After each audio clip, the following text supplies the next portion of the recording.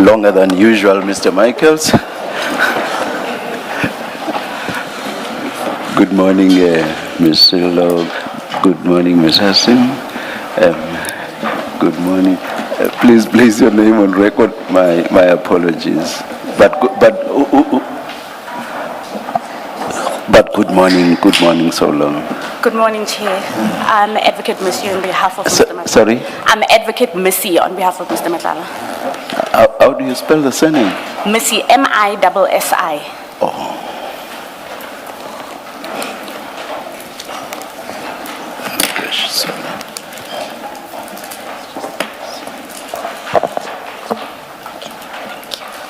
And good morning to you too, Mr. Madlanga. Good morning, Chairperson. Thank you. Who do I look to or at? Well, address the Commissioner's Chair. As scheduled, we continue today with the testimony of Mr. Madlanga. The Chair will recall at his last appearance, his legal representatives intended to move an application in terms of which they sought to assert certain of his constitutional rights. It was agreed that that application will be in writing. That application and its argument will be dealt with by Ms. Hassim, and at the conclusion of which I will then proceed with the testimony of Mr. Madlanga. Thank you, Chair. Thank you. Thank you, Chair. Yes, Ms. Hassim. Chair, we are here to start the morning's proceedings at the behest of the legal representatives for Mr. Madlanga on the basis of an application that they brought on the 21st of August. As the Chair and the Commissioners will recall, there was a very strict time frame that was issued for the delivery of pleadings in that application. Was it in this matter that for the first time I even said there should be no slippages, or was it in another matter? It was in this very application, Chair, yes. In which you emphasized that there will be no slippage, and you were precise about the time at which the various pleadings and heads of argument ought to be filed. So we have, as the evidence leaders, there was an affidavit filed, not on time, on Saturday. It was 45 minutes late. The evidence leaders responded to that by means of an answering affidavit that was filed according to the schedule. Was there an explanation, even if informal in the sense of a letter as opposed to perhaps an application for condonation? I've not seen an application for condonation, but at least an informal explanation, say by letter, for example, Chair, for their lateness, for Mr. Madlanga's lateness. What I'm advised is that there was a delay in obtaining the signature from Mr. Madlanga. We then requested the unsigned version. So what was 45 minutes late was the unsigned version. We don't know why that could not have been provided on time, because it was the unsigned version with a later to follow. The later signed version came much later in the day. We don't have any further explanation for it, and my learned friend will no doubt have to address the Chair on that. But just to put the order of events in context. This is in the context of the ruling. The evidence leaders then filed the answering affidavit, which was due at 10 o'clock on Saturday morning. That was duly filed. The second aspect that we were required to address was heads of argument based on the application. Those heads were due at 6 p.m. on Saturday. They were duly filed at 6 p.m. on Saturday. What we did not receive by the evidence leaders, what we did not receive was the replying affidavit from the representatives for Mr. Madlanga, which was also due at 6 p.m. on Saturday, nor did we receive heads of argument. We've not got an explanation other than a letter, and Chair, if I may take you to that letter. I'm not sure if it's in your correspondence bundle or if it is provided to you separately. It's a letter that was provided on Saturday at 5:05 p.m. But if it's the letter that, amongst others, says Ms. van den Heever could not attend the consultation, she was not well, and also talking about the replying affidavit and written submissions which were not filed, we have had sight of it. That's the letter I'm referring to. Yes. What we understood from that was that there was still a consultation to take place with their client, and that we would receive the replying affidavit or the heads at some point on Sunday. It never arrived. I must also say that the heads of argument, of course, are not dependent on the consultation with the client. The heads of argument could have been provided. As we sit here, we do not know what the legal basis is for this application, other than broad assertions of the privilege against self-incrimination and what we've seen from the affidavit, that they wish to rely on a challenge that they intend to bring in the pending trial in relation to the chats and the recordings as being unconstitutionally obtained evidence. I'm not going to stray into the merits of our opposition to the application at this point, Chair, because I'm jumping the gun. My learned friend must address you first. All I want to do to begin with is to place in context how we are sitting here before you today, which is we have filed our answering affidavit and heads of argument. We've received nothing from my learned friend. And we've not received a condemnation application or a postponement application. All right, all right. And I think once my learned friend addresses you on the merits, I can then turn to the merits. Thank you, Ms. Hassim. Ms. Missy, let me start by correcting myself before you address us. I gave instructions very early this morning that a directive be sent out that in the event that a postponement is not granted, I direct that only 30 minutes of argument will be allocated. I referred to a postponement because of an erroneous recollection of the contents of the letter that Ms. Hassim has just referred to.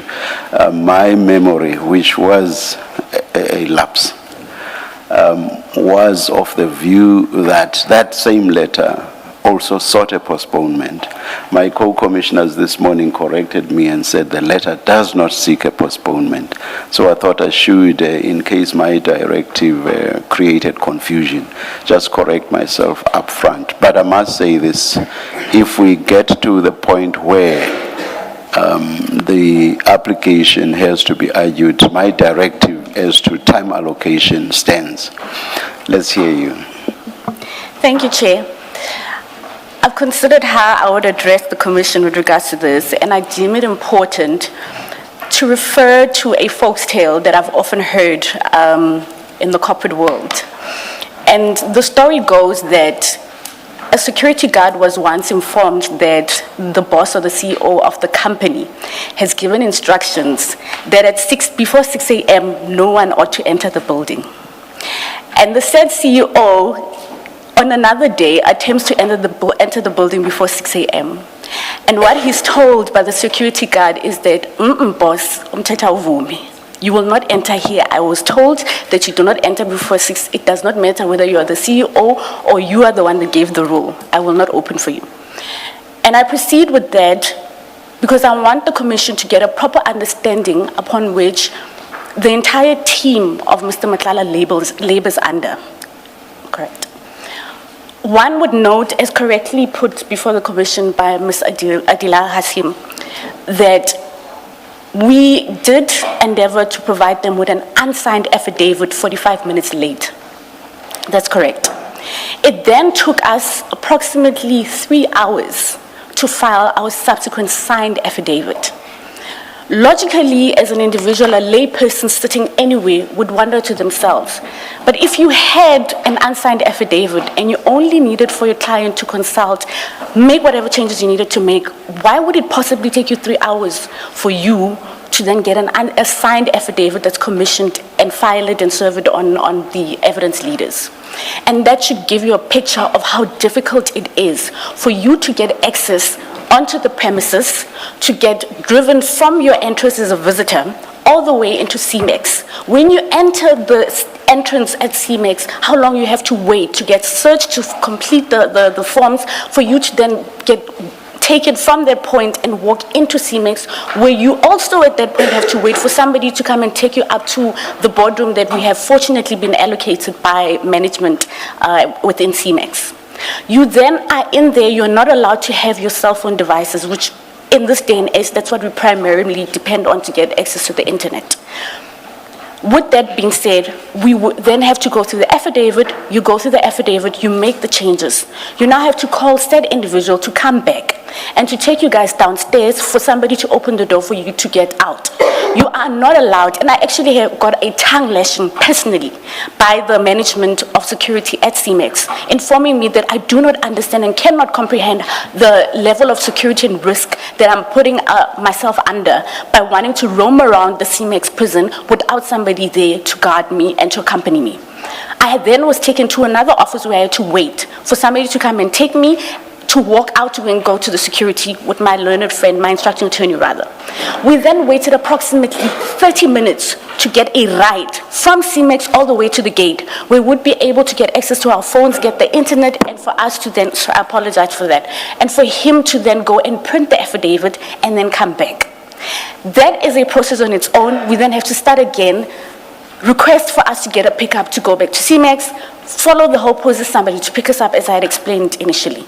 And that on its own tells you the difficulty under which we have to labor to get an act that would ordinarily take plus minus 35 minutes to get done.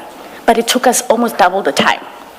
Over and above that, we did indicate to the evidence leaders that we had an issue because our lead counsel, Ms. Van Hever, was the one who was scheduled to go and consult with Mr. Matlala. So on the way there, when they had received the replying affidavit, she was unable to consult. She turned back home. And by the time we were able to speak to her, I couldn't go back in. I'm then further instructed by I'm told by my instructing attorney that even when he arrived, he was not allowed to go and consult where we were allocated to consult previously. He was treated as an ordinary visitor. So all he could do was hand over to Mr. Matlala the answering affidavit rather, and explain to him his understanding of the legal issues and the position that we would take going forward. Mr. Matlala then gave him instructions that he would need to read the replying affidavit, and he wants to consider the limited advice that he has received from the instructing attorney, and that he also wants to hear the position that is being taken by us as counsel. And again, you note, we don't have cell phone devices. He does not have access, rather, to a computer where we could possibly send him an email, and maybe in the evening he could quickly just see what it is that we've said, and maybe then, before we arrive, he would have a position and we could proceed. On Sunday, Ms. Van Hever then gives me instructions to go with our instructing attorney to attend to this consultation with Mr. Matlala. I personally attended to it. I had to grovel with the head of security and beg for him to at least give us 5 minutes to engage with Mr. Matlala so that we would be able to at least give him an idea where we stand, and then hopefully we can get some instructions. Over and above that, while we're at the prison, we then receive another affidavit from the evidence leaders, which they intend on using. That same affidavit I had to quickly give to Mr. Matlala to glance through. He didn't even get an opportunity to read it and to give us a position, and we do believe that he has to address it in the replying affidavits at minimum. Is that other affidavit the one deposed to by the senior investigator, Mr. Dlamini? That's correct, Chair. That's correct.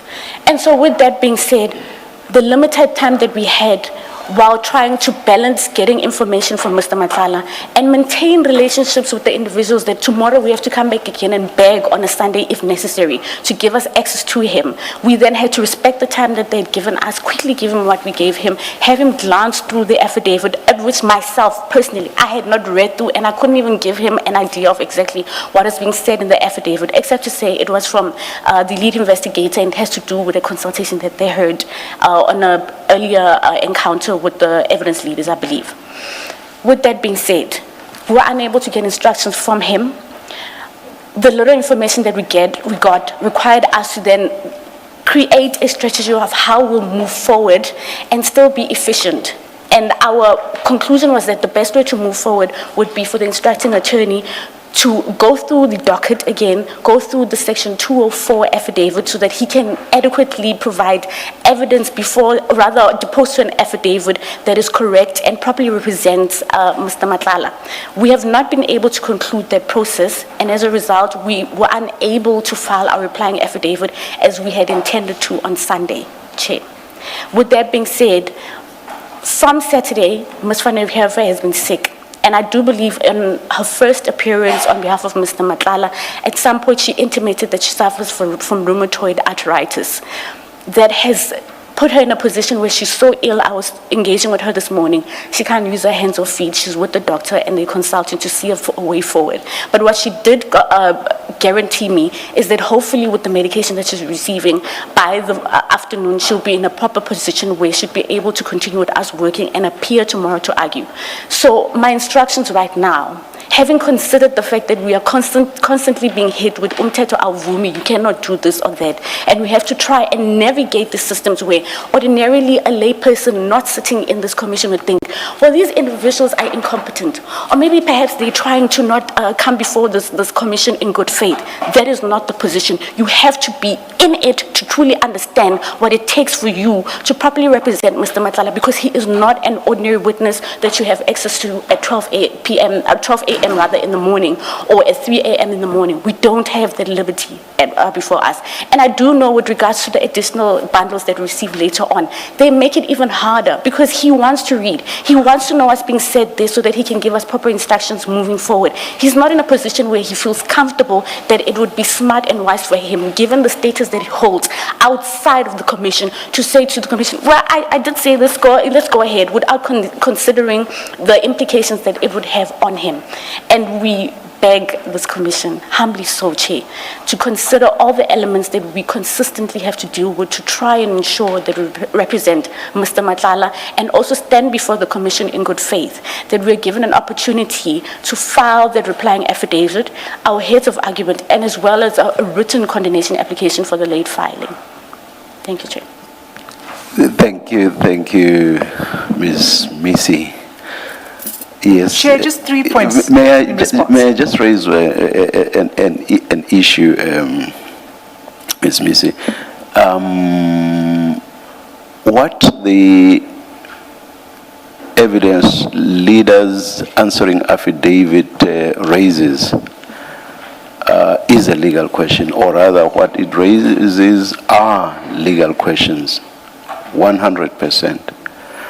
So I don't understand this issue of agonizing over how, when to consult Mr. Matlala with regard to a replying affidavit. Those are legal questions which would not necessarily have required Mr. Matlala. Those are legal questions that you, as lawyers, should have been able to respond to. Truth be told, actually, there wasn't even a need for a replying affidavit. You could just have put together written submissions and you would not have been out of time. So I have difficulties understanding the difficulties that you say you had.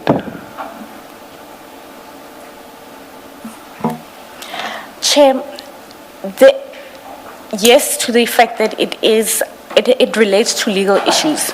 But there's also information during their consultation, as limited as it was, where it became clear to us, having had sight of the replying affidavit, that there's factual elements that need to be addressed that relates to documentation which we did not, or rather they did not have at hand when they were consulting. To say to that, we received a further document this morning from Mr. Matlala that he was unable to go and obtain from his the room or the prison cell that he's been kept in. And it speaks directly to the issues that would have to address in terms of the legal points. So there's a factual element that's very as well. peripheral. Those issues about whether Mr. Matlala received certain documents a day or two before the hearing of his testimony. Those are very peripheral issues, and they have nothing to do with the legal questions that Mr. Matlala's application raises. So I think my point stands. Chair, I did not hear the last few words that you said. I said I think my point stands. Noted, Chair. Noted. You are free to respond. I'm not a dictator. No, Chair, I believe what I've set down in terms of the entire process and how we found ourselves here today I can't explain it any further than what I already have, Chair. And as I stated earlier on, I can only beg this commission to take into consideration and to give us a chance up until I'm tomorrow listening, you morning, may Chair. continue. Thank you, Chair.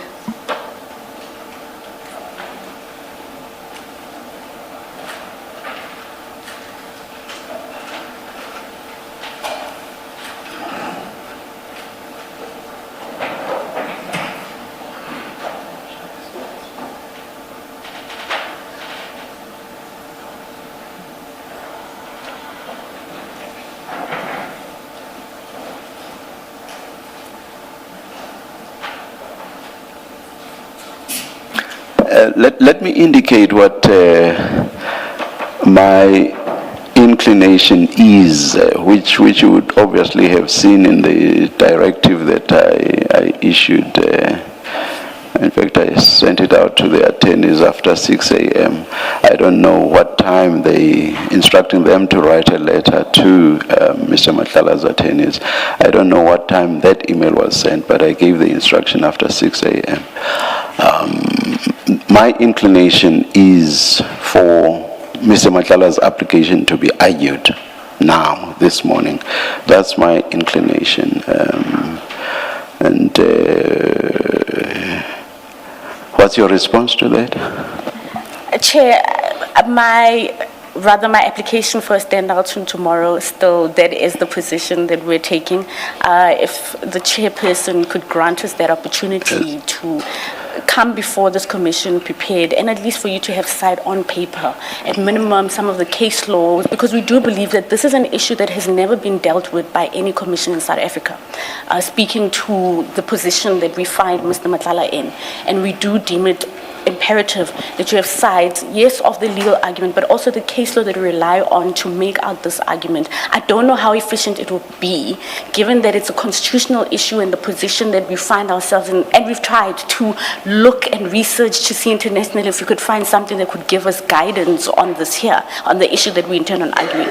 And we do believe that it would be of a benefit to the Commission to have sight of the case law and our written submissions, Chair.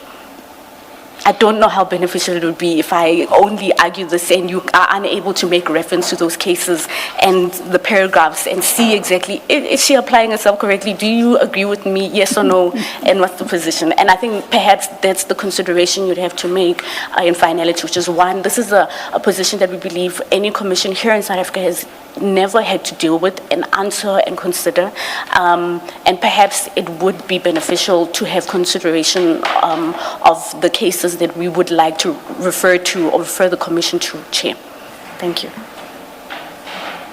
Thank you.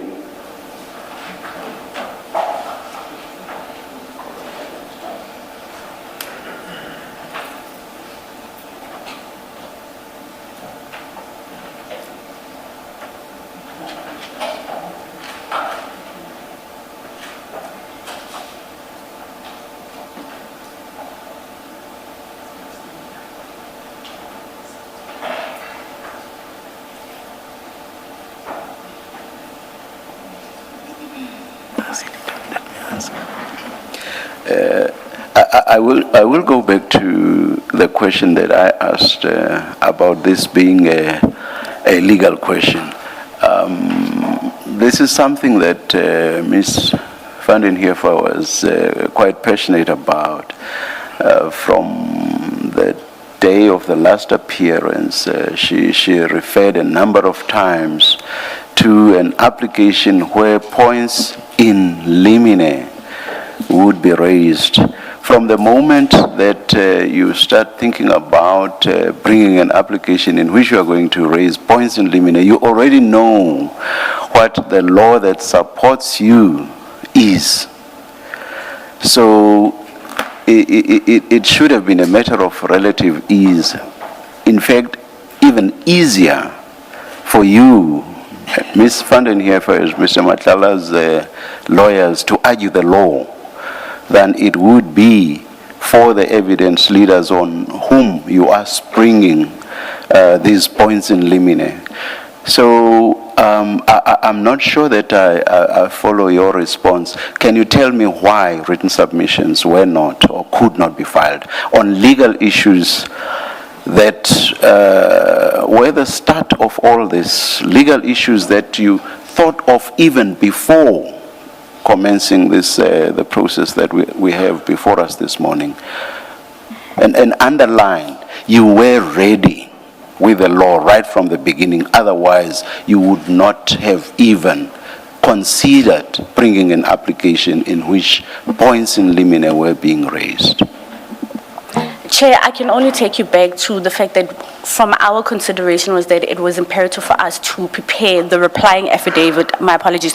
From our considerations, we found it or deemed it imperative for us to prepare the replying affidavit and to get further instructions from Mr. Matlala with regards to the position that we're taking.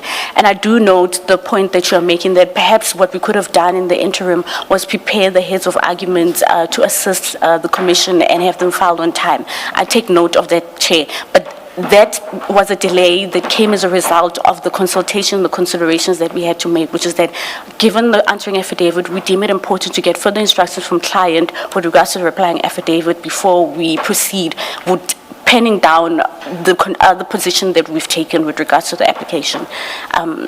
That's as far as I can take it, Chair.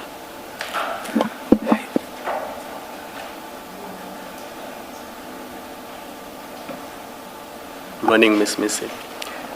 The point is simply this. Mr. Matlala would not have assisted with the law because the law is for lawyers to research and to argue. He could only have assisted with the facts and the giving of instructions as far as whether he wants to persist his application. But the law is for the lawyers, and the moment they advised him to bring this application, this was the time to start considering, especially being aware of the strict timelines under which this commission operates. We simply cannot afford a wasted day because our schedule is already very tight, and that is the difficulty we find ourselves in. Commissioner, it goes back to the considerations that we made. If I have to make further submissions, then I have to make up stories, and I'm not prepared to do so. What I have explained to the Commission is the step-by-step process that we've gone through, and I do take note of the points that both yourself and Chairperson are raising. Thank you. Yes, Ms. Hassim. Perhaps let me just ask this quick question of Ms. Sillo. How much longer do you think Mr. Matlala's testimony will take? I know those estimates have regularly been overshot. I know, Chair, and in this case, it shall be particularly so because Mr. Matlala's testimony in truth hasn't even begun. So all he's done is read his statement into the record, which he has sort of supplemented through this application. I guess he may want to place that also on record.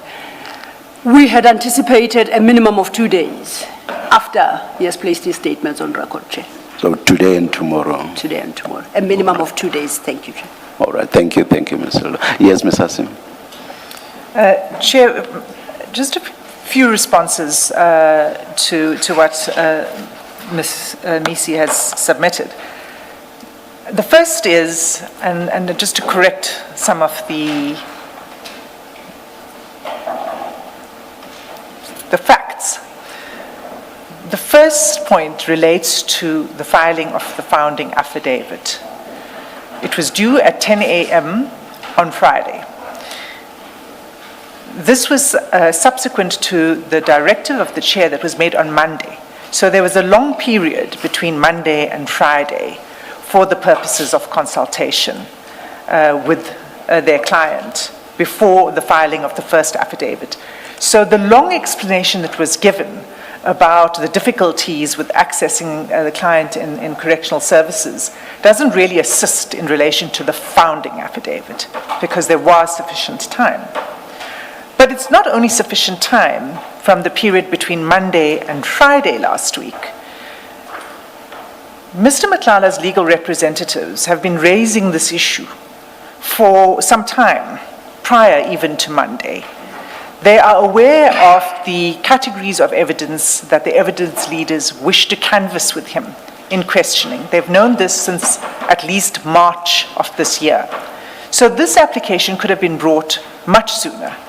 And so all of the time, in fact, that was available to Mr. Matlala's legal team extends over months, not over days.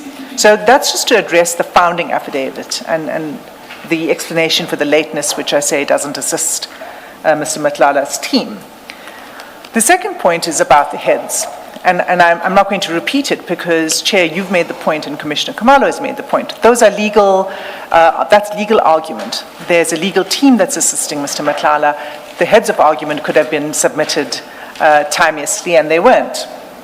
There was no need for consultation in relation to the heads of argument. Preliminary points are by their nature legal submissions. The second Please continue.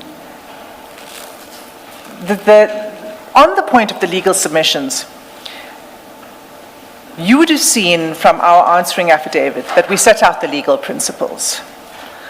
It's not true that this is not circumstances that have arisen in a commission before. That is not correct. The authority that we have submitted to the commission that we say is the controlling authority is the Secretary of the Judicial Commission versus Zuma, the Constitutional Court judgment, and specifically the judgment by Justice Jafta, which was a unanimous judgment. And we referred to paragraphs of that judgment, which we say is the governing authority to be considered here. So the law on how one should deal with the assertion of the privilege against self-incrimination in a commission. Just explain the point about the judgment having been unanimous. The judgment by Justice Jafta on the point of self-incrimination and the assertion of the privilege against self-incrimination in a commission of inquiry. So that's the judgment on which we have relied. We set out the legal principles in the answering affidavit even before we filed our heads. That's just in relation to the point on the privilege, the section 3, subsection 4 point. The second legal point was in relation to unconstitutionally obtained evidence. And there too, we set out the legal principles in the answering affidavit even before we got to the heads of argument. And the point I'm making is that these are legal submissions. That's why our affidavit sets out the legal principles. And there we explained why the argument that Mr. Matlala is entitled to blanket immunity from questioning in relation to broad categories of topics is not available. It's not a competent relief that they were seeking from this commission. That was already set out in our answering affidavit. So it's not correct that there's no law on this and that they needed to have more time. Quite apart from the important points that you and Commissioner Khumalo have already made, that this is something that's been brewing for some time by Ms. van den Heever. The third point is just in relation to, I just want to correct the Dlamini affidavit. It's true that the Dlamini affidavit was filed with the commission and submitted to Mr. Matlala's legal team this weekend. But that's not part of the application that's before the commission today. It's entirely separate. And that should not hold up the argument on the application. Those actually are my submissions. Chair, I think that The Commission will decide on how much of time, if at all, any time is to be granted to my learned friends. But the argument is there from our side. We are ready to respond. Our concern as evidence leaders, as we've set it out in the heads of argument, we wish to have the application dismissed, and we want the questioning of Mr. Madlanga to proceed immediately because time is short. Thank you, Chair. Ms. Hassim. I'm sorry, Chair. There's one last point Yes, that I've yes, forgotten, yes. and it's sitting here in front of me. I'm sorry about this, Chair, but we also received communication yesterday, and this is something that perhaps my learned friend will want to consider and advise on. It wasn't apparent to us yesterday whether, in fact, Mr. Madlanga's legal representatives were abandoning the application. And I say so because last night at 20:51, we received an email from his attorneys. And the email says the following, if I may read it into the record, Chair. It says, "Good evening, evidence leader. We respectfully request your urgent written clarification regarding the scope of permissible questions on record. As discussed yesterday, certain questions are excluded due to the pending criminal matter. We attempted to send an email to this effect, but it appears our system may be experiencing technical difficulties. To avoid any procedural uncertainty, kindly confirm in writing which questions may be asked and which are excluded. This confirmation is necessary to ensure proper management of the record and safeguard procedural fairness. We would appreciate your written response." The response to this letter was as follows. Greetings and salutations, and then please note that until the commissioners rule otherwise, there are no questions relevant to the terms of reference which we treat as being impermissible. So that was the correspondence between the two sides yesterday. It was quite confusing to us what the meaning of this was, because what it suggests is a request for the questions, what questions we intend to pose. From that, we thought that maybe the approach being taken is to proceed on the basis of pose the question and then the privilege will be asserted once questions are posed. And so I think that my learned friend may need to just also clarify that.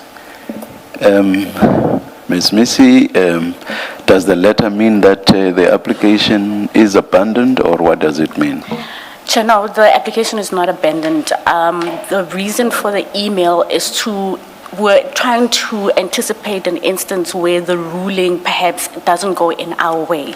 And Chair, based on the ruling that you would make, then Mr. Madlanga would then have to apply the right against self-incrimination as and when the questions come. And I believe the thought process was that when it comes to those topics that he cannot claim privilege over, then what are those topics that we can anticipate an engagement over so we can prepare with regards to that? It was not to indicate in any shape or form to my learned friends that we are abandoning the application. Yes, I must say that it was a very strange request.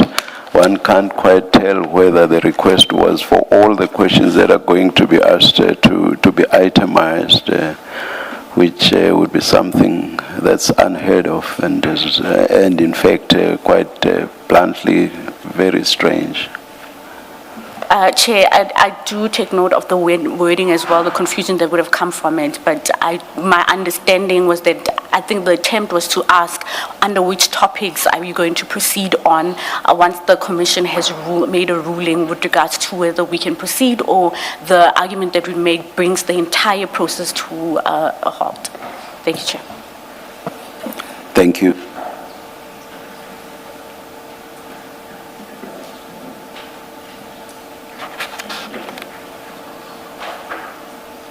May we see counsel outside, please?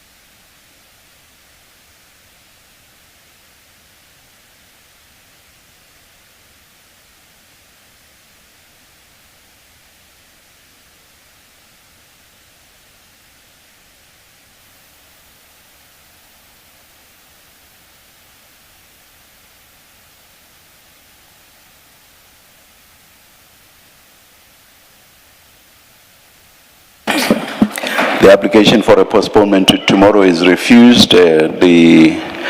Matlala's application must be argued at 12 midday today. Let's adjourn and resume at 12 midday.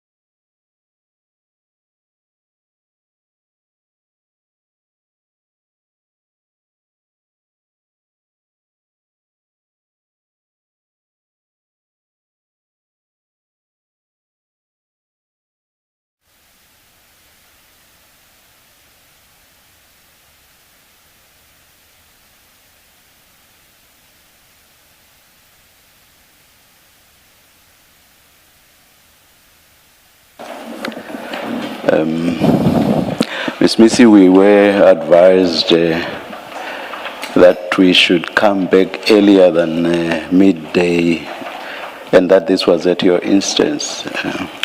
Yes. That is correct, Chair. When we were excused or stood down, rather, we received further instructions from Mr. Madlanga, having heard the engagement that we had prior to the stand down. And the position that is taken is that he feels that it's unfair that the commission is putting him in a position where he has to proceed where his lead counsel, one, is not here, obviously not of her own doing, but because of an illness that became rather sudden in the manner that it's attacked her.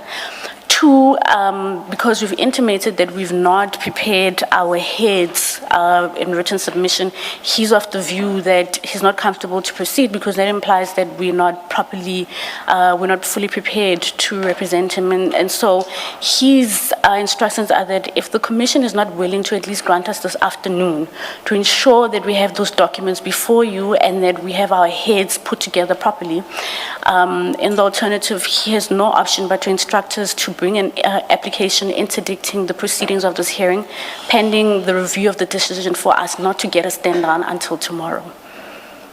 You said something about this afternoon, and now at the tail end you say something about tomorrow. Can you please clarify?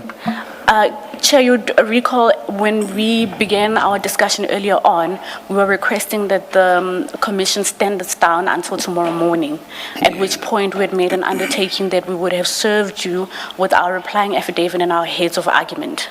And so what the instructions are is that our application on an urgent basis would interdict the proceedings of the hearing or him giving testimony pending the reviewing of the ruling that you would have made, which is that we must proceed with arguing this matter because he's of the view that it's unfair that he's been placed in this position where he has to proceed without Van der Heerwe, who is his lead counsel, and without heads of arguments before you, which he believes then implies that we are not properly prepared and we're being strong-armed into proceeding. Now, this time around, you've not said anything about the afternoon. It's what you said about the afternoon that I want to understand. Yes, Chair, what I meant is that if we stand down now, it'll imply that we only have this afternoon and evening, I suppose, to ensure that we get the documents before the commission. So that's what the afternoon referred to, that if you do change your ruling into us standing down or postponing until tomorrow, it means that it's just this afternoon that would have to ensure that we have bring the documents or serve them on the commission and the evidence leaders. That's what the afternoon was. Oh, you keep repeating that because you don't have your written submissions, you are not ready.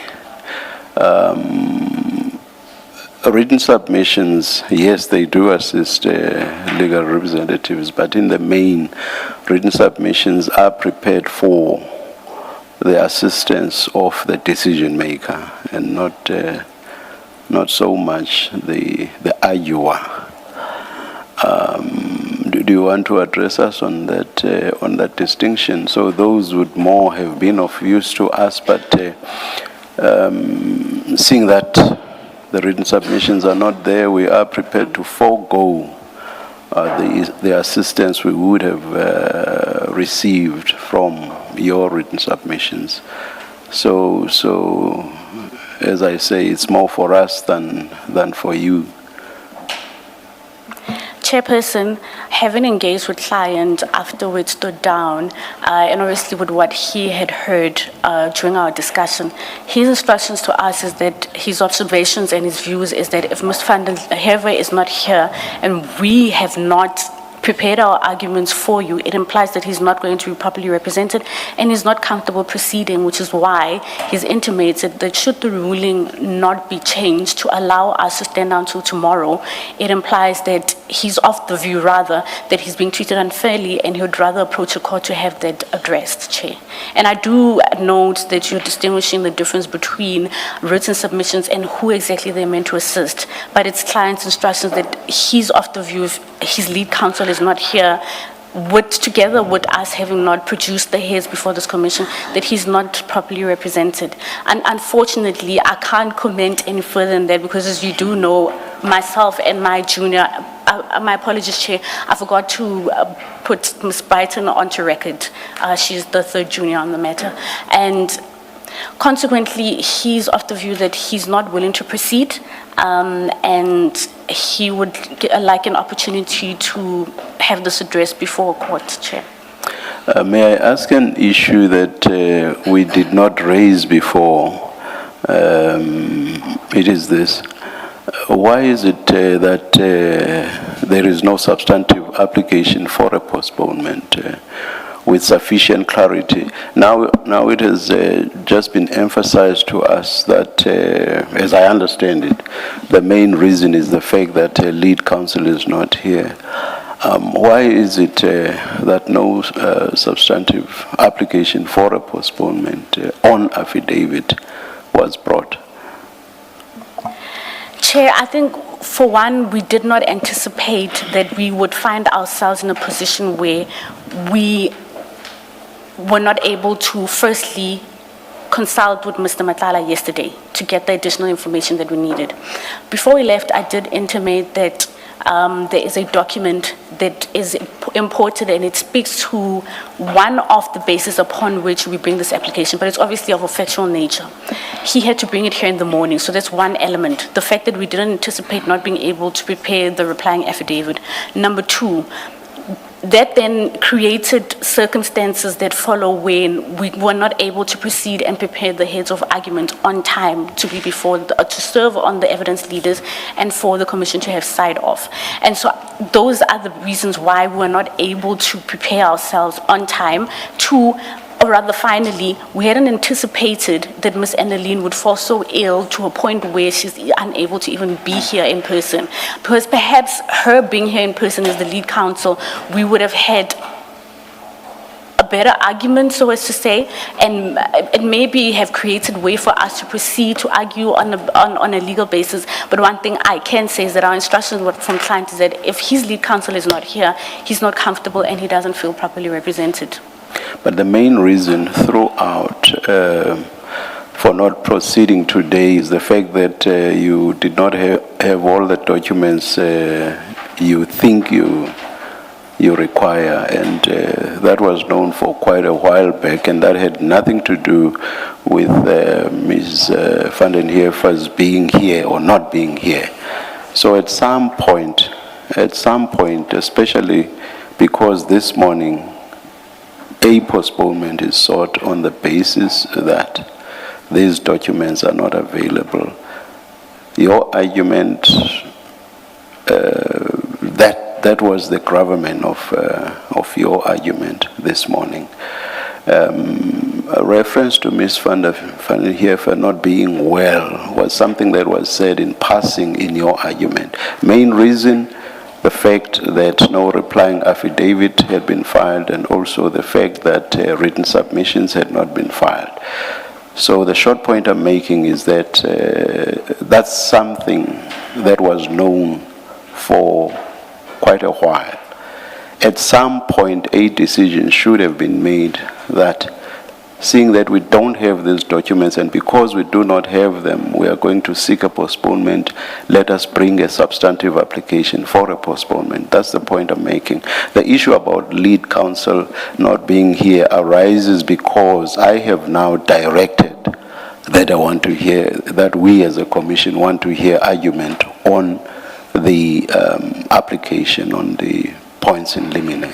That's when now the issue of Ms. van den Heever's absence takes center stage, and that has nothing to do with why this morning you argued that there should be a postponement. I hope you do get that distinction. Can you address me on that distinction in particular with regard Chair, to... I do just get that. let me finish. Okay. With regard to why there is no substantive application. Chair, firstly, I'm just getting notes from a junior. Ms. van den Heever would have been prepared to argue the matter whether there were papers before us or not. That's the first point. Secondly, we don't anticipate an instance where she would be ill and not be in a position to appear before the commission, which is why we were unable to prepare a written postponement. Because in the morning when we engaged with her and she was being rushed to the hospital to go and have her ailment addressed, we hadn't anticipated that she would not be here in person in time for us to then prepare a written postponement application. What I can assure is that the letter that you sent indicating that you haven't received a postponement application and will proceed absent of that application, we received it at around past 7 in the parking lot of the venue where this commission is being heard. And so, Chair, could we have prepared the postponement application? If we were in this position that we found ourselves in the morning, the night before, we would have endeavored to prepare the postponement application. That's with certainty. But because this is something that happened to us in the morning, and my instructions were to come before the commission and to ask us to postpone only till tomorrow, that's the reason why you don't have a written postponement application. Now, I just want to get an idea of how things are to unfold. In the event that I'm not saying we are adopting that stance, but in the event that we adopt the stance that we go ahead with the hearing of Mr. Matlala's application, how will things unfold then? Will you walk out? Will you withdraw as Mr. Matlala's legal representatives? I just want to get an idea of how things will unfold. Going further and saying, if we get to a point, and underline if we get to a point where, having heard Mr. Matlala's application, we do not grant it, and we go ahead with the hearing of his evidence in the normal course, with him, of course, being entitled to raise whatever privilege he may want to raise. So I want you to address me with regard to how things unfold, even looking ahead up to and including that furthest or farthest point. So, Chair, as you rightly pointed out, it's either one of two options, which is the fact that it would be removed off the brief as his counsel and possibly even his attorneys. The alternative being that you would grant us another ruling, which is perhaps to say within a certain period of time, please ensure that you've served and filed this urgent application with your Part A and your Part B to review my ruling, and at which point would get the opportunity to do so. I must say I wouldn't have... The application, the interdict, I assume that's a High Court interdict, so yes. Time frames with regard to that would have nothing to do with us. So... Chair, when I refer to the time frame, yes. I'm referring to in terms of us ensuring that we've served you here and not what the High Court or the senior judge sitting would determine would be the ideal time for the urgent to be heard. That's just, again, ideas that I'm throwing out. And may I, sorry to interrupt you, and as you are making your submissions, again, bear in mind, I started with two big ifs.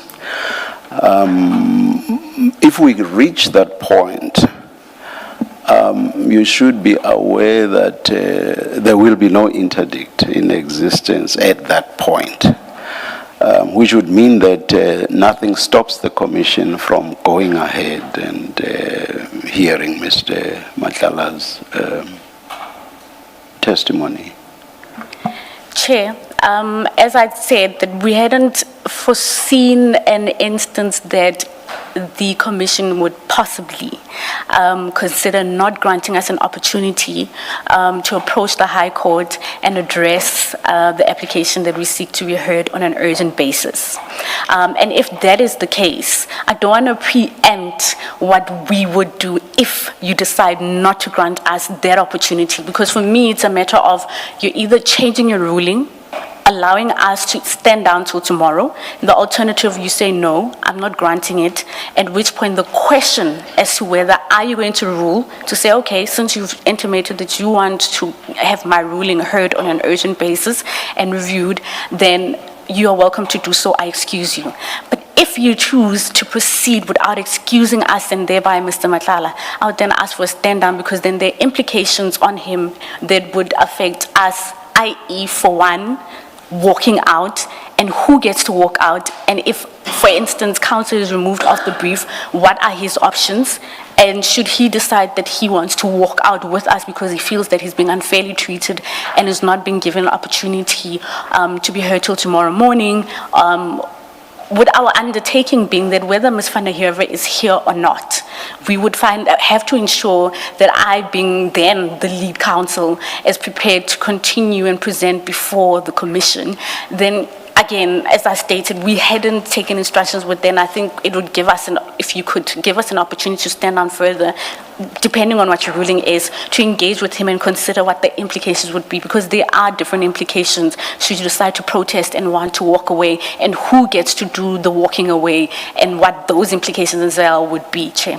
I think it's wrong for me to preempt the instance where we decide, because walking away seems to imply that we are protesting, because we'll be walking away in protest. And if you walk away in protest, we've seen in previous instances what the implications are, and the client would have to consider that, and he'd have to give us instructions, Chair. I can't preempt to answer your question. Thank you, Ms. Missy. Ms. Hassim? Chair, I've been listening closely to my learned friend, and it feels like the reasons keep shifting for how we've come about to be in this position. Whether it's because the last submission that Ms. Messi made was that she would make an undertaking to proceed to deliver the argument in the absence of her leader. But if that is the case, then what would be the need then for the postponement? So, and for the urgent interdict? It's not entirely clear to me. It seems to me that, and I have some sympathy for Ms. Messi and Ms. Brighton, that juniors are placed in a difficult position where they have to step into the shoes of their leader. The leader has become unavailable for reasons not in her control. This is what happens in practice, and we are often called upon to step into the shoes of our leader on short notice, and to be prepared to do so. It's not an easy position, but it is one you assume when you take on a brief and you're junior counsel. While I have sympathy for their position, it doesn't absolve them of their obligation to take the place of the leader. They were aware that Ms. van der Heerwe would not be available today.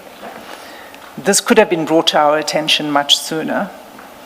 One of the reasons that was advanced by Ms. Messi for the delay was the inability to consult with the client. That is not a ground, an adequate justification for a delay. That was in response to the chair's question about why didn't you bring a postponement application? Because it isn't the inability to consult on the law doesn't avail Ms. Messi on this. This is a legal argument that is to be made. So, and I've been instructed to put something on record. And I do so without having had the opportunity to make it, to alert my learned friend of this, because it's only came to my attention now while I'm sitting here. And it goes to the point of the complaint by Ms. Messi of the inability to consult in the Is commission. it not Missy? Is it? Ms. Missy, apologies. Yes. Maybe I've got soccer on my brain.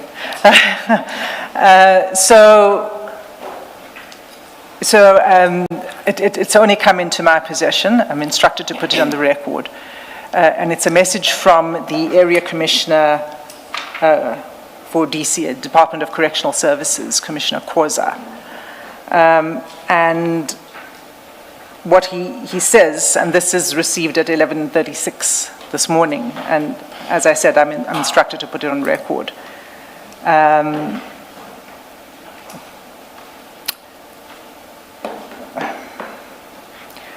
not going to read the entire thing into the record, just the factual part, not the comments, if I can put it that way.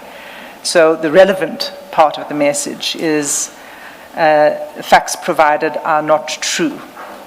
I am not even aware of the challenges advanced to the Commission. I think the challenges that were complained of.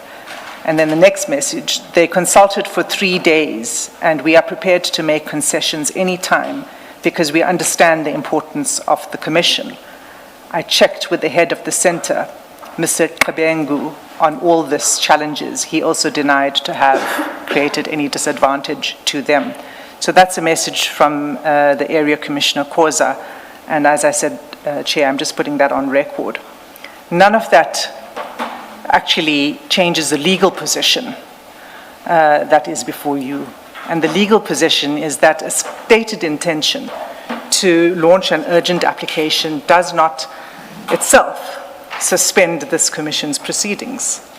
Unless and until there is an order from a High Court that interdicts the Commission from proceeding, it can continue, subject, of course, to the Chair's discretion to adjourn. And maybe what I should do on that score is just refer the Chair and the Commissioners to 2 authorities. And the first is the Constitutional Court judgment in City of Tshwane, Metropolitan Municipality versus AfriForum. And it's 2016, volume 6 of the South African Law Reports, page 279. And as I said, Chair, the judgment of the Constitutional Court, and the relevant paragraph is paragraph 74. And then, as it happens, the other judgment I'd like to refer the Commission to is actually the Zuma judgment, but not the one I made reference to this morning, which was Justice Jafta's judgment. It's the other judgment, Justice Khampepe. And the citation of that judgment is Secretary of the Judicial Commission of Inquiry into allegations of state capture, etc., versus Zuma.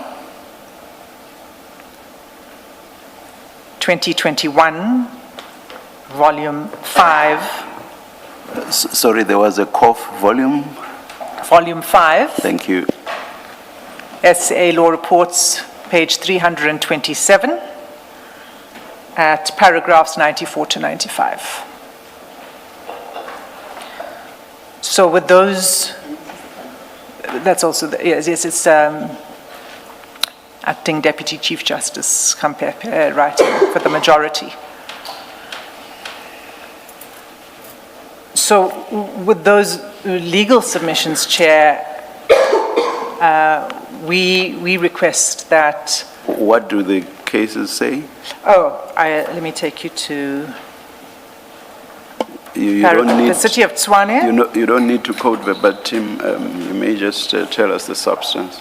Well, it supports a proposition, Chair, that proceedings are not halted pending an intention to bring legal proceedings. It's not halted even if you have brought the legal proceedings, and of course we know here there hasn't yet been a filing of an urgent application. It is a stated intention to file an urgent application. So that's the proposition.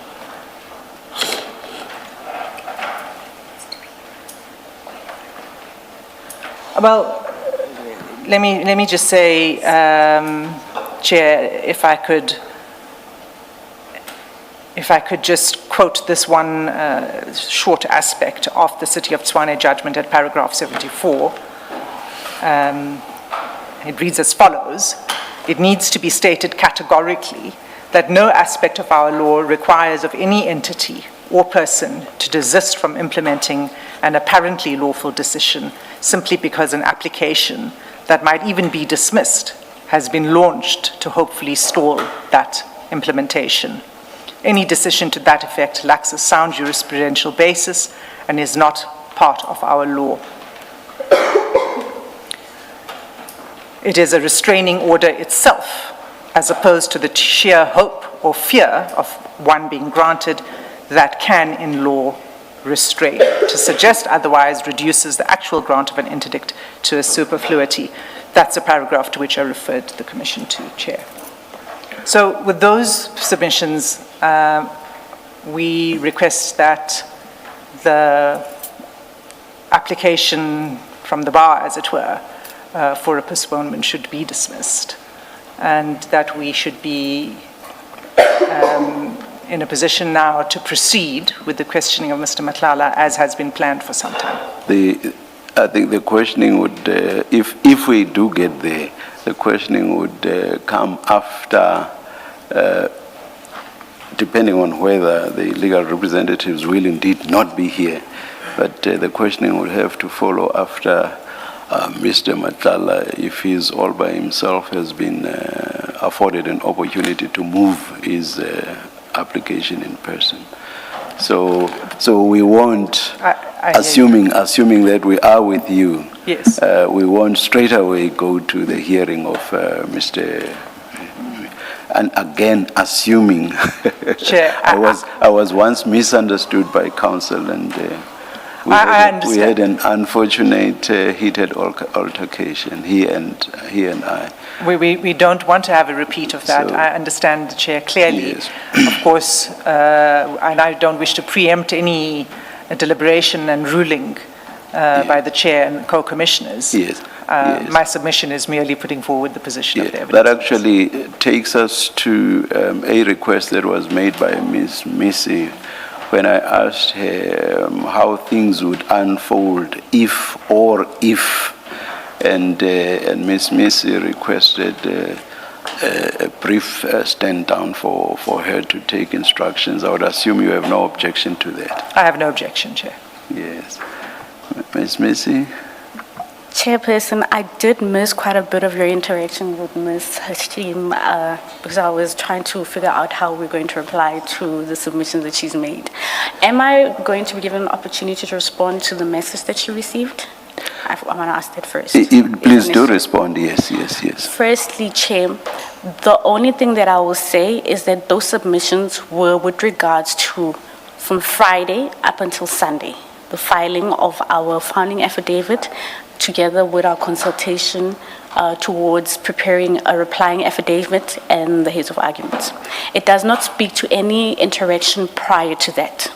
Secondly, if I'm being challenged on the submissions that I've made to this commission with regards to that on a factual basis, I do believe the timestamps of when I went in and went out, because I was present on Friday and I was also present on Sunday, can be looked at. That will show you how long I waited, where I waited, what happened, and ultimately, for example, at what time I got the opportunity together with my learned friend, Ms. Brighton, to eventually sit down outside of the Correctional Service Center and rather email the signed affidavit. So with that being said, Chair, I can only say that. If I'm being questioned as to whether I'm misleading the Commission or I'm casting a particular view about the Correctional Service Center, I'm not. I was simply saying that the Commission is not aware, and any layperson out there is not aware that they have rules and they keep to their rules. And that has affected how we operated on Friday, Saturday, and Sunday. But if I'm being questioned, the timestamps, and I'm sure they have recordings, the times we signed in, as well as cameras to indicate whether I'm misleading the Commission or not. That's as far as I can take it. Thank you. There is no way that based on what we are told from the bar, from both sides, there's no way, seeing how contradictory the two versions are, that we can take a decision on that. And in fact, I think for present purposes, it's not even necessary for us to take a decision or to go there at all. Do you wish to reply to the rest of... Chair, sorry, that threw me off a bit. Oftentimes when you are on the legal representative side and you being called to question about whether you're Yes, lying or not, yes, it does throw you off because it speaks to your Yes. integrity as a Yes, legal yes. representative. I wanted to, because I believe in our earlier engagement, I wanted to distinguish between the position that's been taken by our client, Mr. Madlanga, as well as the arguments that are made earlier on, Chair. So the arguments that are made earlier on are in relation to us, whether we can proceed and why we're saying we should stand out till tomorrow. The second element of it, having come back and taken instructions from clients, those are his instructions about how he feels in terms of us having to proceed. Should you insist that we proceed today and not wait till tomorrow?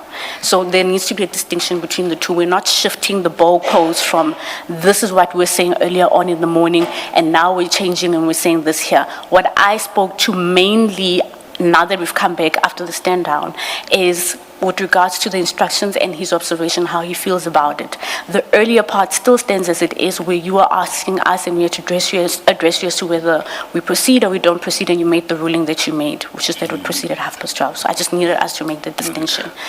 You do still need this stand down with regard to how things will unfold in the event that the decision is we are going ahead. Chair, we and still do my need to questions- stand down, but All right, we had a discussion when we were hoping that it doesn't come off as if we're being hostile Not at because if all, someone not at has all. underlying No, for no. us that, oh, so now you need to go and preempt, are you going to walk away from us? It gave that impression, but if, No, it's just wanting to know how Yes. things are going to unfold. There's nothing judgmental about it, and I have not observed any hostility. I just want to know how, if we do get there, again, underline, if we do get there, what's going to happen? Chair, I would appreciate the stand down. Kuzakwenzeka ntoni?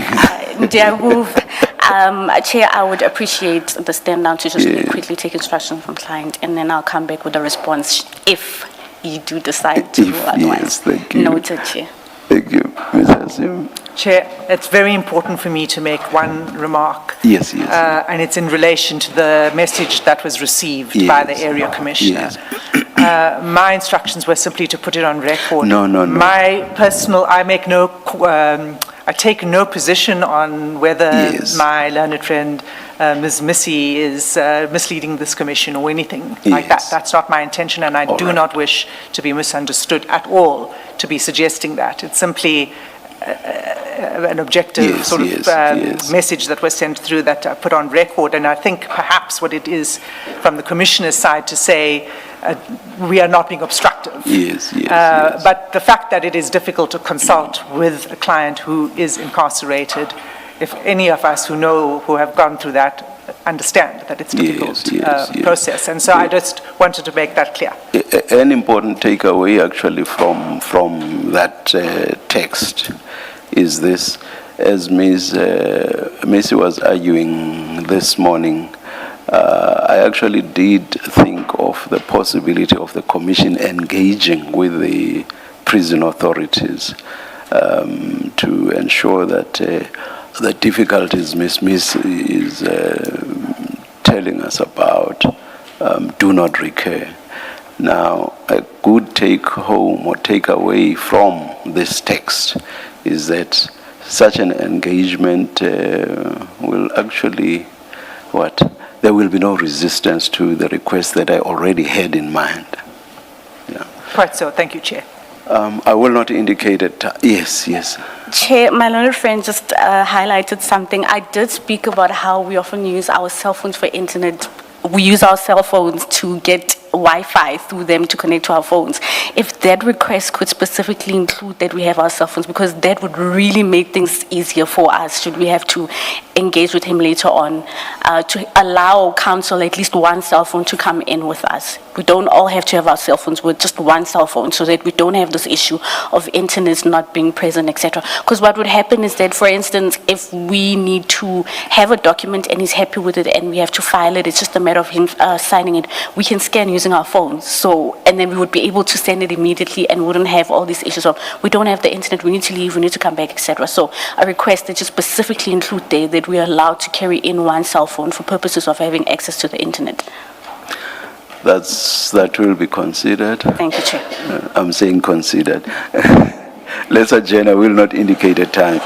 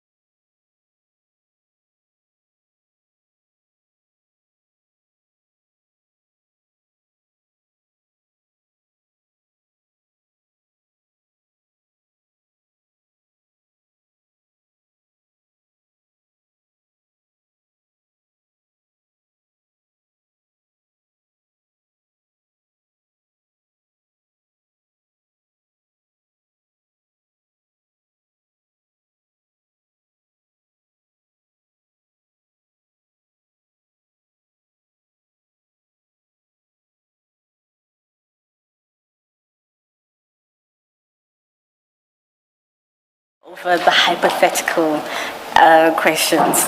The first one being that in a perfect world, we would anticipate that you would say, yes, I'm giving you the additional hours and I want those documents. And whether you're prepared or not, tomorrow proceeding. That's when we win and we get our kitty and we walk away. In the instance you rule that no, we are proceeding, our options would be to go off record as his counsel, and he would be without representation, it implies. Given the fact that... Counsel only or counsel and attorneys? Counsel and attorneys. So, or you will no longer be representing him? That's correct. Yes, yes. So that would be the hypothetical scenario that we'd find ourselves in if you decide that you're not willing to give us the additional time to come through prepare tomorrow. Again, I do want to stress the undertaking that we're making, which is that should you decide to rule to give us the additional time, whether Ms. van der Heerwe is here or not, we will be proceeding to argue. Whether you have received the papers or not from us, we will proceed to argue orally with or without the papers. You say when? Tomorrow morning. Tomorrow. Should you decide to rule in our favor that we should go home and come back tomorrow prepared. What I'm intimating or suggesting is that the scenario you would have is that whether we file the documents or not, we will be proceeding to argue. Thanks, Chairman. Thank you, thank you.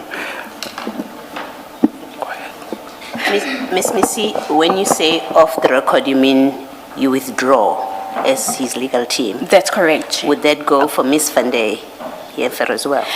Those are the instructions that I received as well with regards to, so it would be the entire team. Okay. Thank you, Commissioner. Oh, and there was... That was another team you speak. Yeah. When she placed you on record, Ms. van der Heerwe, last time, she said there was another firm of attorneys as well. Are they present here, and do they also withdraw? Because it's not just the people that are sitting behind you, as we understood her. Yes, I actually just realized right now that Mr. Maluleke is, and his firm still is part of this team, so they would also withdraw from there. Can it be the entire team, all attorneys and counsel? And that's your instruction from Mr. Madlanga? Those are our instructions. From Mr. Madlanga? That's correct, hypothetically speaking. Okay. Yes.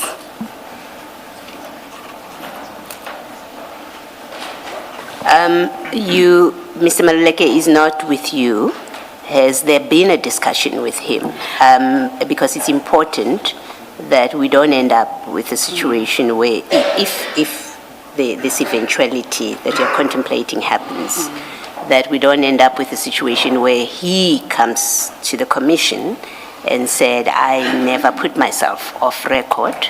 The team that was here on Monday were not speaking for me, and I hadn't spoken to Mr. Madlanga. So I think it's very important that we are clear about that. I'm glad that you raised it, because that could potentially happen, hypothetically speaking.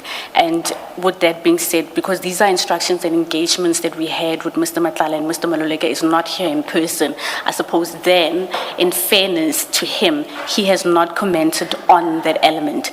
These are just instructions that the entire team would be off record. But I suppose in that instance would have to engage with him and consider his stance should we find ourselves in that position.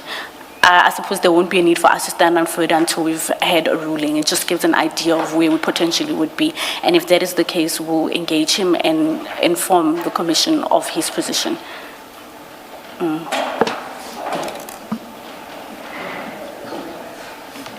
Yes, I think,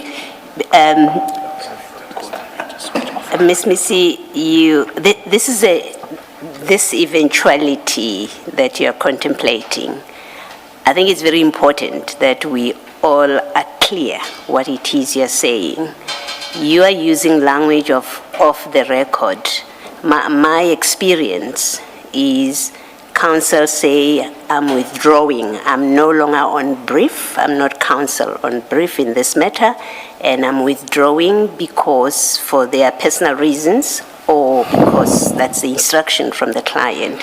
So just so that there's no confusion, can we clearly understand you? You are saying in the event you do not get, I'm going to say your way, because that's what it is. If you don't get your way, or Mr. Matlala's way, you are saying to us, your instruction from Mr. Matlala is that the entire legal team, and I'm happy to leave aside Mr. Maluleke for now, you're saying your instruction is that the entire legal team, counsel and attorneys, including Mrs. van den Heever, you withdraw as counsel. That's correct, Commissioner. Okay, thank That's you. correct.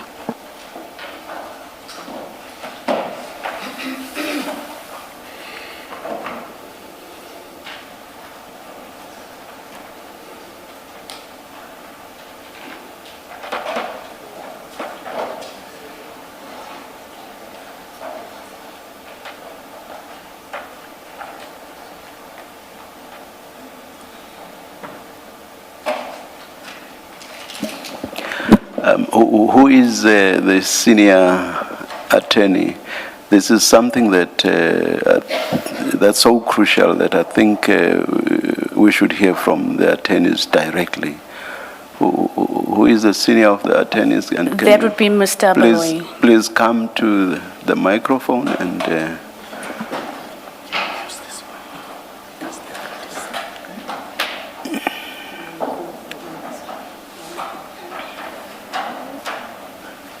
No.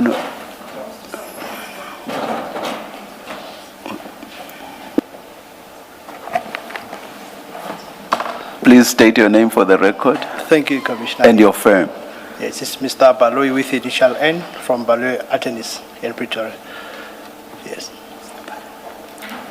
I asked if you also confirm that if our decision is that we proceed with Mr. Matlala's application, is your decision that you, as Mr. Matlala's attorneys of record, are withdrawing from representing him? If our decision is that we are proceeding, is that, do you confirm what counsel said? Yes, I do confirm the submission made by the council. You will be withdrawing, yeah. Perhaps, thank you very much, Mr. Baloyi. I think we've reached the stage where we should.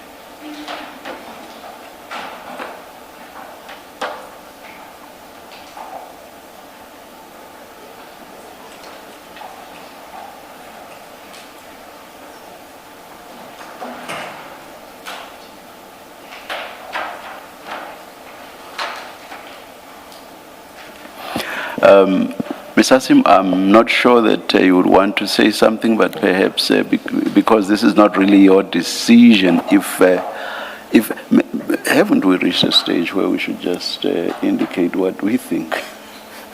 Chair, there was Or what I think, because I think our regulations and rules really say that process-related decisions are mine, and indeed all rulings that have gone out go out. Even if signed by the Commission Secretary, they go out under my name. But of course, for practical reasons, I'm always assisted by my co-commissioners. But ultimately, it's my decision. Chair, there's Yes. nothing that I can usefully say in response to the last Yes, submissions that have yes. been made about withdrawing, etc. So it's in the chair's hands. Yes, thank you. I will address Mr. Matlala directly on this. Mr. Matlala, I just want to get an idea whether you to confirm that after your counsel or legal representatives were afforded an opportunity to consult with you, what was agreed upon is that if my direction is that we go ahead with your application, they will then withdraw as your legal representatives. Thank you, Chair. Oh, can you please switch on both microphones? Yes, thank you. Thank you, Chair. Chair, we had 3 scenarios, so I'm actually in the dark now because while I was having lunch, I didn't have enough time to conclude what we've been discussing, so we just came right straight here. So I do not know whether my legal counsel, what they are saying now is what comes from Mrs. van der Heever as instruction or not. So I'm actually in the dark. I don't know what to say. So basically, you are not really party to what has been announced? No, we've discussed the options, yes. Okay. But I haven't had the time to make up my own mind, so. All right. Maybe the best is for me to announce the decision. Having considered everything that has been presented to the Commission, my decision is to go ahead to hear Mr. Matlala's application. That's the decision. Ms. Missy? Chairperson, given the fact that Mr. Matlala, being our client, has now confirmed that he hadn't settled his mind because we labored under the impression that this is where we're standing and these are our instructions, given the fact that he's of the view that he feels confused now, he's no longer with us, will you please grant us an opportunity to then finalize and get the instructions so we don't have this situation again? Ms. Missy, the withdrawal of counsel and legal representations is not, strictly speaking, a matter of instruction from client. It's ultimately a decision taken by the legal representatives. They choose on their own for whatever reasons that we have now reached a point where we can no longer represent our client. Therefore, we are withdrawing as legal representatives. I don't know whether you are now suggesting that it was not a properly considered decision. I'm not pushing you to Yes, Chair. to withdraw if you've suddenly become ambivalent about it. Chair, remember we were operating under hypothetical instances. Now that we know definitively what your position is, I do believe that we ought to be given an opportunity to finalize if really we're sticking to that position of walking away or not. As you've noted, that perhaps we might feel a bit ambivalent and would feel we want to continue. This is what we're simply requesting, Chair. Ms. Missy, what's happening now is deeply problematic. I asked you directly, is it your instructions from Mr. Matlala? You said yes. That's deeply problematic. Whatever stand down you get to go and consult with him, I would like you to end on that note from me. It's deeply problematic what just happened now, and I hope you find a way to address it.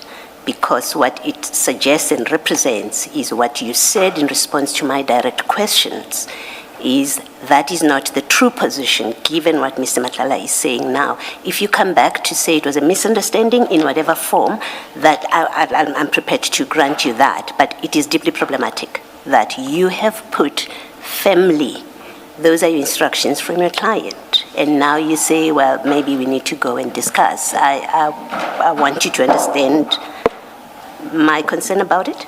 If I may, Commissioner, I do understand your concern about it, and that's the reason why I specifically have asked if the chairperson of the commissioners could let us stand down, because I was laboring under the fact that those are our instructions. Now that he has intimated that he does not feel that he's on the same page with us and he does not understand, that implies that there's been a misunderstanding, and that's the reason why I would like for us to address this, so that when we come back before the commission, then we don't have this issue happening again.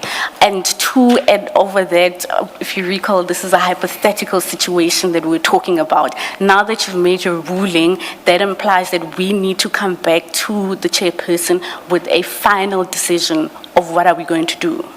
Chairperson, I don't know if... And as I said in my ruling, at this point, this is only about hearing Mr. Matlala's application.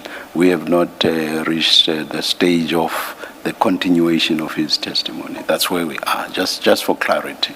Thank you, Chair and Commissioners. And Mr. Matlala, you are fortunate to have had lunch already. We are yet to have ours. No, I'm mentioning that because you said when you were having lunch earlier during the break that we had. Because it's 3 minutes before the lunch adjournment, maybe let's just take the lunch adjournment and resume it at 2 p.m. And let's have, let's hear from you, Ms. Missy, at that point. Thank you, Chair. And I hope everything will have been clarified, and that one way or the other will then hear Mr. Matlala's application, whether you continue to represent him or whether he is moving it in person. Let's adjourn and resume at 2 p.m.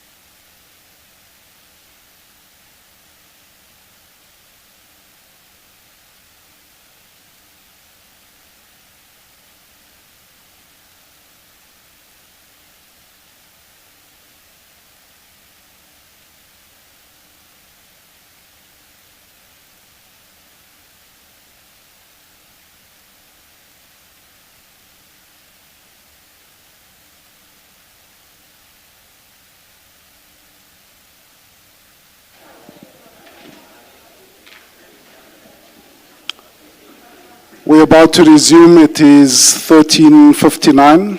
Please, again, make sure that your devices, your cell phones are off or on silent. Please stand. Thank you.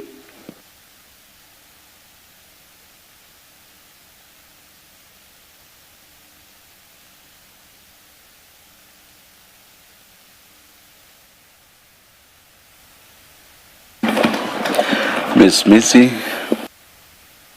Chairperson, we have consulted with the client, and with regards to the misunderstanding, he would like to address the commission about the misunderstanding relating to the issue of the hypothetical scenario and the instructions that he has given us. May he be granted the opportunity to do so? Thank you. Yes, Ms. Machala. Yes, thank you, Chair. Chair, I was of the view that the question that you raised to me was a final question that terminating my mandate to my legal counsel, and hence before that I explained that we explored 3 scenarios. Oh, please switch on your second mic, please. I'm sorry about that. No problem. Yes, I'm saying it's a huge understanding because my counsel was raising the scenario as hypothetical, and then it was not a final thing. So I was of the view that your question was, am I terminating my mandate to my legal counsel? And then hence I said I was in the dark. But obviously it was a very huge misunderstanding, so I wanted to clarify that. Now that this is no longer hypothetical and I've made a ruling, what's the position now? Do I hear you, Ms. Missy, or do I hear Mr. Mathala? Chair, you can hear me on that. Chairperson, we've deliberated with Mr. Matlala, and he has requested that we remain on brief as his counsel and other attorneys of record. The position that we found ourselves in with the legal advice, given the circumstances that we face, which is one that Ms. Vanderhever, as you correctly pointed out, has been preparing on these points for as long as she's appeared here. And we've come in at a later stage and are not properly prepared to argue these points, and he's not comfortable with it either. His suggestion was that we could proceed with the hearing as is, and then he reserves his right to claim privilege as and when the questions are posed to him, and if necessary would then advance arguments before the commission. And what should we consider the status of the application to be? I'm happy for us to go along those lines. But what is the status as a matter of law? What is the status of the application then? I'm not pushing you to.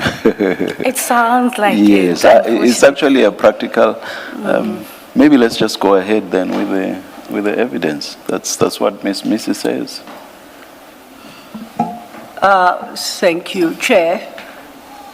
And as the answering affidavit of the evidence leaders and written submissions say, it's still open to Mr. Mathala to raise privilege. Nothing stops him from doing so. And I also understood you to be saying exactly that, Ms. Missy. Chairperson, those are our instructions Yes. from him, that he still reserves his Yes, as yes. and when you ask the questions that he Yes, raises the privilege against yes. self-incrimination. I do have one point that we received instructions about earlier this morning after considering the last affidavit that we received. I don't know if we could be granted an opportunity to address it before we proceed, because we do deem it pertinent that it's addressed, and then you can give us What's that issue? the issue regarding the affidavit that was deposed to by Mr. Dlamini, the senior investigator. Let's just proceed with the testimony unless Ms. Sillo is proposing to start with that. Let's just proceed and avoid that affidavit because a lot of time has been wasted already. It has, Chair, and I definitely am not starting with that affidavit. Yes, yes. And I think I'm looking at the time, chances are that we are unlikely to get to the affidavit today, just to put it out there, but I see Ms. Hassim wants to say something. Oh, And yes, Mr. And I forgot to say, and you are excused, but let me hear you. I'm afraid I'm not excused because I'm responsible for this witness as well. Yes. It really is to just close the loop, Yes. Chair, on the application that was brought. Yes. That to say that the commissioners have the written submissions of the evidence leaders, and just for the sake of the record and for everyone to understand what the meaning of it is, we obviously do not take issue with Mr. Matlala's right to assert his Yes. Section 3(4) privilege against Yes. self-incrimination. What the problem was with the way in which they brought the application was asking for a blanket immunity from Yes, whole yes. swathes of parts of the evidence, which would have undermined this commission significantly. So on that understanding, Mr. Matlala is free to assert his right himself Yes, when yes. and as he wishes, and the chair will make a ruling on it at the Thank you, right thank you. point. Thank you. Thank you. If you are able to, Ms. Sillo, maybe just try to avoid the issue of that affidavit for the rest of the day, but only if it's practical for you to. No, it Please, is. please, yeah. I confirm it is, Chair. Yes, yes. I have a few issues to engage Mr. Matlala on without having to touch on that affidavit. Thank you. I just need to confirm, and good afternoon, Mr. Matlala. Mr. Matlala should have next to him at least 3 boxes of files. Is that the case? Yes, I do. You do. Chair, now, I haven't had a 2-minute stand down for my projector to come sit by me, but we shall make the best of a bad situation. Let them just walk across or not? Okay, if she may, I would appreciate that. The laptop is connected. I was trying to avoid another adjournment. I guess we are forced to. We'll hear from you. Let's adjourn. 2 minutes, thank you, Chair.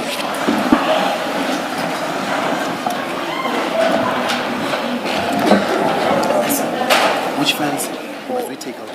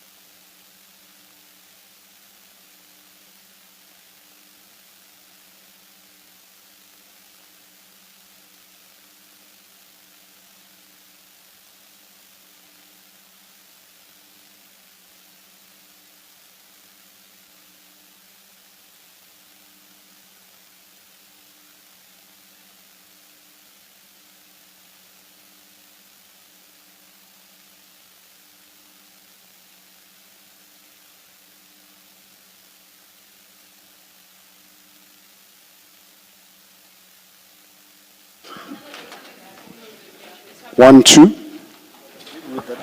All right, we are ready to resume. Seemingly not. Just 1 second.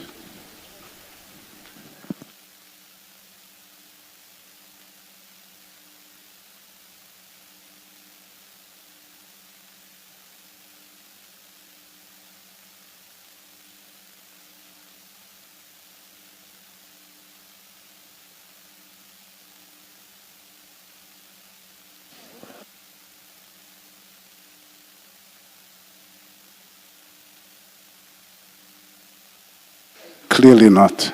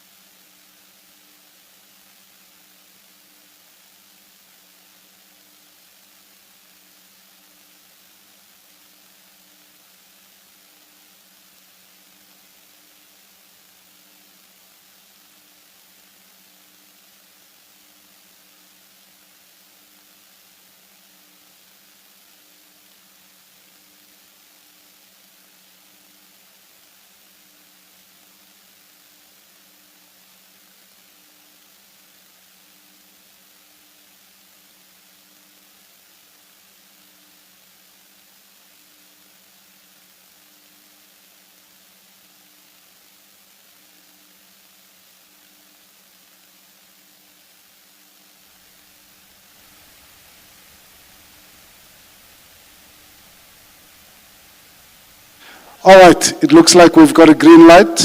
Let's proceed. Cell phones off, please. Thank you.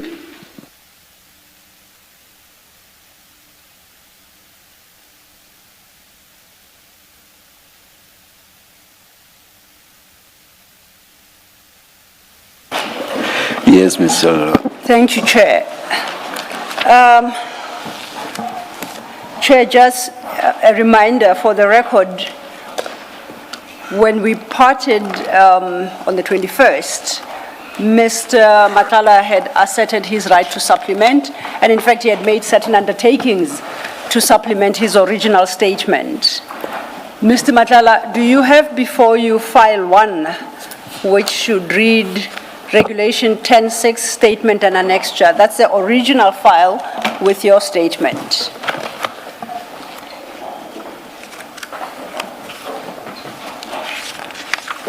Can I please check?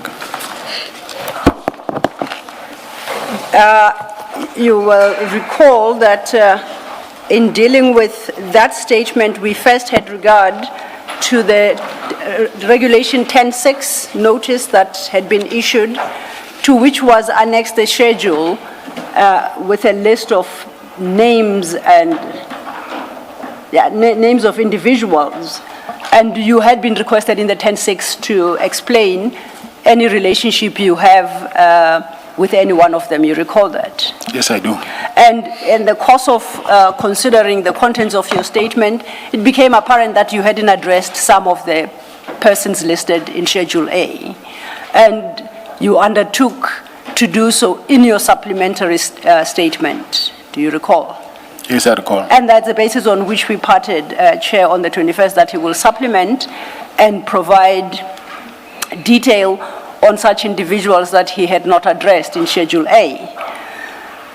At the same time, that's when a decision was taken that they will institute this application to raise preliminary points, which they did. The challenge we have is, much as we expected Mr. Matlala and his team to file 2 separate documents, one being a supplement to his original statement and the other being the application raising the in limine points, they combined the 2 to create one document.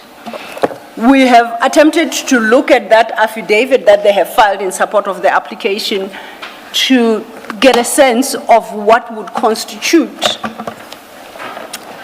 supplementation for the purposes that I have highlighted. And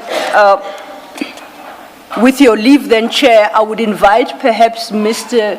Matlala to address the relationships of the various individuals as reflected in this affidavit, but only those aspects of this affidavit, and not read the entire affidavit as if it is a supplementary statement, if that is acceptable.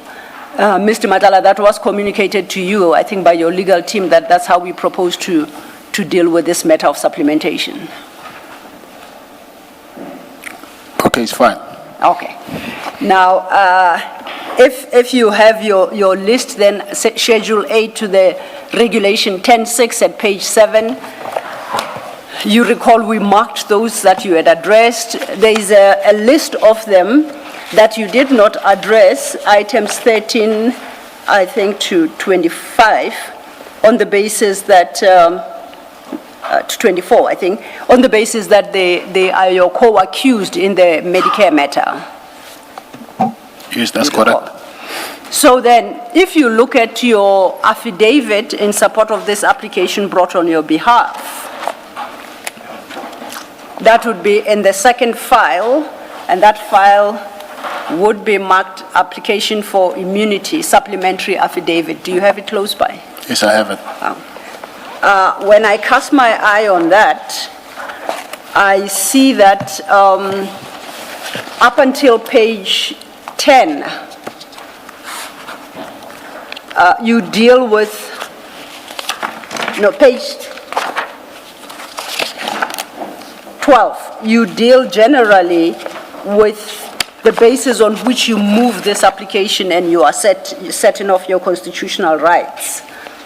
You address for the first time at page 13 the issue of EMPD. And you recall that if you look at the Schedule A at page 7, at item 28, you were requested to speak about Commissioner Julius Mkwanazi. Yes, Commissioner Julius Mkwanazi. And you had been requested to provide an explanation of your interactions and business engagements with such entities as the EMPD, that is at item 2.1.6 of the 10.6 regulation notice. You recall that? Yes, I do. Now you respond to that then at page 13, starting at your paragraph 62. I would invite you then to read into the record, by way of supplementing your original statement, paragraph 62 to 65. I have responded to this question in my previous affidavit. I have been advised to also place on record that I am a suspect in case involving the EMPD, and I therefore do not wish to answer any question regarding my interaction with the EMPD. I attach here to a copy of a statement deposed to by Intervision Cordelia Kabeng, from which it is evident that I am a suspect in a case under investigation by members of the IPID, under case number 262/2023, relating to the unlawful fitting and usage of blue lights. A copy of the statement is annexed here to marked VMSA1. Other companies, I have not done any business with the aforesaid entities through any of my other companies. Thank you. I'll then propose we jump to page 14 from paragraph 71. Under 71, you say, In respect of the individuals I list herein under, I wish to amplify my original affidavit and then you detail the individuals. Could you read the headings and the relevant subparagraphs to the name into the record, starting with subparagraph 71.1? I have answered this question when I gave evidence. Read the name as well. Oh, Just- sorry. Yes, Okay. yes. Minister Senzo Mchunu, I have answered this question when I gave evidence.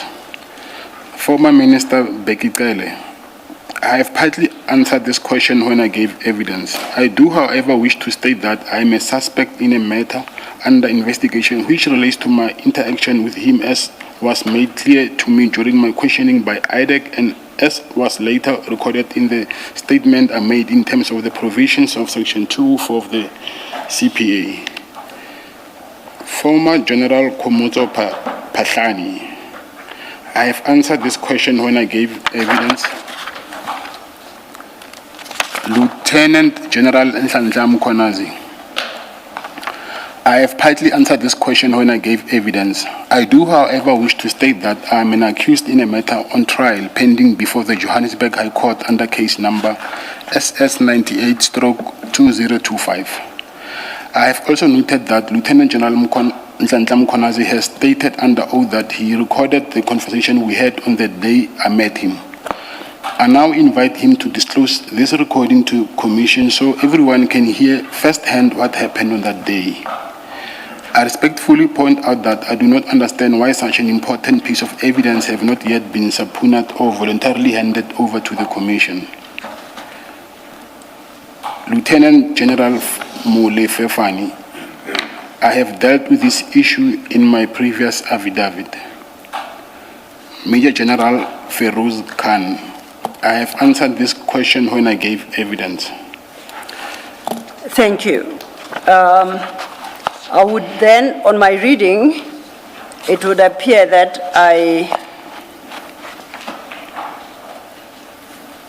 we should take it from paragraph 72, because you are responding directly to the paragraphs in the subpoena. You start with paragraph 2.3.2, and just to quickly remind you, that had required you to speak of your involvement in the incident of delivery of impalas to General Sibiya and any other forms of gratification given to General Sibiya. You deal with that at paragraph 72? 72 and up to 74. Thank you. I'm a suspect in a matter under investigation which relates to my interaction with him, as was made clear to me during my questioning by IDEC and as was later recorded in the statement I made in terms of the provisions of Section 204 of the CPA. One of the matters related inter alia directly to the issue of the imbalance. Another of the matters relates to payments of gratification. And then that would take us then to your response to paragraph 2.3.3, and this concerned the circumstances in which Sergeant Ngosi came in possession of your Luxor Africa bank card. You deal with that at paragraph 75. Luxo is a co-accused of mine in the Medicare matter, and therefore I cannot comment and or provide any evidence relating to that matter.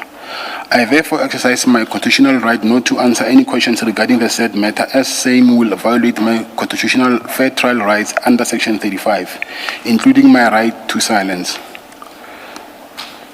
And proceeding then to your paragraph 76 to 78 in response to paragraph 2.3.4 of the Regulation 10.6 notice, which required you to speak of your involvement in the loan or funding agreement entered into with Mr. Sulem Karim on or about June 2024. I have given instructions to my legal team to endeavor to obtain relevant paperwork on the matter relating Mr. Karim. At the time of signing this affidavit, they had not yet obtained anything, and I thus observe my right to supplement this affidavit regarding this aspect. Notwithstanding a thorough search of the records in my possession, I was unable to obtain any documents relevant to the question under reply. Thank you for that. That will then bring us to a response to paragraph 2.3.5 of the Regulation 10.6 notice, which had asked you to comment on your appearance at the ad hoc committee and whether you were ever induced, threatened, or influenced to give false evidence, including the details of who induced or threatened you to give false testimony, when, how, and for what purpose. You deal with that from paragraph 79 to 83 at page 17, if you could read those into the record. May I just quickly raise something, Mr. Matlala? It relates to paragraph 77, saying that you thus observe your right to supplement this affidavit regarding the aspect you are dealing with there. I'm not altogether sure that it's a matter of right for you to supplement. Perhaps this is a legal question which maybe Ms. Missy should respond to. And I've seen this point being made a good few times in this affidavit. It was already an indulgence for you to supplement, and something that I granted or allowed without any reservations. I just want to avoid a situation where it's suggested that it's something that should happen as of right. Ms. Missy? Chairperson, this directly relates to him claiming the rights of privilege in terms of section 3.4. We would be required to show or give factual basis why it is that he wants to claim it. But in order for him to do so, he needed us to find that piece of information that he wanted us to research and provide to him so that we can confirm, in order to allow him, or rather enable him, to claim his right before this commission when it relates to issues that have to do with Mr. Karim. I read this differently, Ms. Missy. I read this to be saying Mr. Matlala is asserting a right to supplement the content of his affidavit with regard to the issue being raised about Mr. Karim. I did not understand that to relate to the privilege that Mr. Matlala is claiming, or am I misreading this? Chairperson, you are correct insofar as that he's asserting a right to supplement the affidavit in order for him to be able to claim the right of privilege, because as it stands, he has informed us with regards to why he would want to claim the right to privilege. But in order for us to do so, we'd have to lay facts to it, as previously argued rather on last week Monday. But we were not able yet to obtain the information that he needs. And so it put us in a position where we had to answer how would we then later deal with it if and when we do obtain that information that would put the commission into light that indeed he's either suspect or an accused, and therefore he would be in a position to claim the right to privilege. Can you please take me through paragraphs 76 to 78 and show me where it's intimated that with regard to Mr. Karim, Mr. Matlala wants to raise the issue of privilege? Again, I repeat, I'm probably misreading or No, misunderstanding. Chairperson, I agree with you that it doesn't categorically say so. I'm simply explaining why it is that he was asserting that right with regards to claim. I guess my point is, where do you get that? Where do you get what you are saying? Because I do not see it in paragraphs 76 to 78. Chairperson, in that instance, the only submission that I can make is that should we have come across, or should we obtain that piece of information, then the supplementary affidavit, he would then refer to it to say the reason why I had asserted such a right was because of this facts that are now being averred in this affidavit and or statement, Chairperson. Let's leave it there. I do not understand you. Let's leave it there. Mr. Matlala, do you want Ms. Sildo to repeat a question, or are you in a position to go ahead and respond? No, it's okay, I can go ahead. Thank you. Chair, before we do, I Yes. think perhaps in fairness to Mr. Matlala, we should consider the contents of his paragraph 17 in the original statement regarding this loan and the loan agreement. And in that paragraph, he states, I'm of the view that I may incriminate myself by answering questions related to this loan agreement, as I believe it forms part of the Medicare criminal matter which is pending before court. It's just that my reading of paragraph 76 and 78 don't tie back to the answer given in there, and instead they speak mainly of the right to supplement. Yes, yes. Which doesn't answer Which the is- chair's question. But Which I is what thought to bring your, yes. caused me to raise the question. To bring to your attention. But thank you for, Thank you you. for that, Mr. Yes, Mr. Madlanga. So then, you have read your paragraph 76 to 78 of your affidavit into the record to supplement your original response to paragraph 2.3.4. That then would take us to 2.3.5. And at the time, 2.3.5 called on you to speak to your appearance at the ad hoc committee and inquired whether or not you had ever been induced, threatened, or influenced to give false evidence. And if so, that you provide the details of who induced or threatened you to give false testimony, when, how, and for what purpose. You respond to that specific question in the affidavit at page 16, starting from paragraph 79 to 83. I am not responding to this question for the following reasons. When I attended the ad hoc committee, I was not yet arrested and charged as an accused on the Medicare matter. I was also unaware of the fact that I was a suspect on some of the issues I was questioned on. It has now emerged that I am a suspect in a matter I was then questioned on, and the same are under investigation, as was made clear to me during my questioning by IDEC, and as was later recorded in the statement I made in terms of the provisions of the Section 204 of the CPA.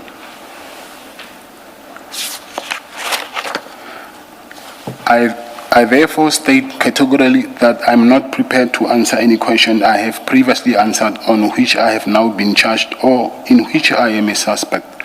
Answering such questions now will violate my rights to a fair trial and my right to silence and my right not to incriminate myself. I have also been made aware of the fact that stand to be accused of having made previous inconsistent statements, and more importantly, that I can be charged with perjury if I deal with any of the ad hoc issues. If I can just, by way of seeking clarity, you do note that if one has regard to the question posed to you at paragraph 2.3.5, you haven't answered the key question there, whether or not you were induced, threatened, or influenced by anyone. Should I understand you correctly that your position is you cannot answer definitively to that question because any response you give thereto, you run the risk of incriminating yourself? Yes, Commissioner, you're right. Including an answer that says, no, I was not induced. My worry is if I say no or yes, the next question, let's hypothetically saying I'm saying yes. The next question will be by who and then why. And part of those who and why might somehow end up incriminating myself. Okay. We will come back to the issue in the fullness of time. Just wanted to get some clarity. If you recall, then moving on at paragraph 2.3.6, you were asked to comment on the recording of your interrogation on December 2024 and May 2025 by witness C or any other police officers who interrogated you after the arrest. You deal with that at page 17 at paragraphs 84 to 86. I have been provided with copies of any of the recordings of my interrogations, whether the same way in December 2024, May 2025, or thereafter. I have dealt with this issue above. Legal argument will be made on this issue as to why I should not answer any questions relating to these recordings. When you say these issue has been dealt with above, you mean in the body of this affidavit, where it is suggested, as the affidavit does, from paragraph 41, that you intend to launch a challenge to the seizure of your cell phones, as well as your challenge to... Now, I just see the cell phones. Where you say above, where do you deal with the issue of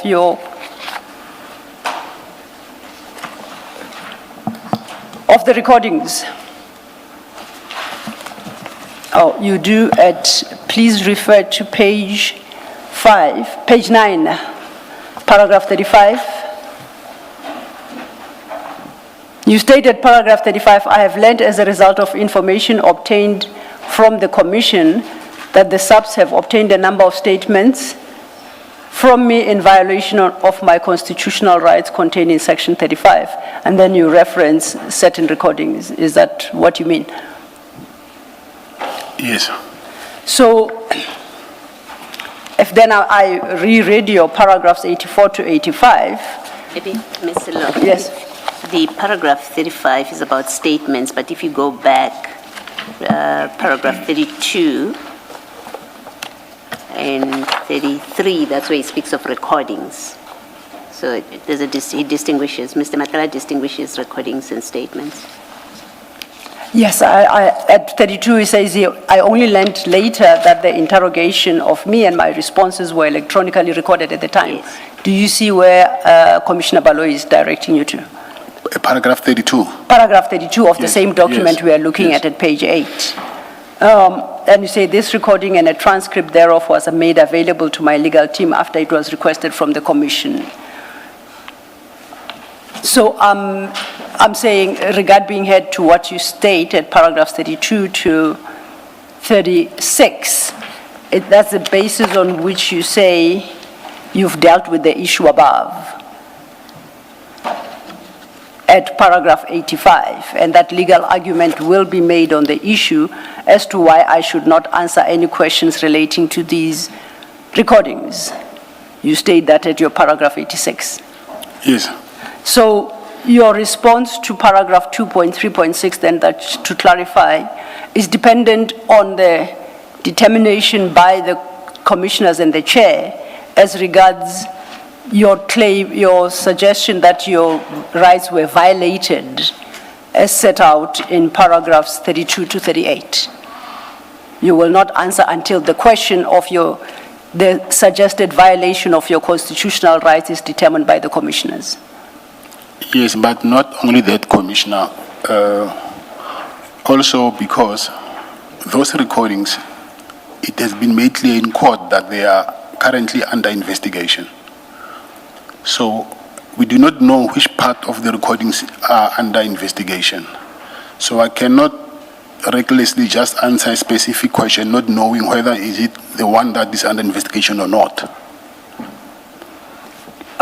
Perhaps if you could say slightly more, under investigation by who?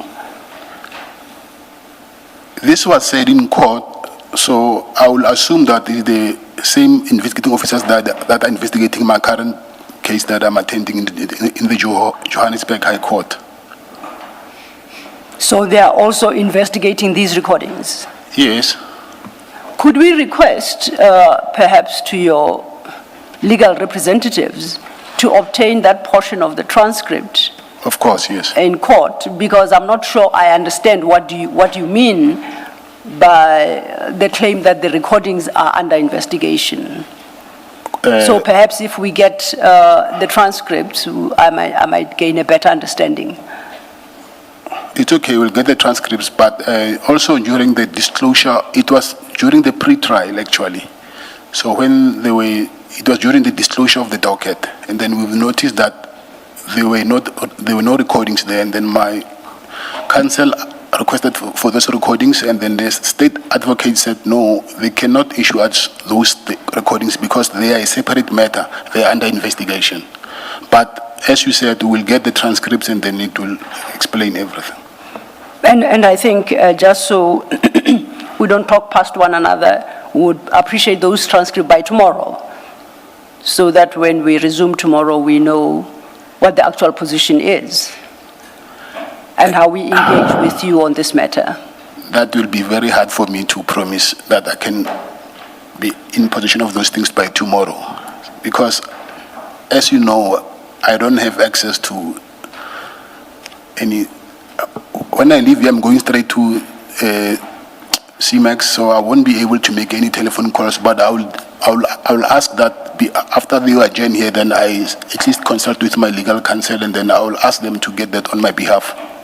Hence, I specified that I think the request is more to your legal team through you, because I appreciate your position, but I would like to believe that your legal representatives are in a position to obtain the relevant transcripts that assist you in this regard and assist the Commission to understand how to deal with the matter of the recordings. Yes, but also I will suggest, please, let it not be something that will be required the first thing in the morning, because obviously if you look at time now, they are going to request them tomorrow morning, maybe around 11, 12, then we'll be in possession of those transcripts. Let me quickly raise a matter of clarity, Ms. Silo. If I did not misunderstand you, I thought you said something about the Commission making a decision on the question of the lawfulness or otherwise of the manner in which the contested evidence was obtained, I'm sorry. Or did I misunderstand you? No, it's not. I don't say that. I say Okay. in his affidavit, Yes, he okay. suggests that is an Okay. issue he's going to raise before yourselves. Okay. Let me tell you my understanding. You'll correct me if I'm wrong. My understanding was that the decision that he says he's seeking is a decision that will be made by the court on the lawfulness or otherwise of the manner in which the evidence was obtained. And with us, he's then saying, until that has happened, the Commission should be barred altogether to traverse that terrain. So a decision on the lawfulness or otherwise is not one that should be made by the Commission. Indeed, Chair, I agree All with right. you. I was Okay, reading from okay. his affidavit, which is what I had understood. Yes. Him to suggest in the affidavit, but I'll hasten to add that this is part of the legal argument and the points raised in limine Yes, that I understand perhaps are still to be argued before yourselves. So I would park that issue. Okay, all right. But he had, the affidavit seems to suggest that it's a legal argument to be made to yourselves. And there, All right, okay. Chair, you will see at paragraph 40, says full legal argument will be made to the Commission on this issue. Maybe we should not open that door. We should Yes. wait to hear if anybody will still raise that issue, because we are hearing the evidence now.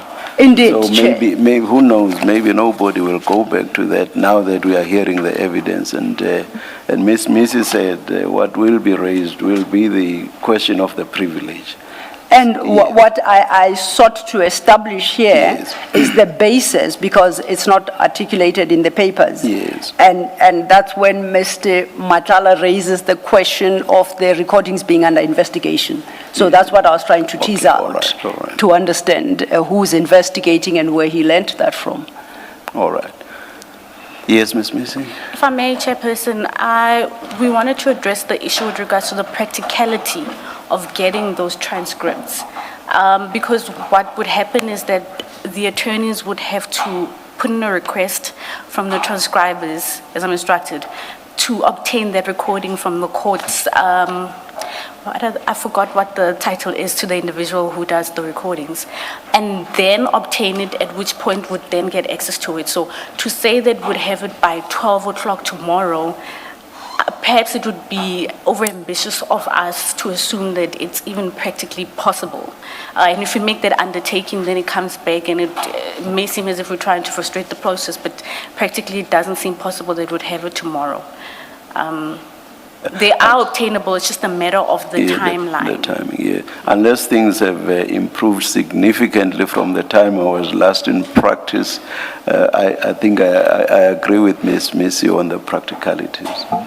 I'm willing to accept that. I'm going to challenge her on that, except then there is a gap in the logic that is set out in the affidavit. So perhaps in the course of argument, we might be assisted with more facts to support what is set out in his paragraphs 84 to 86.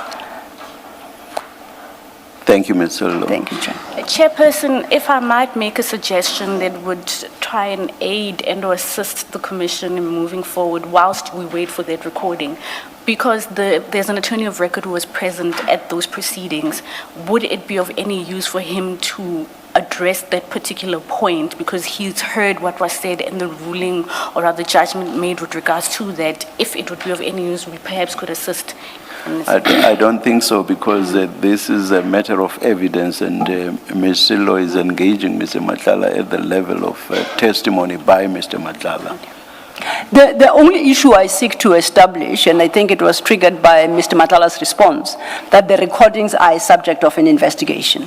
So that's the only clarity I seek. Who is investigating? What does that mean, that they are a subject of investigating, and who is investigating? And that is because when I engage Mr. Matala on these issues, I will seek to persuade the commission that to the extent that they may be under investigation, that does not preclude Mr. Matala from speaking on these matters, because it's the recordings, according to him, that are under investigation. It's not him per se who's under investigation.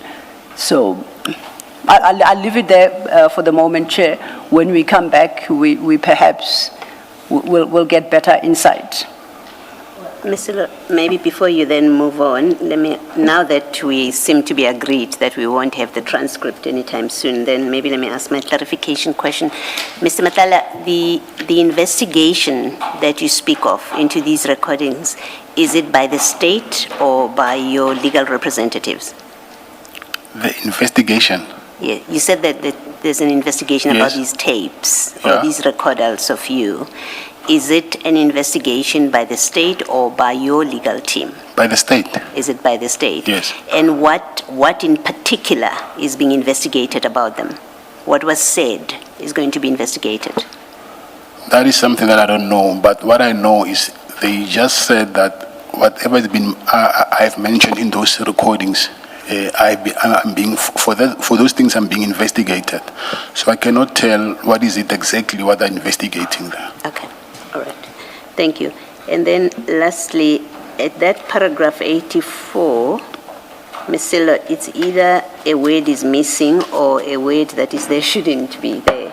84 reads, I have been provided with copies of any recordings of my interrogation, whether same in December, May. I think or of never. any other words that shouldn't. Have you been provided with recordings? Yes. You have. Okay, so we must take out, I have been provided with copies of the recordings. That's how it should read. Thank you. Thank you, Commissioner. That then will take us to your paragraphs 87 and 88.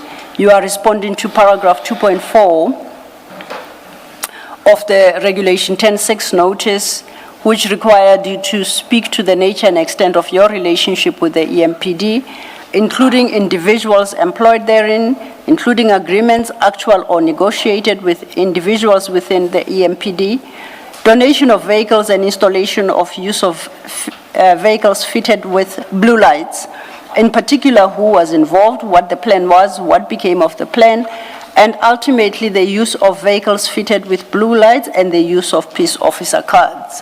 That's what was asked of you. You deal with that at page 17, paragraphs 87 and 88. If you could read those. I have indicated above that I do not wish to deal with or answer any questions on this issue of EMPD. I refer to what I have stated above, and the statement are attached here to deposed to by SABC Nkodelia Kabeng.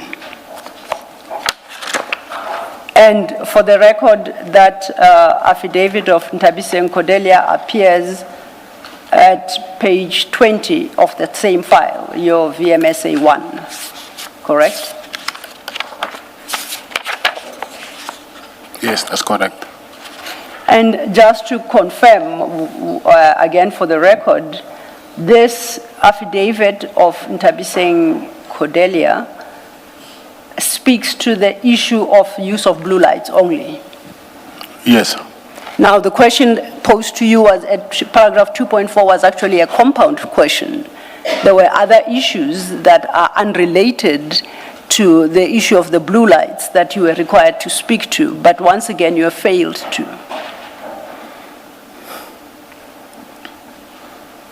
Can I comment on that? Yes, please. Yeah, it's not only the fitting of blue lights, it's any involvement with the EMPD, because I said before on last week Monday, maybe that's why it's not on this affidavit, that there are people who are currently facing criminal charges for not only the blue lights, it's peace officer cards and blue lights, and I think the donation.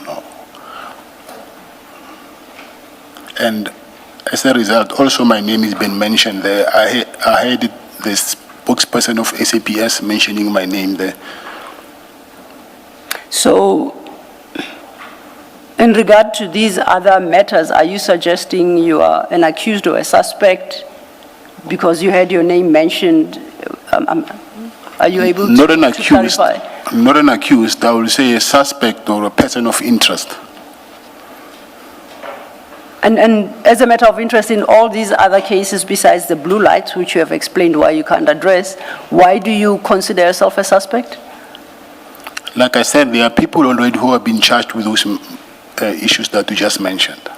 And those people don't include you. So why do you suspect you're a suspect?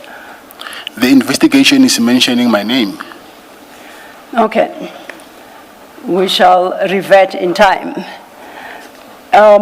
Maybe just to get confirmation, Ms. Kabeng says the investigation is by iPad. You confirm that? Yes. That she was interviewed by iPad and they told her they're investigating. Yes, I confirm that. Thank you.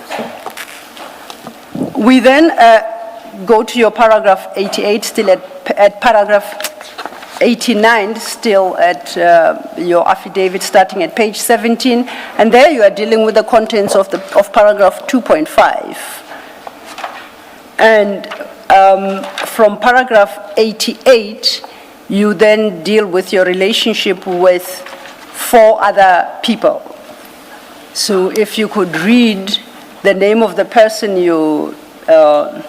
whose relationship you speak of, and then you deal with the contents of the paragraph immediately following the person's name. I will start with Jotham Musibi. Yes. I knew Jotham Musibi purely as a person to whom I rendered security services. I never had business with him. I know Ignatius Motagati, Andrew Boy Mutetwa, and Katiso Molefe purely by virtue of the fact that I came across them and were introduced to them on occasions by Jotham Musibi, to whom I rendered security services. I never had any business dealings with them. I never sat around talking to them. I do not know any about their personal life or the business they are involved in. Now, before you deal with the next person, at 89, you say you knew Mr. Msibi purely as a person to whom you rendered security services. I never had business with him. What do you mean by that last line, that you never had any business with him or businesses? I will say I never had I attempted, yes, to do business with him, but it never materialized. So I never had any business without rendering security services with him. And then while you are on that, what businesses did you attempt to have with him that did not materialize? To purchase a private jet. Yes. Any other? No, it's only that. Only that one. Yes. Were you then ever involved in any of his business dealings? No. Okay.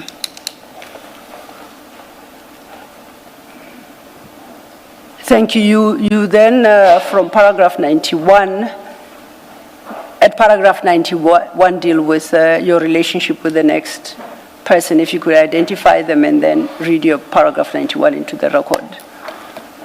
Mike van Wyk. He was my business partner and is a witness in the Medicare matter. I am therefore exercising my constitutional right as an accused not to respond to or answer any questions pertaining to him or our relationship. Now, he was your partner in the Medicare matter, and you say you are exercising your constitutional rights. I just want to understand, is this an exercise of constitutional rights in respect of any and all affairs of Medicare? Or is it only in respect of the SABC contract for which you are currently facing charges? Yes, only the SABC contract. Only the SABC contract. Thank you. You proceed then to deal with the next person, and at paragraph, you identify them and deal with their relationship at paragraph 92, or your relationship with them. Baron Mohoti, I have answered this aspect when I gave evidence. So in effect, you're saying you've got nothing further to add to what you've already stated? Yes. Okay. Then lastly, I think at paragraphs 93 and 94, it's the last person. Angwani Mogen Maumela and Suleiman Karim. My legal team is in the process of collating evidence in respect of the said persons which will enable me to move fully with awareness of an explanation of my rights, answer questions about them. I thus reserve my right to supplement this affidavit. I reserve my right to provide the Commission with any further and supplementary sworn statements necessary in these proceedings. Can I just clarify paragraph 93? You say your legal team, quote, is in the process of collating evidence in respect of these persons being Mr. Hlangwani Morgan Maumela and Mr. Suleiman Karim, which will enable you to more fully, with awareness of and an explanation of your rights, answer questions about them, end of quote. Can you say that in simpler English? What do you mean? I understand that they're in the process of collating evidence in respect of these persons, but I'm not sure I understand the remainder of that sentence. Are you able to assist?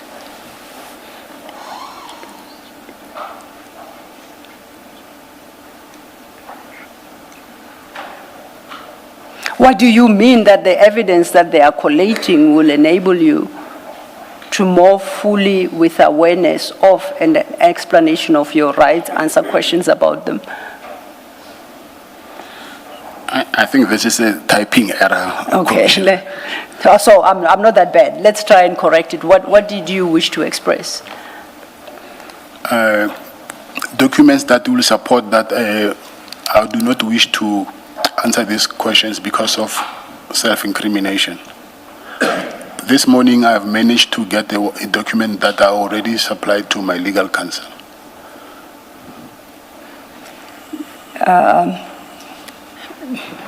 I'm not sure I understand. It's a very cryptic answer you've just given, so I'm not sure I understand. What I'm trying to explain to you is, Yes. like the first sentence saying that I'm in the process of collating evidence. Yes. So maybe I was supposed to say documents that will prove that I'm a suspect and I'm being under investigation together with Mr. Maumela and also with Suleiman Karim. Okay. So, okay, I think I understand. So then you say your legal team is in the process actually of collecting documents that will demonstrate and prove that you are a suspect. I take it in some alleged criminal wrongdoing together with, not together, with Mr. Maumela and or Mr. Karim. Is my understanding correct?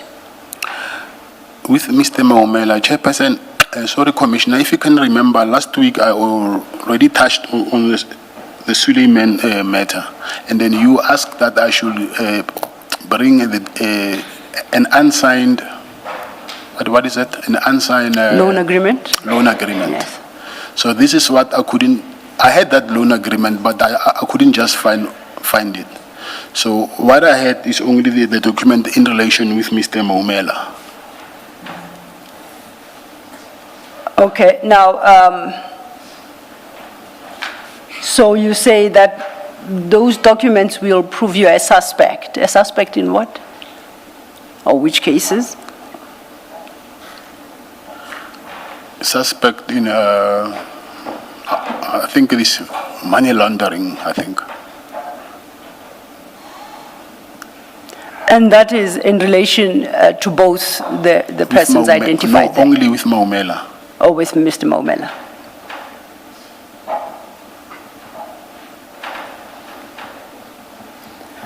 And when can we expect these documents to be submitted? Because you say that your legal team is in the process of collating them. They are already in possession of those documents. Okay. I take it that they're in possession of the documents with a view to share with the commission. They will advise on that because they are under investigation. I don't know. Or you just gave the documents to your Chairperson, if I may be allowed to address the commission in relation to that. Yes. We couldn't just take it off word that he says that he's a suspect, and we needed to confirm before he would be able to make such an allegation of vermin before the commission.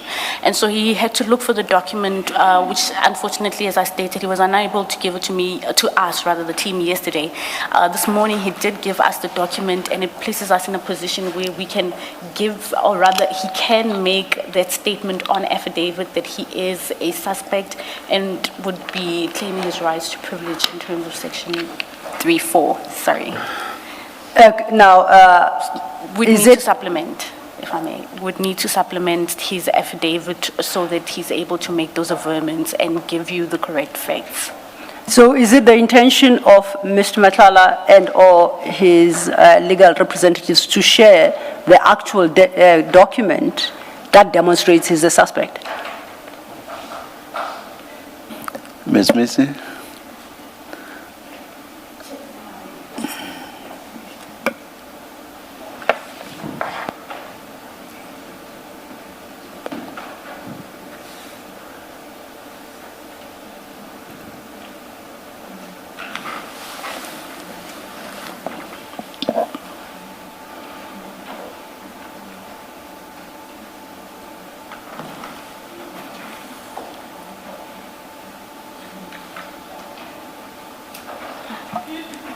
Chairperson, the issue that we're having is that we haven't properly looked at the document to determine whether, to what extent he can claim his right to a privilege. So provisionally, I would say yes, provided that we get a timeline in which we are informed that the supplementary affidavit needs to be in at a particular time, and then it allows us to look into the document and determine there isn't everything that's privileged that disallows us to hand it over to the commission. Is there any problem sharing it with the evidence leaders right away? Chairperson, I have not looked at it in detail. It's a document that immediately after we had engaged, we came down, he handed it over to me, I quickly glanced over it, so I can't answer that question definitively. Is it a privileged document? Because if it is not, I would not understand why it cannot be shared immediately. Chairperson, I suppose if you have to ask if it is a privileged document, I do not believe so, because the investigators would have a copy of it as well. Then it should just be shared with the evidence leaders. So as you look whether there is a basis for claiming privilege, the evidence leaders will be looking at the document for themselves as well. Noted. Share then, on those bases, we should be able to share it. It will be shared this afternoon still. That's correct. Thank you. Thank you, Chair. Thank you, Advocate Missy. I think it should because as things happen in the commission, documents become available and they are added to the exhibit bundle. So too, regardless of their source, so too shall this one. And this document is important. As a result, I'll have to park the issue I intended to raise in respect of 93. It's important because it would appear, Mr. Matala, that you have adopted this posture regarding almost all the issues or the persons you've been asked about. If we go then, before I forget, that is the conclusion of the supplementation of his statement. You confirm that that paragraph 94 is the end of your affidavit. Yes, I confirm. So then you have given your supplementation. So then, Ms. Silo, I Yes. don't want to get ahead of you because it may be that you're still coming there. When I looked at 2.2 of the 10-6 notice read with Schedule 1,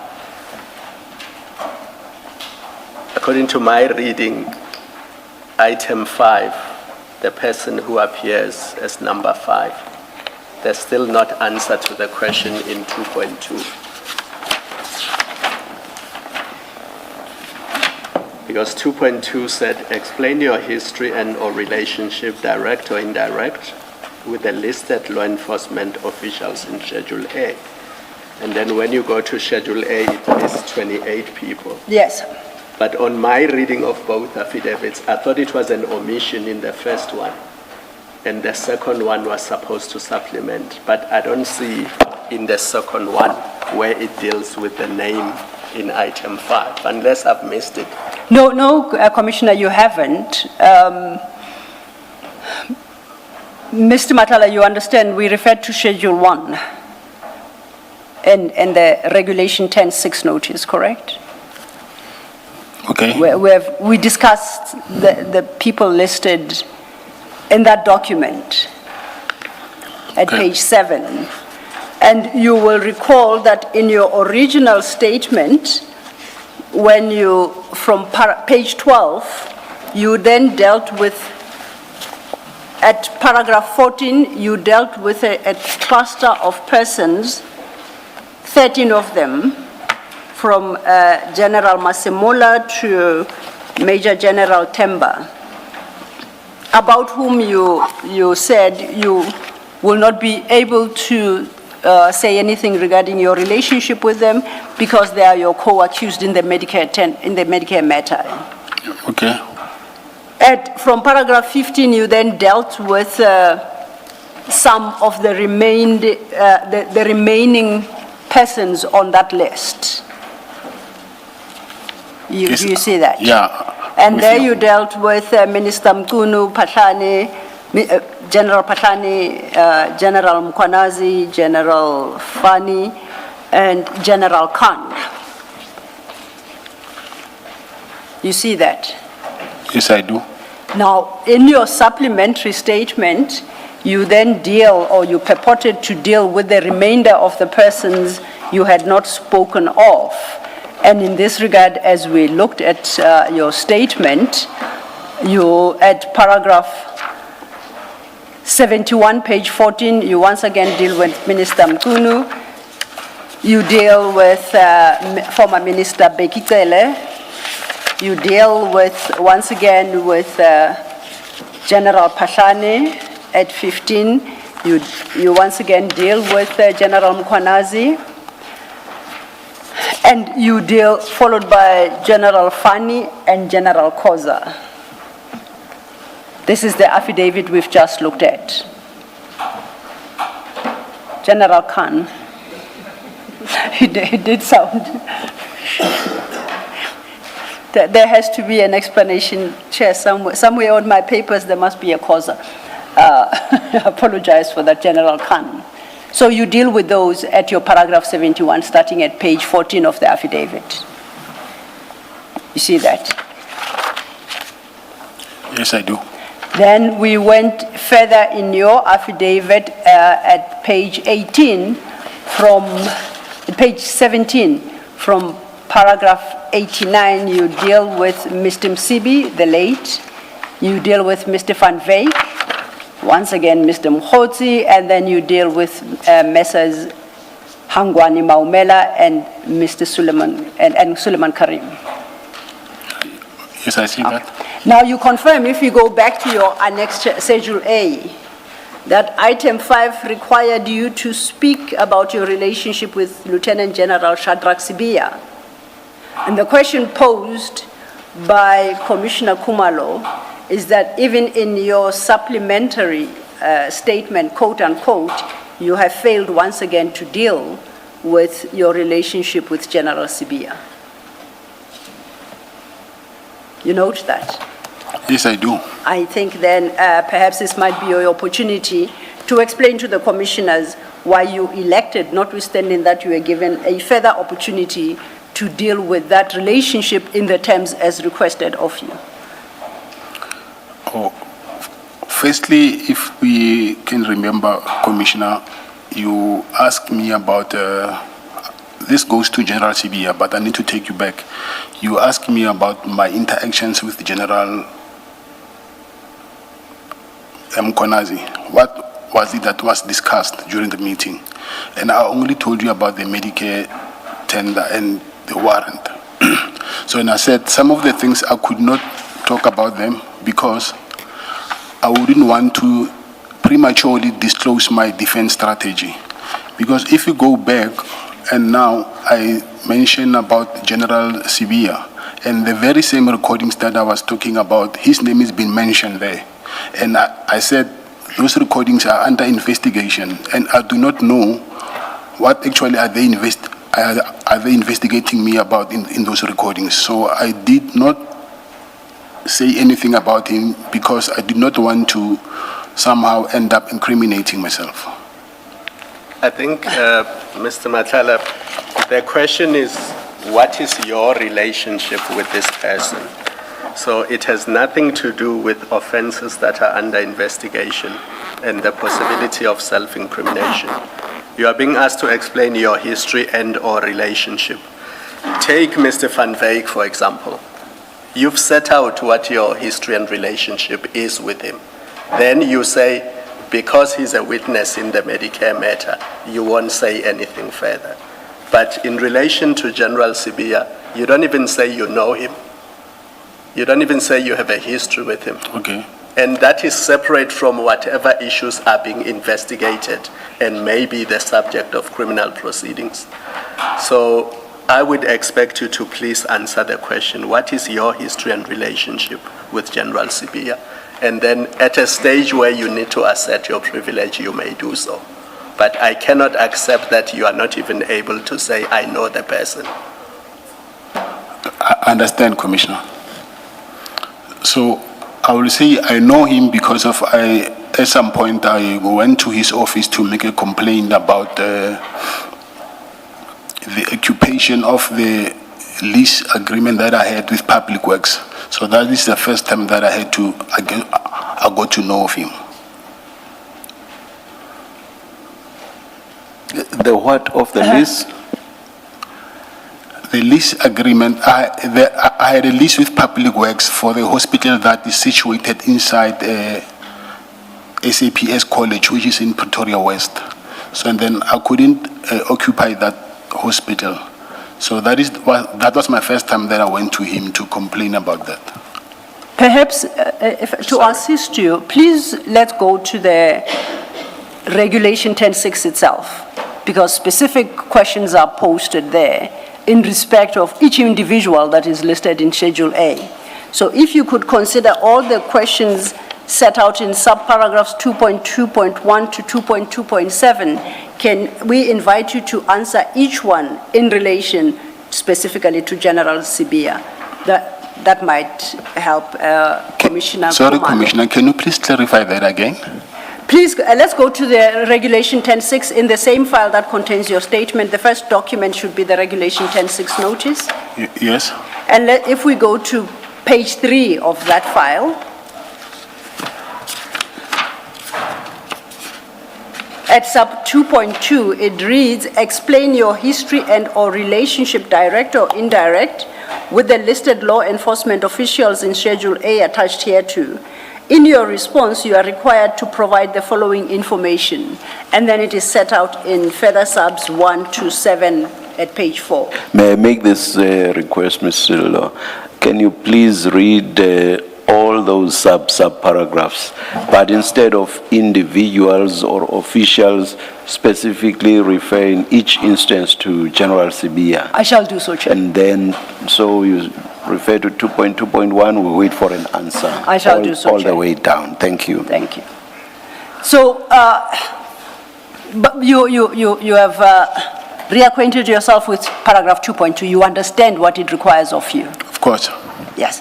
So then, back to Commissioner Kumalo's question, we are talking about your relationship now specifically with General Sibia, and we are going to consider each question in turn and have you speak and respond thereto, but confining your response only to your relationship with General Sibia. You understand?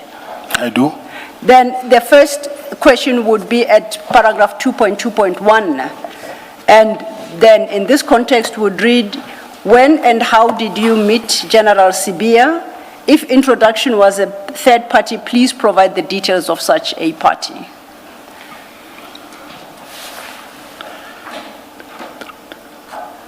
When I will, 2023 or we still on General Sibia, right? Yes, only. Yes.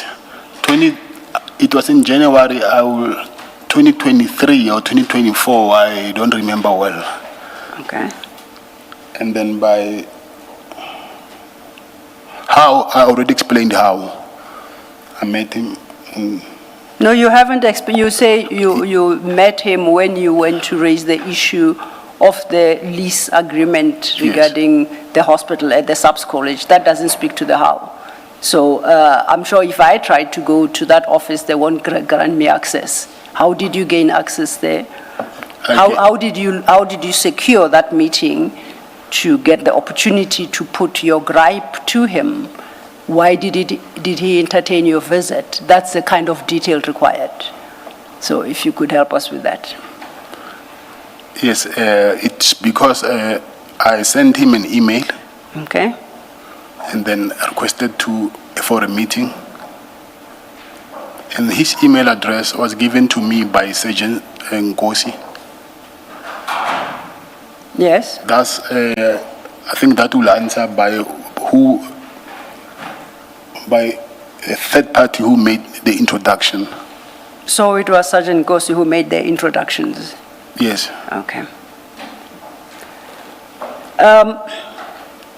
The second then is at 2.2.2, the nature or description of your relationship with General Sibia. I do not have a relationship with him. Maybe not now, but let's say from the date you met him until the date of your arrest.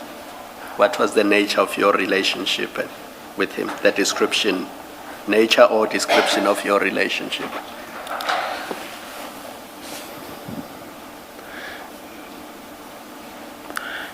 I do not know how to answer this question, Commissioner. You say nature. Were you friends? No. So your engagements with him, what were they? Were you engaging with him as a policeman, as what?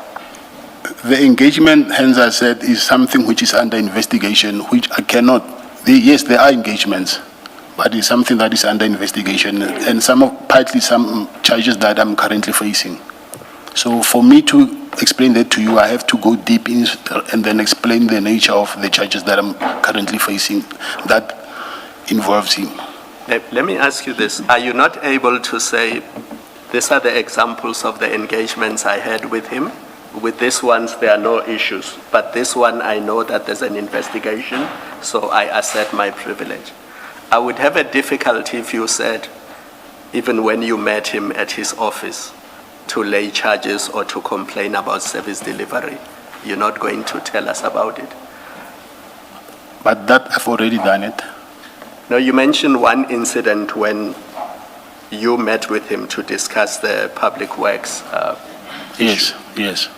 So that was one. Yeah, of And course. the question I asked you was, from that moment until the date of your arrest, what was the nature and description of your relationship? That's something that I cannot go into because it's under investigation. I cannot go into that. Did you, after you had met him for the first time, did the two of you socialize? Maybe meet at ceremonies, functions? You mean the first time? Did after you had met him for the first time? After? Yes, I met him. Did you socialize? Socialize, meaning meet at meeting at a social ceremonies, gathering. meet Yeah, at ceremonies, functions? yes, yes. Okay. And what sort of gatherings or ceremonies? It was an engagement party, I think. Whose engagement? I don't know whether it's his daughter or his son. I'm not sure about that. But it's between the two. I'm not sure whether it was the daughter or the son. All right, thank you. Thank you, Commissioners. You say, I will say it is under investigation, and of course I speak subject to your correction. You can't talk about your relationship with General Sibiya because what is under investigation exactly? Is it your relationship with General Sibiya that is under investigation? Is the contents of what is in the recordings regarding General Sibiya, and also is in relation with the Medicare tender. So what is under investigation insofar as your relationship with General Sibiya is concerned is regarding the Medicare tender? Yes, that's correct. And anything else? Like the contents that are in the recordings. What does that mean, Mr. Madlanga? Chairperson, for me to explain that, I have to obviously now speak about what is in the content of those recordings. You see, what I'm trying to understand is you are asserting a right, right? And the right you seek to assert is the right not to self-incriminate. Now, logic dictates that you can only self-incriminate in a specific offense. Do you understand what I'm saying, at least? I hear you. Okay. Now, what you seek to do, you say you can't talk of a relationship generally with this particular person because there is a risk you will incriminate yourself. That then raises the next question, incriminate yourself in what? You must be able to articulate that for the commissioners to accept that, yes, indeed, you do face such a risk. So you're going to have to articulate they're going to have to explain exactly what the offense is.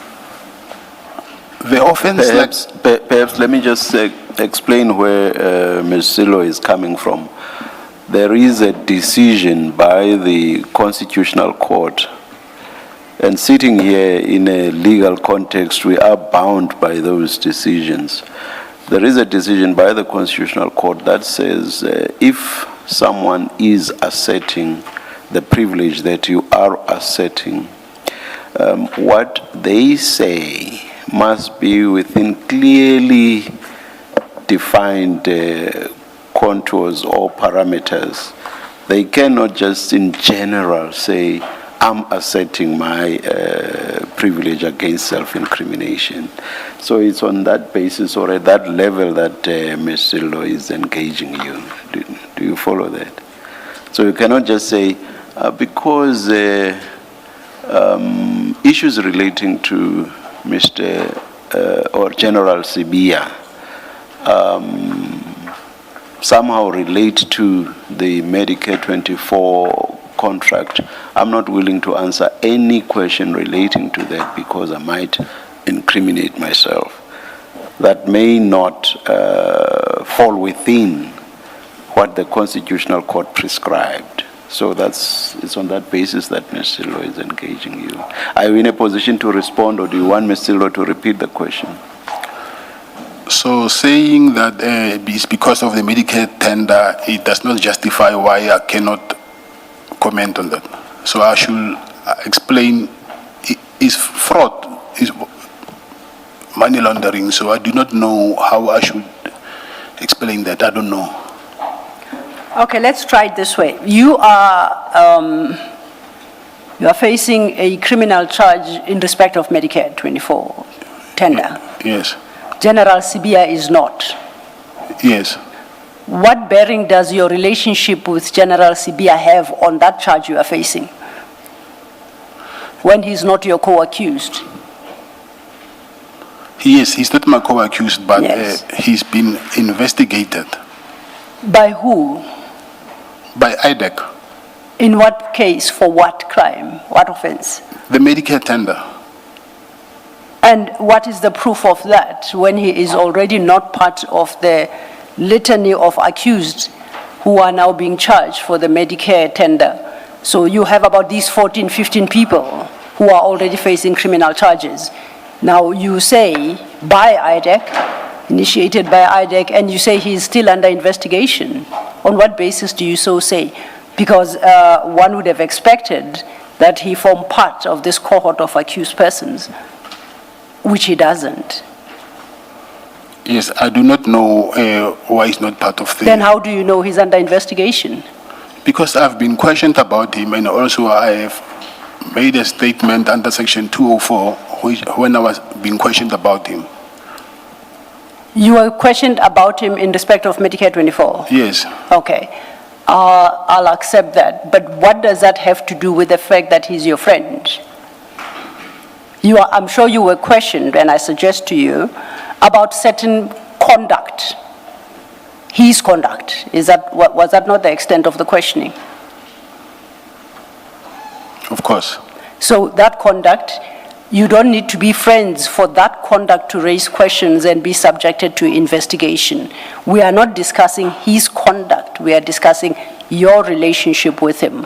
Why can't you comment on that without necessarily saying anything about his conduct, which you suggest IDEC is investigating? Commissioner, I've already commented on that. I don't know whether you want me to say... I told you he was not my friend. He's not my friend. But there is an investigation that is going on. So I do not know what is it that you say I cannot comment on. Unless now, if you want me to explain what is it exactly that IDEC is investigating him for. No, that's not my question, because you want that to be my question. I'm staying away from that question. I do not accept, just for the record, that he's under investigation, because you haven't even proven that he's under investigation. Your say-so is not enough. It's not your get-out-of-jail card to refuse to answer a question simply because you suggest somebody else, or you suggest that there is an investigation, and there is not a morsel of proof before us that there is such an investigation. It is no answer, but that's not what I'm asking you. I'm asking you about your relationship with the man, and that you describe the relationship. Is it a long-term relationship initiated on that particular date when you went to complain about the hospital, the SABC hospital? Does it sustain? Has it broken down? Was it very close? Was it a business relationship? I'm giving you. And you see, so far, I haven't even gotten anywhere close to what IDEC is investigating him for. And I'm demonstrating that you can answer that question without reference to what you claim IDEC is investigating him for. Okay, then which question do you want me to answer? Please describe in your own words the relationship you have with General Sibia. You had, and if it has since changed, when it changed, and the one you currently maintain with him.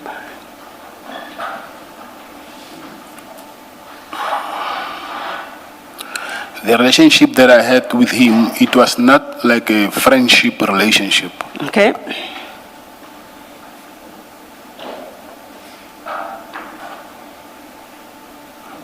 Well, if it was not like something, it has to be like another. What was it like?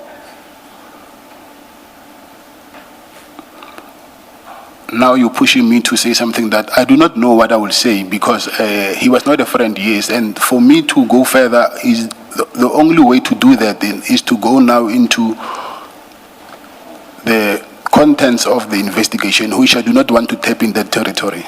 Okay, let's... Was he an acquaintance? It's someone that I knew. Thank you, Chair. Perhaps then let's continue. It might become clearer in time for the commissioners, the nature of relationship. Staying then with the regulation 10.6 at 2.2.3, page 3, that's where I'm reading.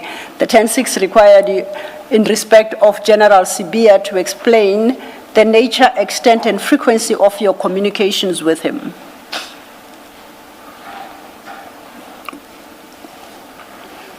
Communications, it was maybe once when I went to his office. Okay. And by communications, direct or otherwise?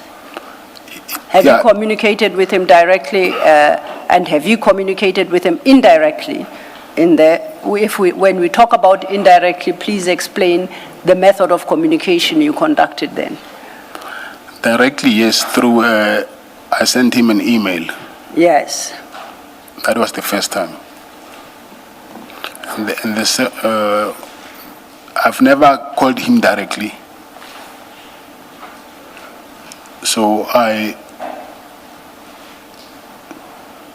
only spoke with him, I think, I'll say 3 or 4 months. I'm just saying on top of my head, I cannot remember well. Maybe I'll say 3 or 4 months after I first met him.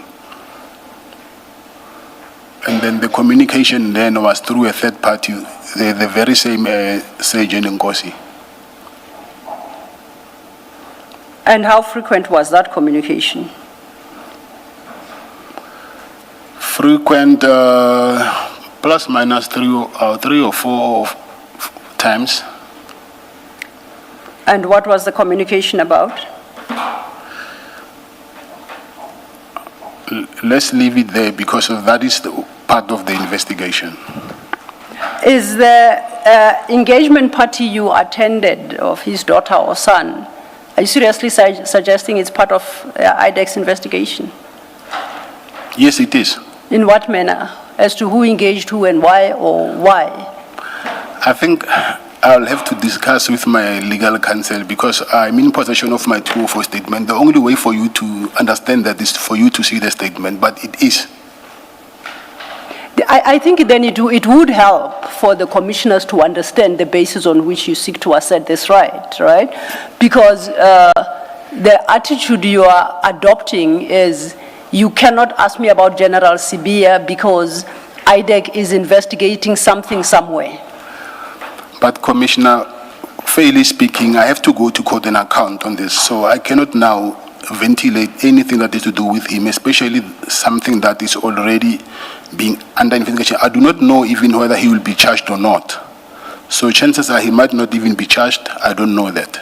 But currently myself, I'm charged, and I have to go to court and account for these things. So I don't think it's fair for me now to speak about something which I'm not sure at the end of the day whether I'll have to account for that or not. You see, the challenge I have, Mr. Matala, is I think you conflate yourself with General Sibia. You are not General Sibia. You are facing charges for your conduct. And we haven't done anything to even stray into that discussion. We're talking about something separate, which is your relationship with yet a third party who's not charged with you. So I don't understand, in the current criminal case that you are facing, how you'll be called to account for your relationships with, including General Sibia. How does that come into play? It actually does. How? I don't know how because I'm not an investigator. Okay, then I'll tell you that it doesn't. You cannot even, I won't even say prove, it's too high a threshold. You cannot even persuade the commissioners that it is relevant for purposes of the current criminal case you are facing. You are not able to. You accept that? I do not accept that. Okay, then if you don't accept that, then demonstrate to these commissioners that relationship is relevant to the charges you currently are facing. I think I've just said it that the only way for me to demonstrate that is for me to now to get right inside the cracks of the matter, which is something that I cannot do. Then I'll put this proposition to you. that you don't want to talk about the nature, extent, frequency of your communications with General Sibia, because if you do, you are at risk of incriminating yourself in some offense, because by their very nature, they would be breaching the law. That's my proposition to you. What's your response? I cannot argue with you on that. Okay. That's how you see it. Then, Sorry, before you move Yes. on, Mr. Matlala, in describing the nature of the communications with General Sibia, you have a number of options, and without getting into the detail of it, and I don't intend to repeat what Ms. Silla has said to you, because ultimately the Commission must be satisfied that you have correctly asserted the privilege against self-incrimination. And for us to do that, we need to know what it is that you avoided talking to, not in general terms, general broad terms, but specifically. Having said that, when I say you have a number of options, I can put this to you as an example. You have had interactions with General Sibia. We know you sent an email, you went to the office, and you do say it had to do with the lease. I think it's competent to ask you, have you had any interactions with him about the Medicare contract, still at general terms? And if you're asked what exactly, you can say, I wanted help to resolve the lease issue. You testified in the ad hoc committee, for example. You said you interacted with him about the kidnappings of, I think, Mr. Bushocha and Mr. Dikale.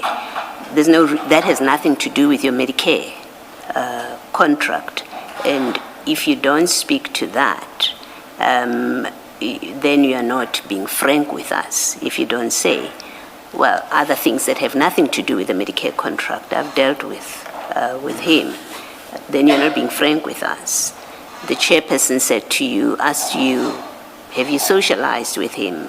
And it had to be put, it had to be dragged to you, in my opinion, for you to say, yeah, we had an engagement. So there are topics that demonstrate or would explain and say something about your interactions with General Sibia, and they have nothing to do with Medicare.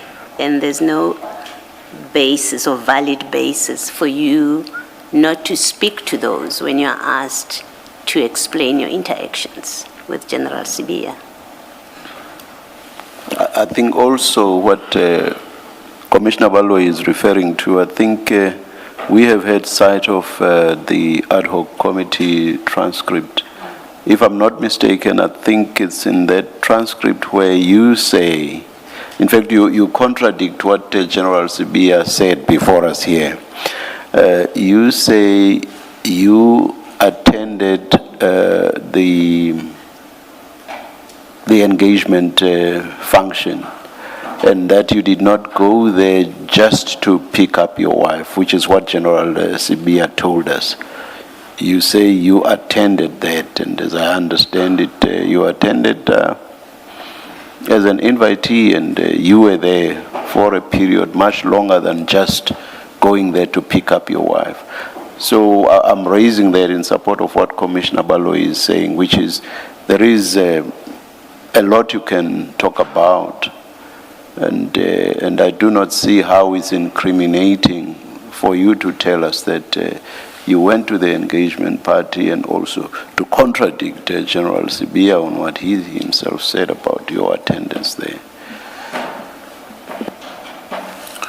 Thank you, Chairperson. Chairperson, it's not only the Medicare tender. Like I said before, it's also the contents of the recordings which are also putting me at the risk of self-incrimination. So I do not know how is the approach of, I cannot tell now as I sit here what is the approach of the investigation. I do not know that. So when I testified in the ad hoc committee, by then I was not yet charged or even being under investigation. So now it's a different thing now. I'm charged and I'm also under investigation. You have only two bases on which you assert that privilege. You are either an accused or you're a suspect. There's no all-encompassing protection or umbrella that you say, well, I know it's being investigated and I don't know which way it will go. That's not what that protection that is given to you is all about. That protection applies if you show that I'm an accused on this issue, this very issue, and so I shouldn't be required to speak to it because I'll self-incriminate. That is the easier part. The other is, I'm a suspect. But even there, you have to provide details because, as Ms. Silva says, it's not your say-so. You know, you don't just say, I'm a suspect, and that's the end of it. We are entitled to engage you to establish that indeed you are a suspect. Because if you're a suspect, of course, we have to be careful what we ask you if you are asserting that privilege and how we engage with you. So those are the two topics.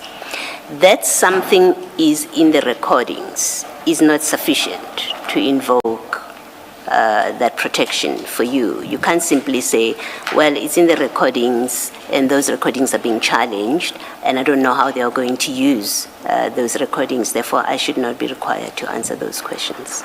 I think you can accept that if the privilege is properly invoked, if you rely on it properly, on the correct facts, the commissioners will give it proper regard because we wouldn't want to impinge on your fair trial rights.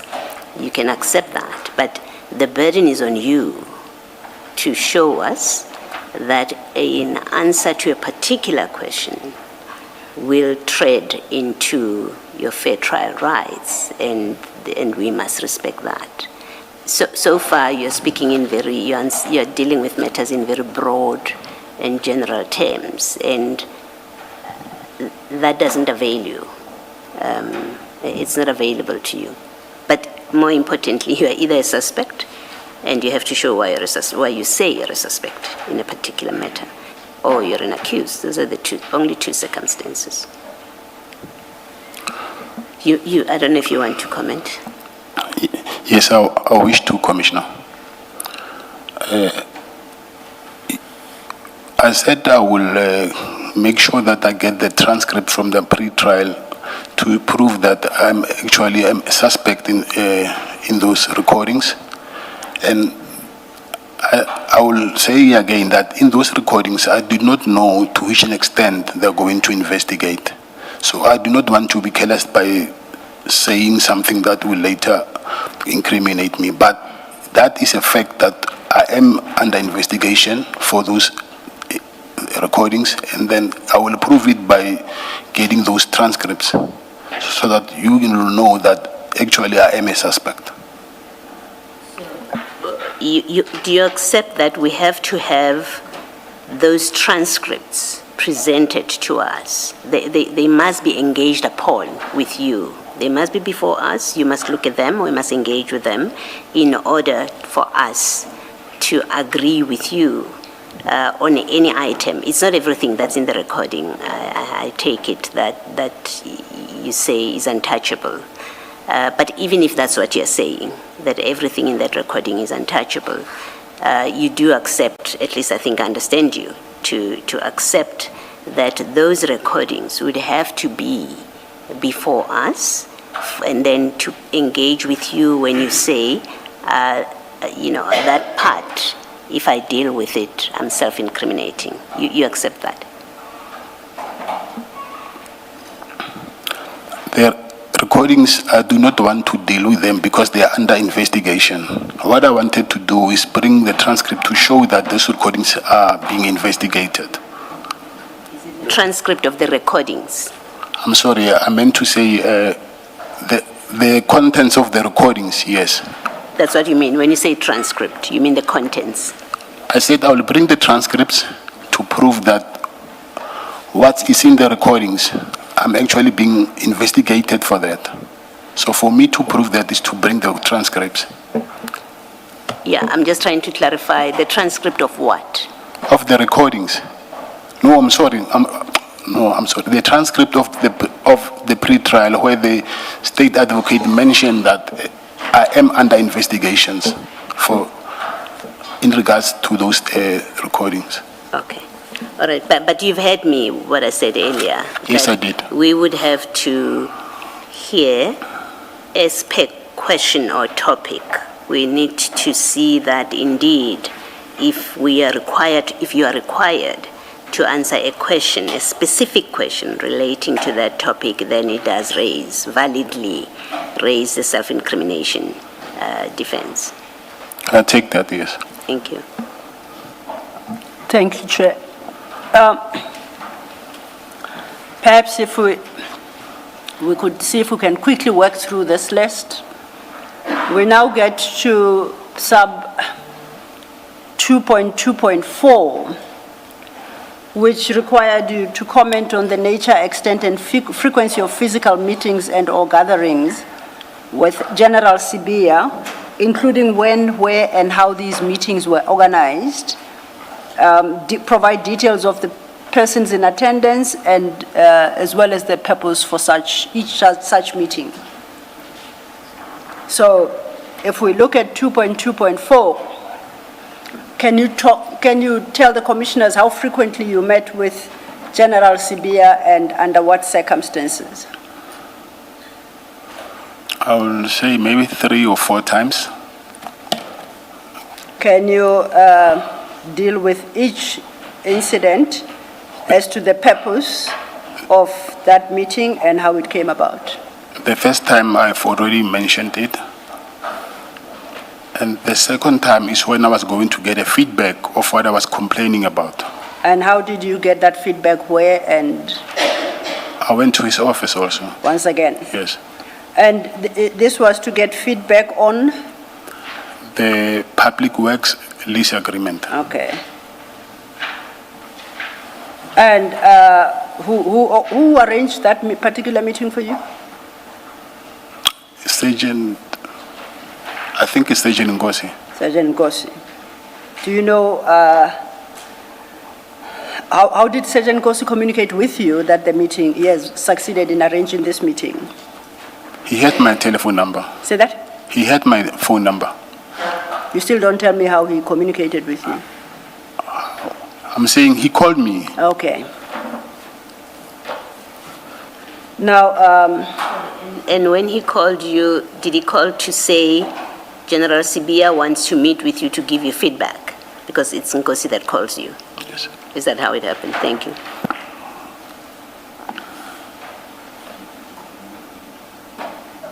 You said yes, Mr. Matala. Yes, yes. oh, I too had missed the answer, sorry. So that is the second time. Now, the next time?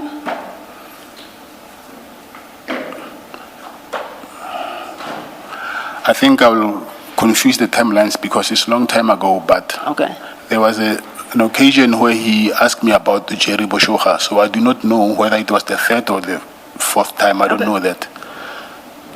Now, can you tell us more about that engagement? How it came about and who initiated it? He initiated it, yes. Directly with you or through Sergeant Ngosi again? Like I said before, he never called me even once. Okay, through who did he do this? With Sergeant Ngosi.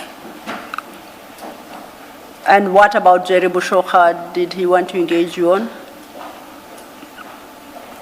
I think it was after the raid from my house, because the police came to my house and then they said that they were looking for a kidnapped victim. Okay. And then later I just don't know, I can't remember when, but at some point I went to him and then that's when he asked me that, what do I know about that? Oh, you went to him? Yes, Is it back at the office now? yes. Who helped you to set up that meeting? I said it was Sergeant Ngosi. No, the Sergeant Nkosi, remember, we stopped counting, and I do accept that it's a long time, so you won't exactly know whether it's the second or third. Sergeant Nkosi organized for you to get the feedback on the lease agreement. That much you said. So now this is yet another meeting, and you didn't want to commit as to whether it's the third or the fourth. This is regarding Mr. Boshoga. You said he initiated it. You said General Sibia initiated it, and you said he did so through Sergeant Nkosi. Yes, I said. And you said you went to him Yes. at his offices. Yes. And so he requested to meet you. Yes. What about? Did he explain? Are we still on? On Mr. Boshoga, yes. Yes. Yes. Yes. It was about that. He asked me what I know about that. So then, if I understand your communication channel, he would ask Sergeant Nkosi what you know about that. Sergeant Nkosi would ask you in turn what you know, that General Sibia wants to know what you know about that. Your response would be, no, I don't know much, or I know whatever, and then is that how the communication works? Oh, no. Oh, please enlighten me. He asked him to arrange a meeting, then I went to him, Okay. and then that's when he told me. So he initiated this engagement with you? Yes. Do you know in what capacity he did so? Was he investigating this kidnapping, or was it as an interested person, as a relative? Do you have a sense of why he reached out to you on this matter? Yeah, I think he was, because what he said to me, but I don't know what to make out of that, but he said if he can crack that case, it will help him a lot. So I don't think it was because of he was a relative or something. Okay. So he initiated this contact for purposes of investigation? I think so, yes. Now, if that would be in his official capacity, I take it, as a police officer, I think a senior ranking member of the service. Yes, he It would be was. official. I don't know how we will justify it to be official, but he just called me as a police officer, so I don't know. And that's precisely what I'm trying to determine. It's a police officer. Yes. You have been questioned about the kidnapping of Mr. Boshoga. I take it was not by him the first time when you say they came to your residence. Yes, yeah. So now we know that he subsequently becomes involved in it by requesting a meeting with you. Correct? Yes, that's correct. Hence my question, did you understand him to be investigating that disappearance of Mr. Boshoga? What was your understanding? What process were you engaging in, seeing as so far you had just met him twice about the lease agreement? But as a senior police official, maybe he will refer the investigation to someone else. I don't know how it works, but what I know that he called me and then he asked me questions in relation with Mr. Boshoga. So you don't know whether he was doing that as an investigator into the kidnapping? I cannot tell that. I don't know. Okay. And were you able to respond to his questions to satisfy his curiosity? I think so, yes. Okay.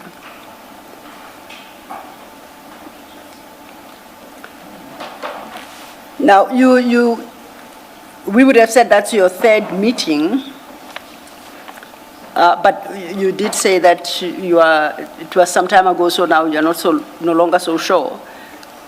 I will just talk about the next contact you had with him. When was the next, and who initiated it, and where, and what about? Okay, let me say this, because all of his requests to meet him was through Sergeant Nkosi. So from now on, whenever he called me, it's through Sergeant Nkosi. Okay. Yes. So then before you get to my question, if he was an investigator in this Mr. Boshoga's disappearance, shouldn't he have contacted you directly? Isn't that what investigators do? Couldn't you have obtained your number from Mr. Nkosi and say, I, as a general in the police service, I need to talk with Mr. Madlanga for whatever reason, because I'm investigating a kidnapping? Why couldn't he contact you directly? That I cannot answer. I don't know that. So you did make the point that all future and past contact with him was initiated through Mr. Nkosi. As a matter of interest, did you ever inquire why or who made Mr. Nkosi the intermediary between the two of you? I think it's Mr. Nkosi himself who started this thing. How does he do that? Because he's the one who gave me his, his email address. Yes, the first time I can understand, but why couldn't you then have your direct contact with General CB after that, after the initial contact? Why did you always need to work through Sergeant Nkosi? I do not know that, but that's what was happening. I don't know that. It never crossed your mind that by now you are on your fourth contact, the one we are going to discuss next, that perhaps your relationship has developed to a point where you can contact each other directly? Commissioner, when that thing was happening, obviously I wouldn't know by then, but now I will understand why that was happening. But unfortunately, what was happening is something that I cannot speak about. I think I requested that some part of my evidence I will request because I'm under investigation. I'm really under investigation. I'm not making this up. So I asked that maybe if it's possible that I can, some of my testimony can be in private because I cannot risk incriminating myself. That I cannot do. Does Mr. Bushoka's kidnapping have anything to do with Medicare 24, which we know is the case you are currently facing in Medicare court? 24? Yeah. You have always invoked Medicare 24, and I'm interested to find out now whether Medicare 24 is relevant to the issue of the kidnapping of Mr. Bushoka. No, it's not. Okay, so Medicare 24 is out of the way. So what is the basis on which you cannot speak? You say you're under investigation by who and for what? I'm saying, we're speaking about General CBA now.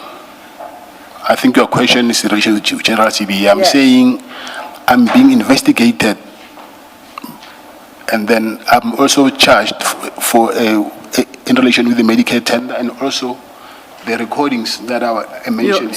You hit your mic. Sorry. Thank you.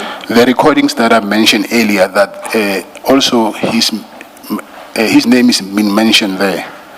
So I'm saying this because I know for sure that there is an investigation going on in relation with those recordings, and also I've been questioned about him by IDEC. IDEC? Yes. Okay, perhaps if we look at it this way, what do you, to your understanding, what is General CBA being investigated for? And by who? Now, for me to do that, obviously I need to disclose the nature of the investigation and my case. No, that's not. What is he being investigated for?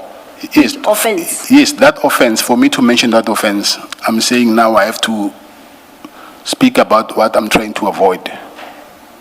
No, that's very cryptic. Can I Yes. try? Mr. Matlala, you reference to IDEC investigating General Sibia. Is it about, does it relate to Mr. Bushoka? That No. you can answer. No, I said it does not relate to that. It doesn't relate to Yes. him. Does it relate to the Medicare contract? Yes, it does. Okay, thank you. Thank you, Commissioner. That's the point I made. I said we'll stay off Medicare 24, but you can talk about the kidnapping of Mr. Bushoka that General Sibia investigated, and in the course of investigation he engaged you. What's that got to do with Medicare 24? Nothing, right? No, we're not speaking about, it's two things here. So Medicare 24 is a separate thing. So when you called me about Mr. Bushoka, it has nothing to do with Medicare 24. It's something different. So which means then we can talk about what your engagement regarding the kidnapping of Mr. Yes, Bushoka. of course, we can. Yes, so let's continue talking about it then. Chair,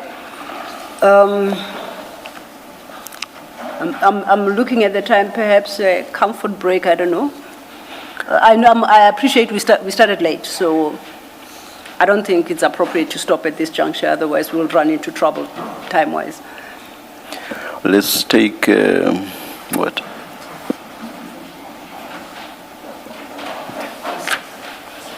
Let's adjourn and come back at 4:10. Thank you.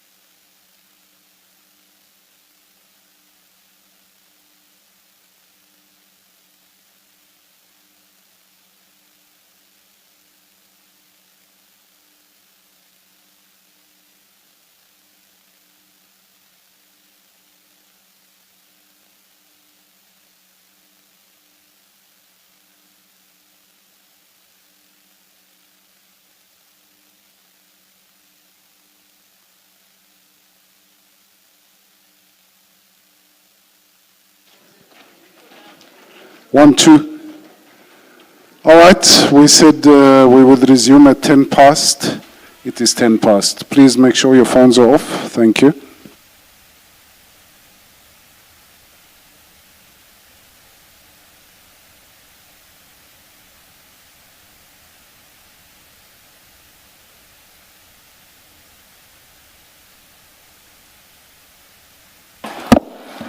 Yes, Thank you, Mr. Chair. Oh. Chair, before we get lost in the questioning of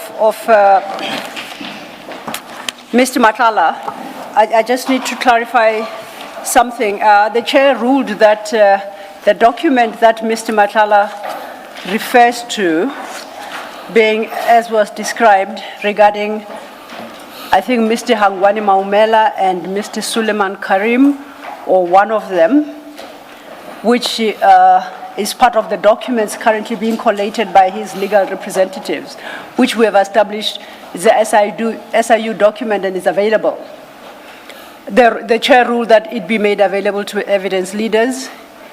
I understood that there might be some challenges. I was hoping to have a quick chat with Ms. Missy before I address you to find out if there are challenges in regard to providing the evidence leaders with that document. Chairperson, I did indicate I do have the document. It's in my file. Had you requested it before I'd run out, Ms. Mhlapa, I would have given it to you. But now that we're here, is it okay for us to give it to you once we've stopped, or do you need it right now? I would prefer, before we rise today, that we have copies in preparation for tomorrow. Okay. Okay, thank you. Thank you. Then continuing, Mr. Matlala, we're still looking at the instances you met with General Sibia. Do you know what investigations, if any, he did in regard to Mr. Bushoka's kidnapping? And my second question is whether he reported back to you about that. No, he never reported back to me. Never reported back. Yes. Did you have any dealings with General Sibia after that engagement regarding Mr. Bushoka's kidnapping? If so, can you just quickly articulate the nature of the dealings? Dealings meaning? Any engagements with him, further discussions? I think the engagements that I spoke about is the one that I said I cannot go into that, the details of that engagement. Now, you cannot, okay. You cannot go into the detail as regards those engagements, and please say it again, because, what is your reason again? Which right are you asserting this time? It's both because I've been questioned about him, and there's a statement that is made, the 204 statement, and also is because there's an investigation that is currently ongoing. Okay. Then let's take it one at a time. The Section 204 statement is made by who? By myself. In which matter? Or regarding which investigation? The Medicare matter. Medicare matter. Yes. And I take it that a Section 204 statement is one that would effectively render you a state witness. No, I'm not a state witness. Okay, so what Section 204 statement are you talking about? Unless I've got my CPA all mixed up. I do not know how, sorry. Yes, I think Advocate Missy might help. Chairperson, if I may interject at this point. Chairperson, you'd have noted earlier on we made reference to the fact that some of the claims to privileges that he wants to lay are in relation to the questions that were asked to him during the interview for the and may be found in the Section 204 affidavit, which is a privileged document, and which is why we were of the view that the attorney on record would be another individual who is also an officer of the court who can confirm that he really is a suspect with regards to these interactions with said individuals, and therefore would be in a position to claim privilege. And so, which is the reason why Mr. Madlanga keeps making the submission that I cannot speak to this here because I'm being investigated. I've addressed it in the Section 204, and you would note that when you are being investigated as a suspect, as far as I understand, it's not specified to you that your charge is A, B, C, D, E, F, G. And therefore, it makes it even harder for him to pinpoint exactly why said information was required for me to give to the individuals during my Section 204. And therefore, I need to claim privilege over this particular point. Chairperson. Oh, Ms. Sildo will respond, but may I say this so long? My understanding of how Section 204 works is that somebody who may be charged of an offense or who has even already been charged of an offense may then be engaged by the prosecution to be used as a state witness. And then in terms of Section 204, that person may then be discharged in the sense that they will no longer be charged with that offense. But if they answer all questions truthfully and satisfactorily, and they are even called a Section 204 witness. So just before or what you called an interjection, Ms. Sillo wanted to understand if by his repeated references to his Section 204 statement, he is suggesting that he was or was to be a Section 204 witness. Yes, Ms. Sillo.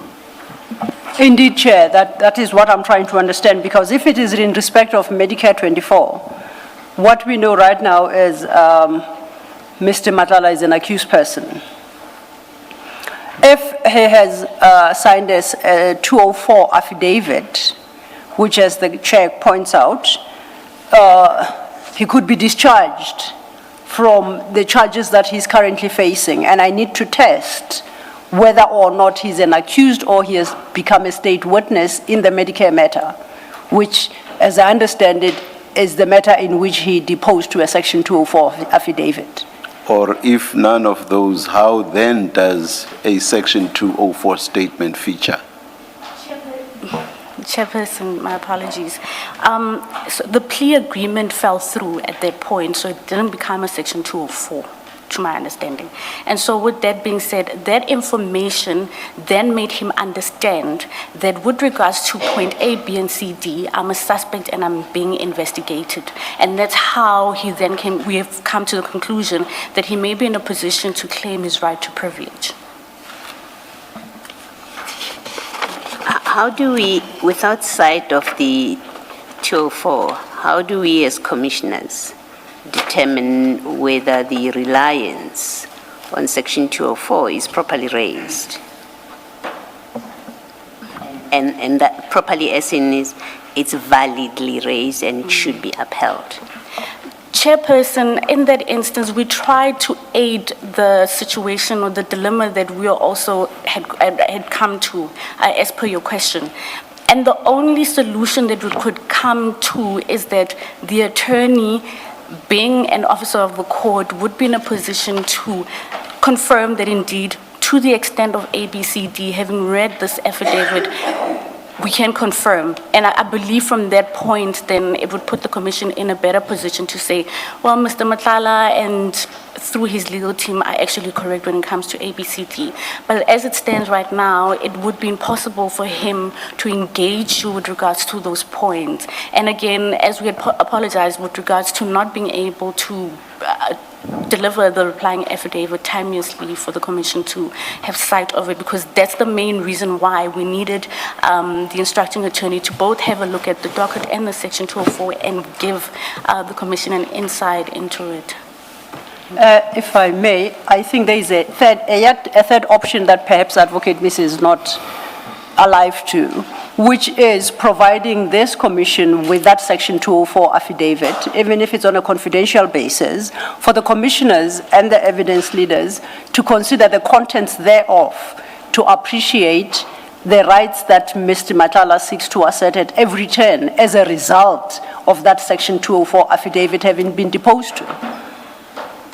If I may just add to that, because I was going to say something along those lines, that if his attorney, and underline this which you said, is an officer of the court, and therefore we must take his word for it, why does that not apply to the evidence leaders who are also officers of the court and officers of the commission and the commissioners as well, as a quasi-judicial body made up of lawyers?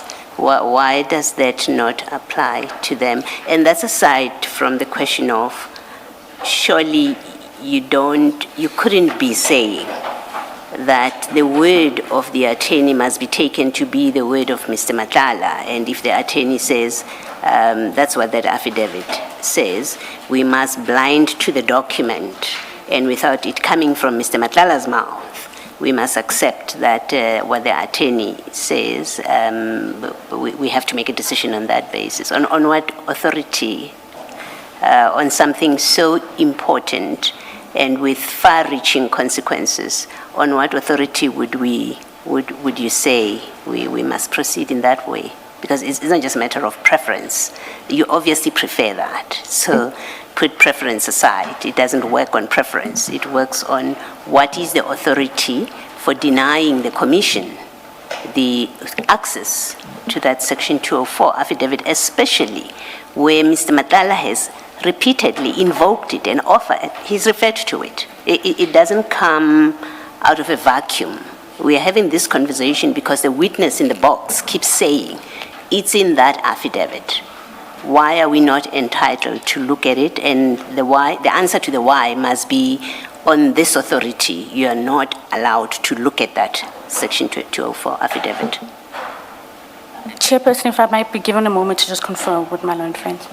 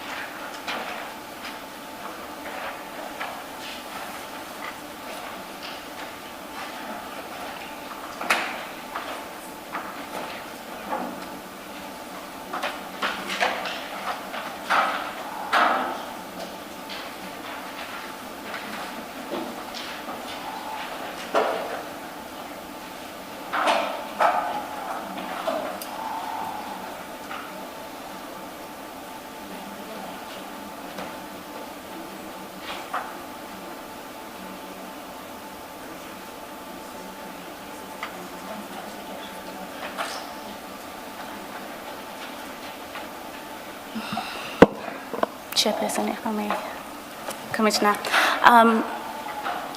in terms of Section 10510, when you're no longer a state witness, the Of the Criminal Procedure Act. Yes, of the Criminal Procedure Act, you are then given a right of privilege over any information that you would have deposed to in the initial affidavit.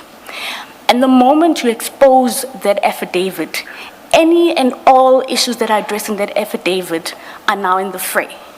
And you waive your right to not be, you waive your rights that's given to you in terms of Section 10510.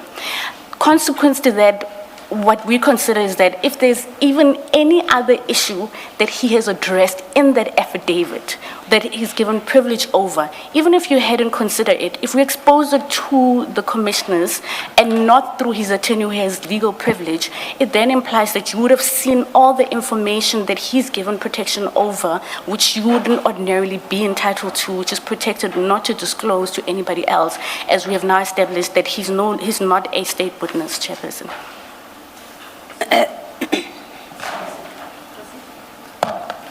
Thank you, Commissioner. Perhaps we might benefit from taking a step back, and I do so by posing a question to Mr. Matlala. Mr. Matlala, you concluded what we call a Section 105 capital A plea and sentence agreement with IDEC, didn't you, in this Medicare matter? Yes, that's correct. And that agreement was presented to the court as it ought to be and was considered by the court, and the sentence was rejected by the court, and the court counter-offered with a higher sentence.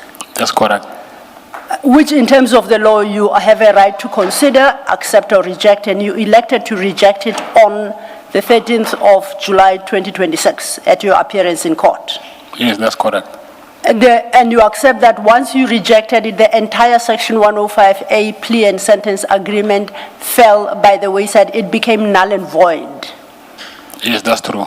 Now, the affidavit that we are discussing now, you deposed to in the process of negotiating that Section 105 capital A plea and sentence agreement. Am I right? Yes, that's correct. Now, both of them have since become null and void. Do you accept that? Yes, I accept that. Okay, this perhaps now to address myself to Advocate Misi.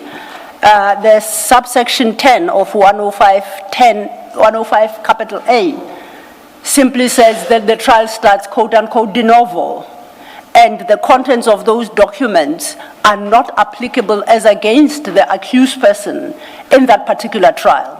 That's what the subsection provides. Now, Advocate Misi seems to extend that to suggest that both documents cannot be considered, even if it's not to determine the guilt or otherwise of the witness before us, but because they've become null and void for purposes of that criminal trial, therefore some privilege extends to them. I'm still unclear, Commissioners, what privilege exactly Advocate Misi is extending. Thank you. If I may, Chairperson, I have here before me the actual provision. And at subsection 10, from letter number B, sub B. No, my apologies, sub A. Unless the accused consents to the recordings of all or certain admissions made by him or her in the agreement or during any proceedings relating thereto, any admission or record shall stand as proof of the admission if it does not fall de novo.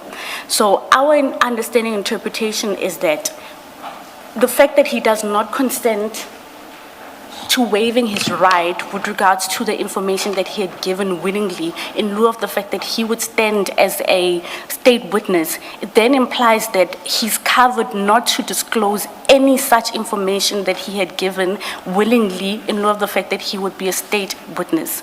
The problem then becomes in the instance where this document is regarded as a privileged document. And by my understanding, and it is our argument and submissions, right, that if we then say outside of his attorney and legal representatives who have privilege over this information, we hand it over to the commission, it then implies that not only are you going to be able to look at those particular statements that you're asking questions about, any and all information that is disclosed in there that you possibly have not even considered asking questions about, it puts us in a position where you have sight of it and you very well might say, well, but we think and we consider this not to be something that's privileged. And so I do not understand how is it possible that the commission would be able to close its eyes to any other point that's made there and only look at those particular averments that he makes that relates to the questions that you are asking.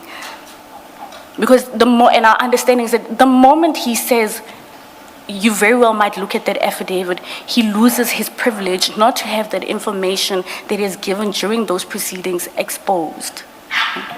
Chair, if I may, and perhaps it's time to turn to Section 105A, the rights that are protected in that section, particularly sub 10, which Advocate Missy refers to, are intended to protect the accused against any prejudice as a result of the agreement concluded or the plea and sentence agreement in that particular trial. That's all. Advocate Missy suggests that the privilege extends to the world at large, whereas the privilege in terms of the section itself protects the accused person in that particular trial, where he deposed to both the plea and sentence agreement and the Section 204 statement, affidavit. So, Commissioners, I suggest there is no legal basis to refuse to provide both the sentence and plea agreement, which has since become null and void because Mr. Matala rejected the proposed sentence on the 13th of July. And it is literally pro non scriptum. It cannot be used against him in that court. Similarly, the Section 204 affidavit that he deposed to. Both documents can never be used against him in the trial that he's currently facing. Section 105, capital A, guarantees him that. So if they are going to argue for non-disclosure, I submit that they have to advance a different legal basis for the non-disclosure, not reliance on Section 105, capital A. This is not a court, a criminal court sitting in the Medicare contract criminal case. Thank you, Commissioners. Ms. Missy, well, first to make the obvious point, Mr. Matlala is not in a criminal court before us. He's not an accused before us. That's the one point that Mr. Lo is making, and it's my point too. But two, it seems obvious to me that Mr. Matlala can't have his cake and eat it. He can't invoke the Section 204 affidavit when he's required to answer questions. He can't say, it's in the Section 204 affidavit, and so I don't want to deal with it. And then at the same time, say you can't look at the Section 204. Then if that were to hold, and I've said to you on what authority would that ever hold, if that were to hold, it would mean that, in fact, he just needs to assert it. He just needs to say that if I answer that question, or if I speak to that, whatever you're asking me, if I give you an answer, I'm self-incriminating. And if your proposition or submission is correct, it would mean that's the end of that inquiry. It would mean that. And I want to suggest to you that the correct position has to be that what he asserts when he invokes that privilege against self-incrimination, it requires that we must assess and evaluate whether that defense or that protection is being properly invoked. And the only way we can determine that is by looking at what it is that he's refusing to answer. I'm still to hear you say that we are wrong in that position, that in fact his say-so is sufficient. And if you're correct in that proposition, then we could never, ever, ever make any inroad with any witness, because all witnesses can come and sit here and say, well, you know what, there's a recording, and in that recording I say things that are being investigated. That's the end of the matter. Similarly, for Section 204, all he needs to say is there is a 204 affidavit. If I speak to it in any way, then I'm incriminating myself, and that would be the end of the inquiry. We would never have a witness that answers questions. You may, if you have an answer, you may respond. That too. What is the that too that is referred to? The agreement, to be precise. These are not proceedings about the agreement. We're not having a trial that relates to anything that affidavit may be covering. We are not having a hearing about that agreement if the there too is the agreement. We are not doing that. We are engaging, and I want you to remember how we get to this point of discussing the Section 204, is because Mr. Madlanga repeatedly makes reference to the Section 204. He says, I'm not answering that. It is in the 204, and all of that is being investigated, is under investigation. That's how we get there. And for me, the fundamental question is a witness entitled to say that which you're asking me is in a document, but you can't see that document, and that's a complete answer? It cannot be. Commissioner, we're not saying that it's just in any document. We're saying that it's in a document that is privileged. And in terms of which that agreement, the moment you don't become a state witness, it falls away and nobody has to have sight of it. Because it then goes to the fact that he willingly brought himself and has made admissions, all types of admissions, to which, as the commission, because you are investigating some of these occurrences, these events, and perhaps even the evidence that he makes reference to, it then implies that any witness that comes forward and says to the state, I am willing to be a state witness, let's negotiate. If that negotiation falls through, any commission at that point will not respect the fact that your admissions and the privileged document that you had entered into an agreement about is no longer privileged simply because you are called before a commission. You see, we did not have, I hope you are listening to me. I hope you are listening to me. We did not have to get to this point, and I'm addressing you as well, Mr. Madlanga, on this. We did not have to get to this point about whether or not this Section 204 statement or affidavit or the contents of it should be divulged.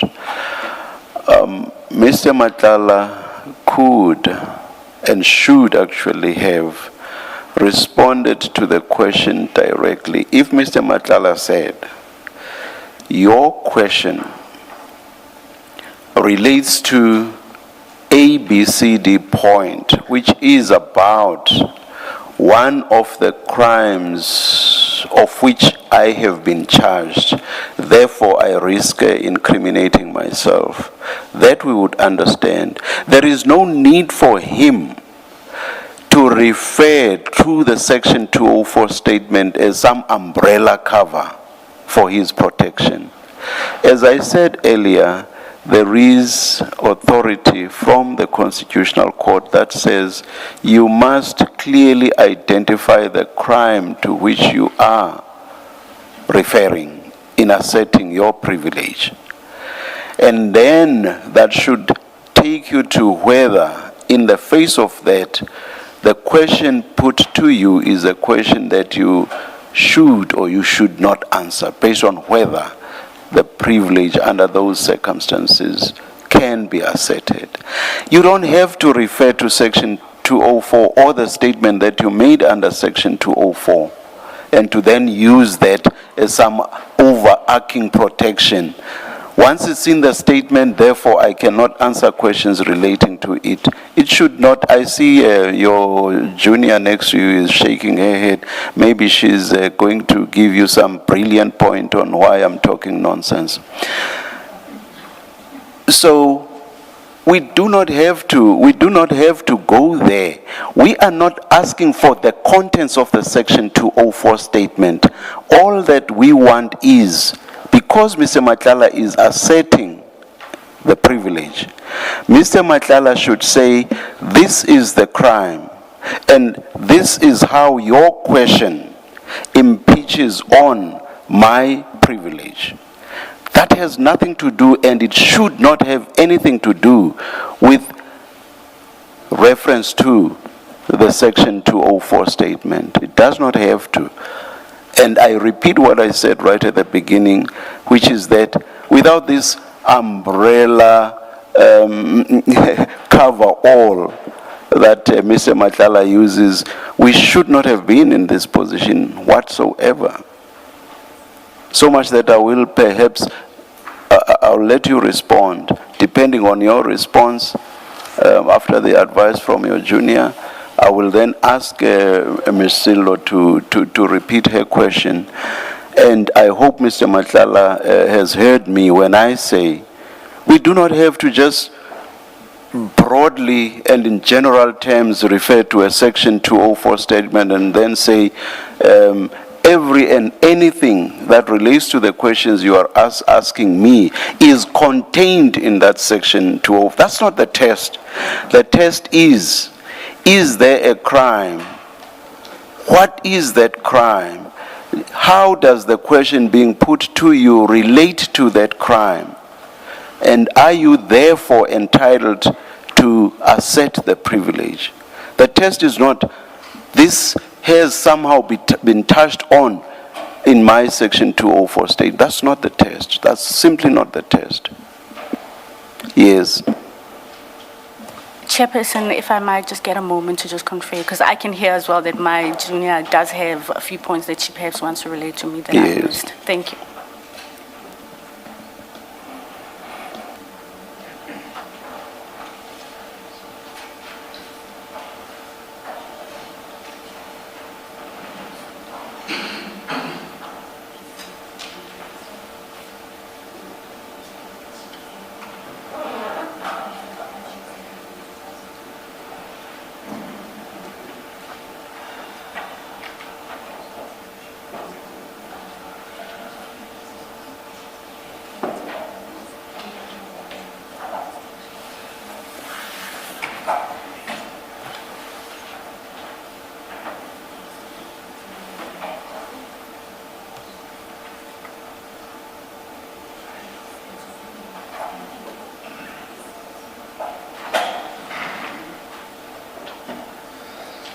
Should we take an adjournment and you'll then indicate when we should come back? No, please feel comfortable. Don't rush yourself because you want to make sure that you will convey what's being said to you. But of course, we had indicated that we would be taking the adjournment at 5. Let's adjourn rather than us just sitting and watching. You'll indicate when you are ready. Thank you, Chair. Yes.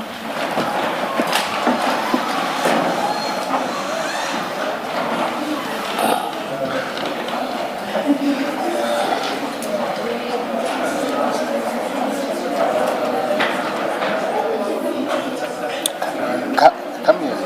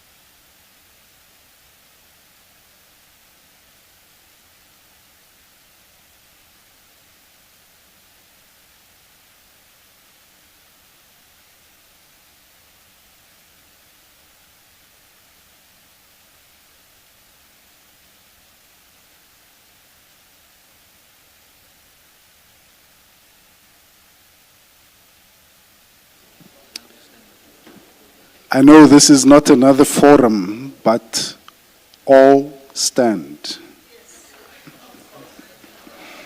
All rise. Okay, let's resume. Please switch off your phones. Thank you.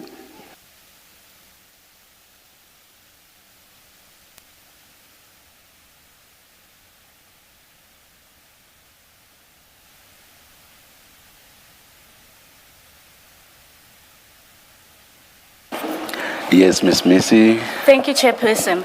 We've deliberated about it, and I believe we had Edom with the last submission that you've made that relates to him having to specify what it is, what the charge is in particular.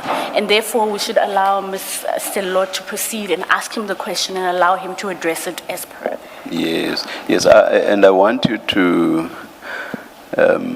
even if overnight now, but I'm sure your junior can assist even as we are sitting here. I want to have a look at paragraph 109 of, I think it was the first of the two judgments you referred to, Ms.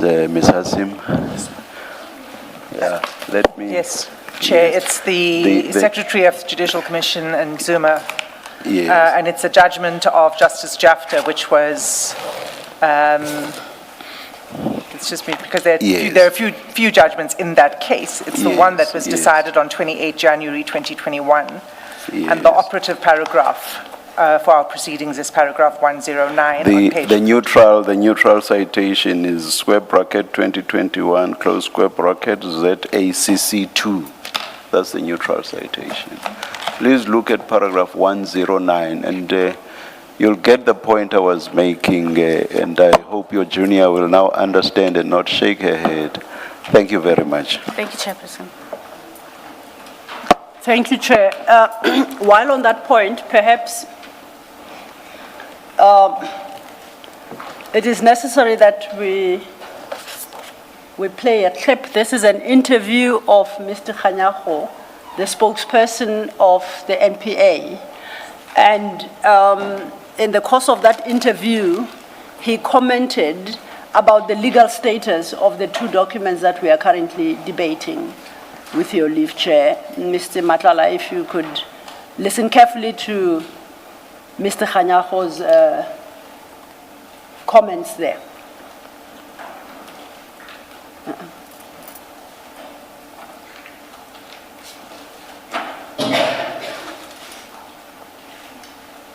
The plea agreement is null and void, and we have to accept what the court has indicated. Obviously, it was not within our control as we had agreed, and then there was a change of sentence, and they had the right, obviously, in terms of the law, to either agree or not agree, which they did not do. This essentially means, Mr. Khanyago, that you have to go back to the drawing board. Anything that was reached in that plea agreement, including what we understood from this court, was an affidavit which contained the names of very senior police officers who are alleged to have also been involved in this rogue tender. You cannot use that anymore. You go back to the drawing board. He then also has to join the other accused now who have been appearing in this matter. Clarification there. Thank you very much. Yeah, definitely, because now the plea has been deemed to be null and void. Nothing that was in that plea can be used. Therefore, we've got to continue our own investigations from IDEC side. And then, obviously, the matter will come back here on the 11th of September. And what will then happen is we'll then ask for the court to then rejoin him as accused number one in the other case, so that he can now be tried. Because by not accepting the plea, he's basically saying, I will want to go full force with the trial. Therefore, that's what is going to happen. Thank you, Chair. Mr. Matala, I hope you heard that. That is Mr. Khanyago, the spokesperson of the NPA, expressing the legal position as a consequence of your rejecting the sentence proposed by the court in the plea and sentence agreement. And the point he makes, which is what we've been trying to persuade you of, is both that plea and sentence agreement as well as the affidavit you deposed to in the process of negotiation of that agreement, which you refer to as the Section 204, affidavit have become null and void. so they will not be used in that trial. They cannot prejudice you in that trial. And as the chair, I think, pointed out, or Commissioner Baloyi, we are not part, this commission is not part of that trial. On that basis, Chair, I would seek to refer Advocate Missy in particular to Regulation 10, sub 6, which provides that for the purposes of conducting an investigation, the chairperson may direct any person to submit an affidavit or affirm declaration or to appear before the commission to give evidence or to produce any document in his or her possession or under his or her control which has a bearing on the matter being investigated, and such person may be examined by the chairperson or an evidence leader. That's Regulation 10, sub 6. I'll take it further and reference the rules, which at Rule 10 call for documents. At 10.3, the rule provides that should a person claim that a document referred to in the summons, which is the document required, is subject to legal professional privilege, they must, 1, identify the document in respect of which privilege is claimed, and 2, explain the basis for the claim of privilege in relation to each document. The remainder of that rule then deals with the questions of confidentiality and, of course, confirm the chairperson's discretion to determine that certain portions of such document or the document in its entirety is subject to a claim of confidentiality, which claim will be upheld by the chairperson. That's at the chairperson's discretion. Based, therefore, Chair, on Regulation 10.6, we would request that the Commissioner's rule, the Chair rule, that Mr. Matala, and by extension, of course, his legal team, make available to the evidence leaders and the Commission, purely because Mr. Matala, at every turn and in response to every question, invokes the Section 204 statement or affidavit to make available both those documents for consideration by this Commission to determine the extent to which the contents thereof are relevant to the matters before the Commission. Thank you, Chair. Ms. Sidlo, I'm loath to make such a ruling without full written argument on the point. I'm not sitting here. I'm not altogether sure how Section 105A10A should be interpreted for purposes of whether this commission can, regardless of the nullity, have access to and use the affidavit that was produced in the context of the plea bargain proceedings. Sitting here now, I'm loath to right away make that kind of of ruling. I would have to be addressed fully and with written submissions on the point.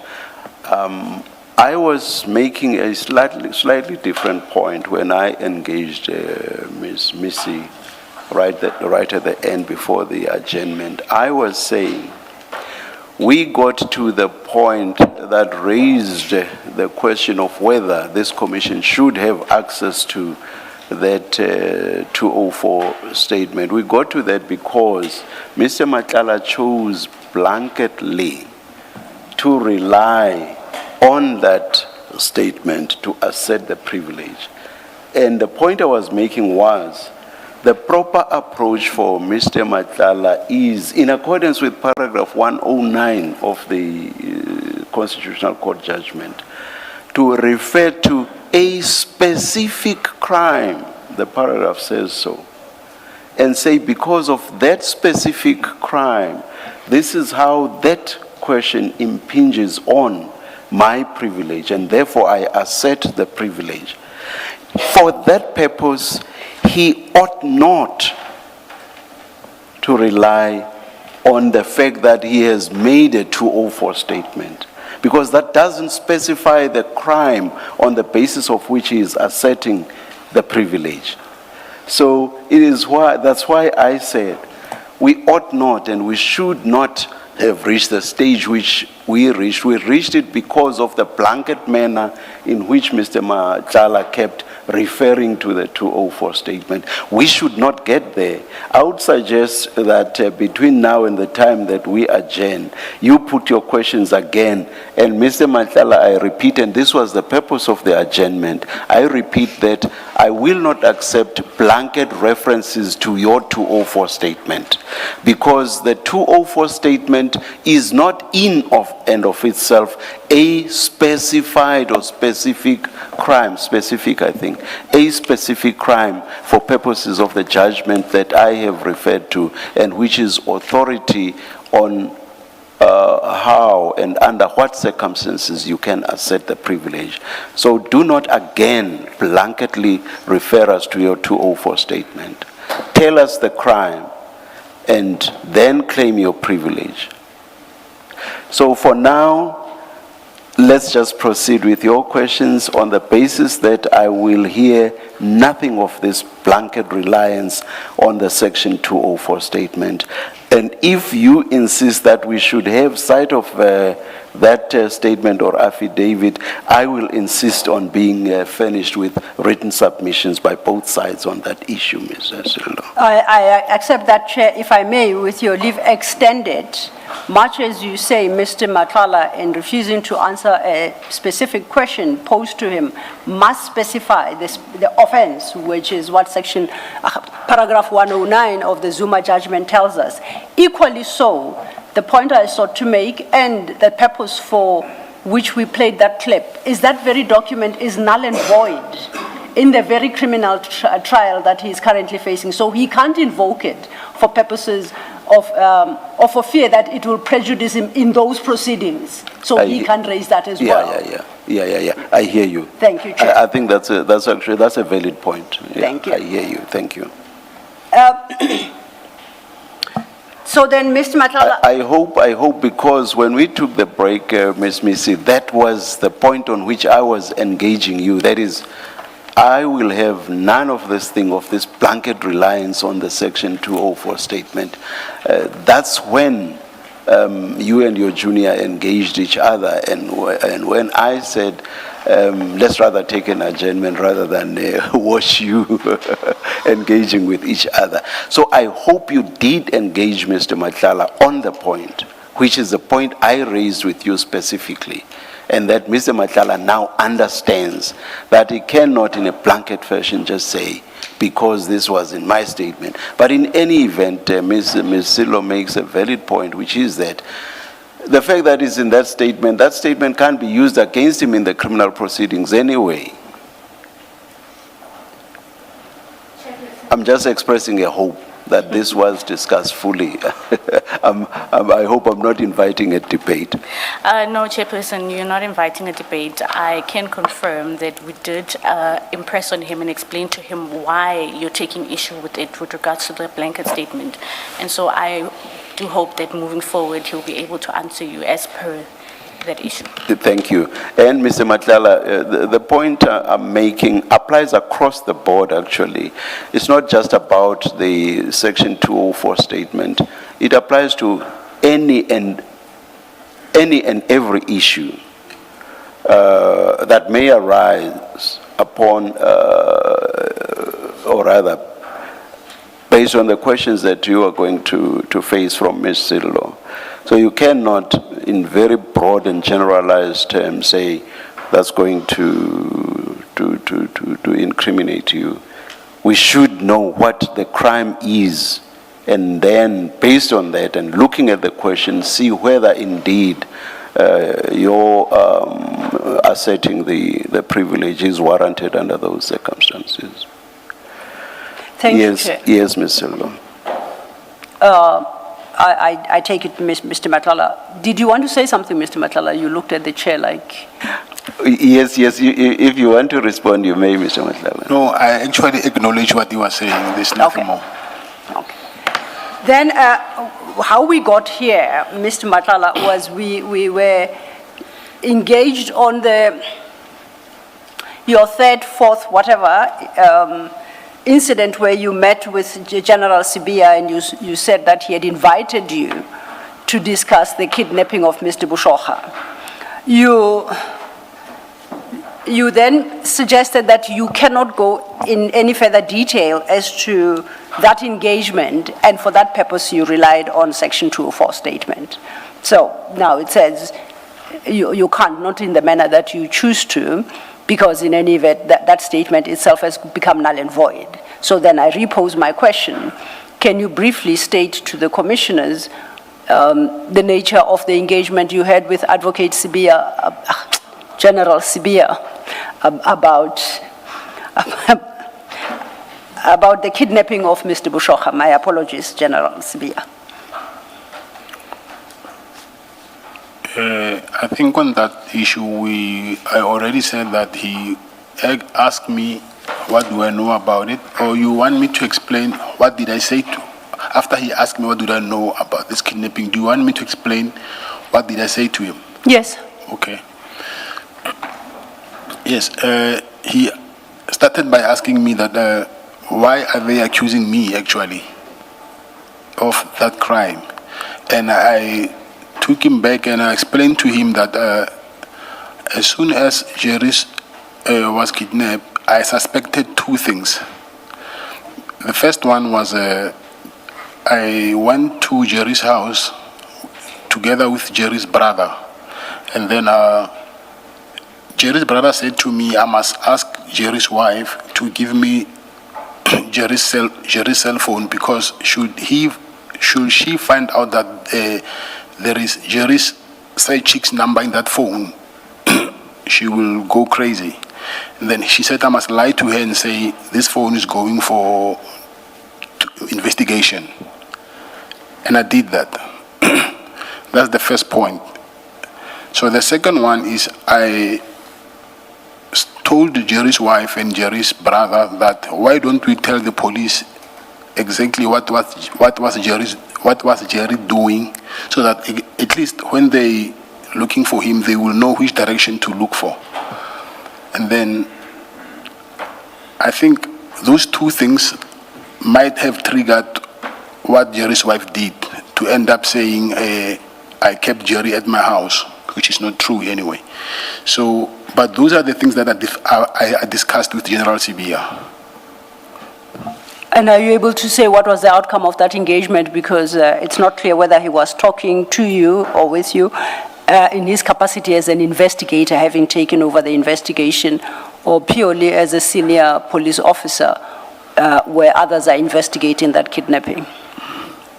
What he said to me is, he said to me that if he can crack that case, it will help him a lot. So I will assume that he was doing that as a police officer, obviously, because if he wanted to be the one maybe to crack that case, then he wanted to know what do I know about it, since Jerry was my friend.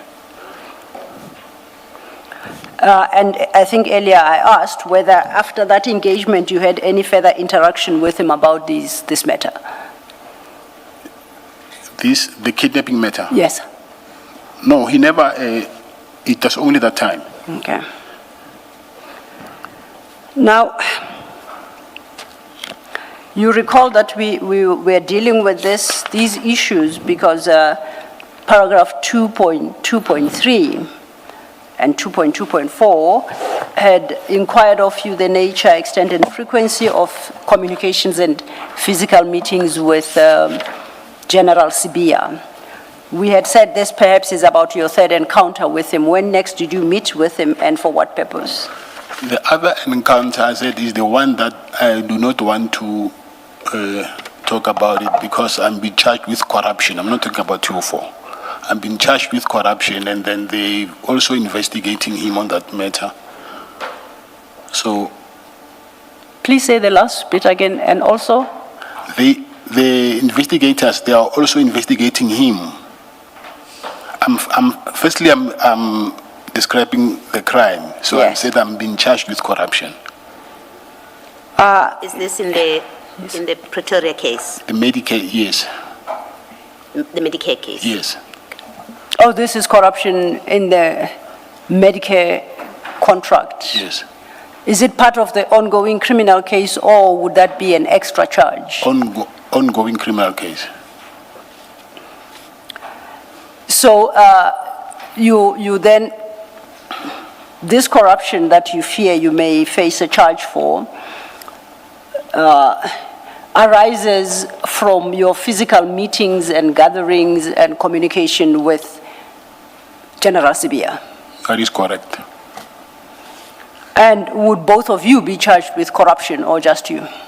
I'm already charged, so I'm saying I do not want to say things that will end up making my trial difficult for me. Well, basically what I'm saying is it will infringe my fair trial rights. Okay. So that will infringe your rights in the ongoing corruption charge in what we call the Medicare? Yes. Because corruption is one of the offenses you are charged with. Is this the IDEC investigation? Yes, that's correct.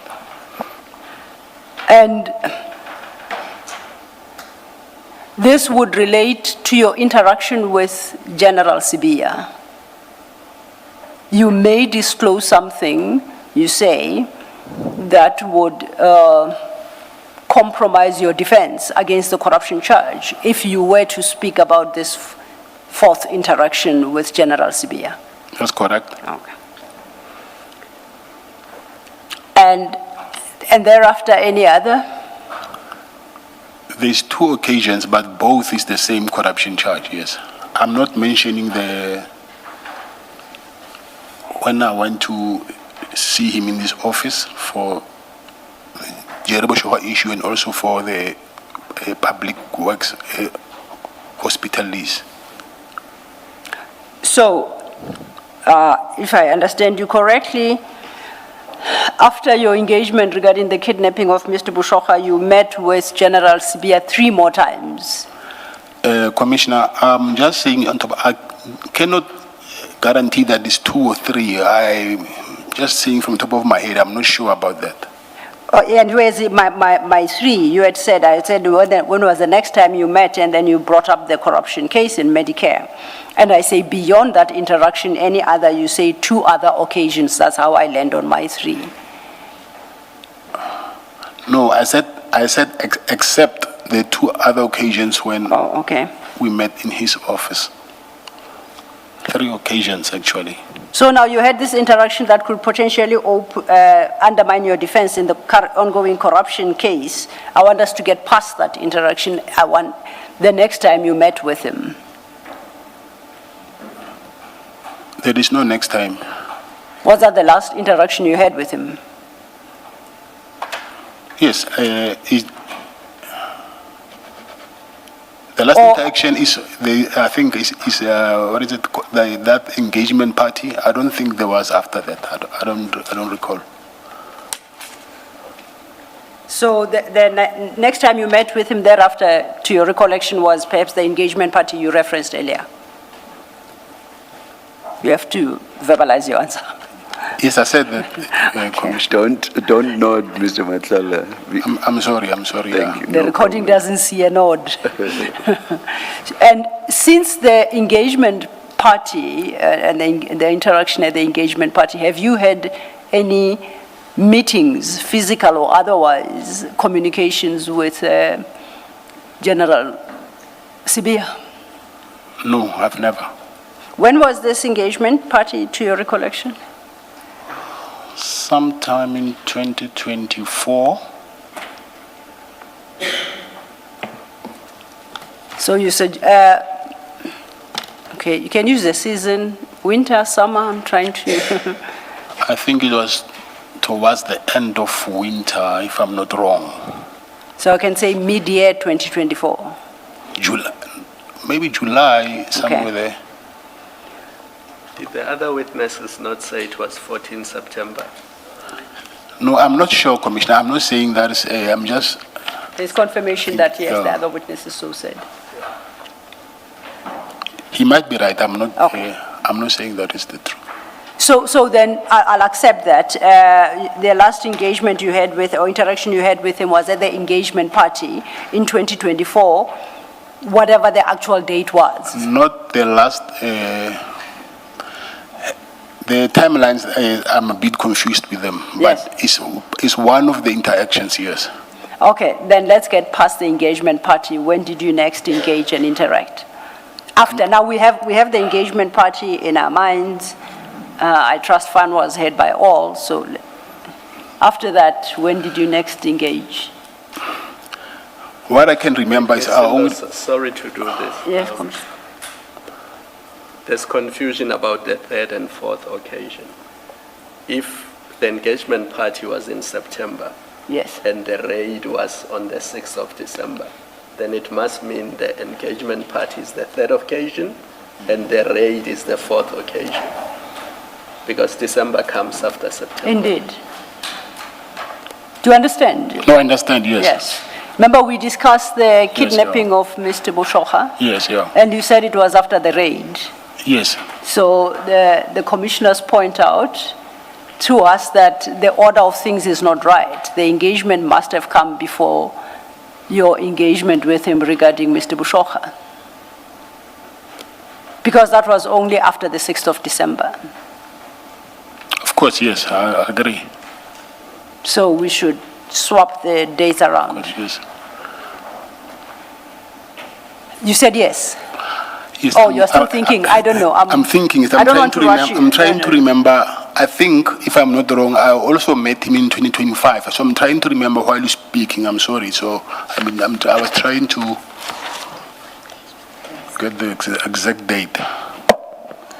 Then perhaps if we say, while we correct that you then met him next in 2025, perhaps if we discuss the circumstances of that meeting and what was discussed, that would help us sort out the order of things, hopefully. So what did you, in 2025 when you met, what was it about and where and how did it come about? Commissioner, I'm saying I think I met him in 2025. I'm not certain, but judging by the timelines, because after the raid, I remember I didn't have, there was no way after the raid, first I'll say maybe 15 days, there was no way that I could have seen him because I was busy with police and then I was busy with my meeting with, so it must be maybe January, I think. Oh, okay, I think I get you now. I'm trying to have a proper recollection, so. And is that in relation to the discussion around the kidnapping of Mr. Boshocha? That's the one you're putting it around January 2025, am I understanding you correctly? Yes. Okay. So then, after the Mr. Boshocha discussion with him, when you would have met again? I don't think I've met him again after. Since? Yes. Have you ever communicated with him directly or via Sergeant Ngosi? Communication,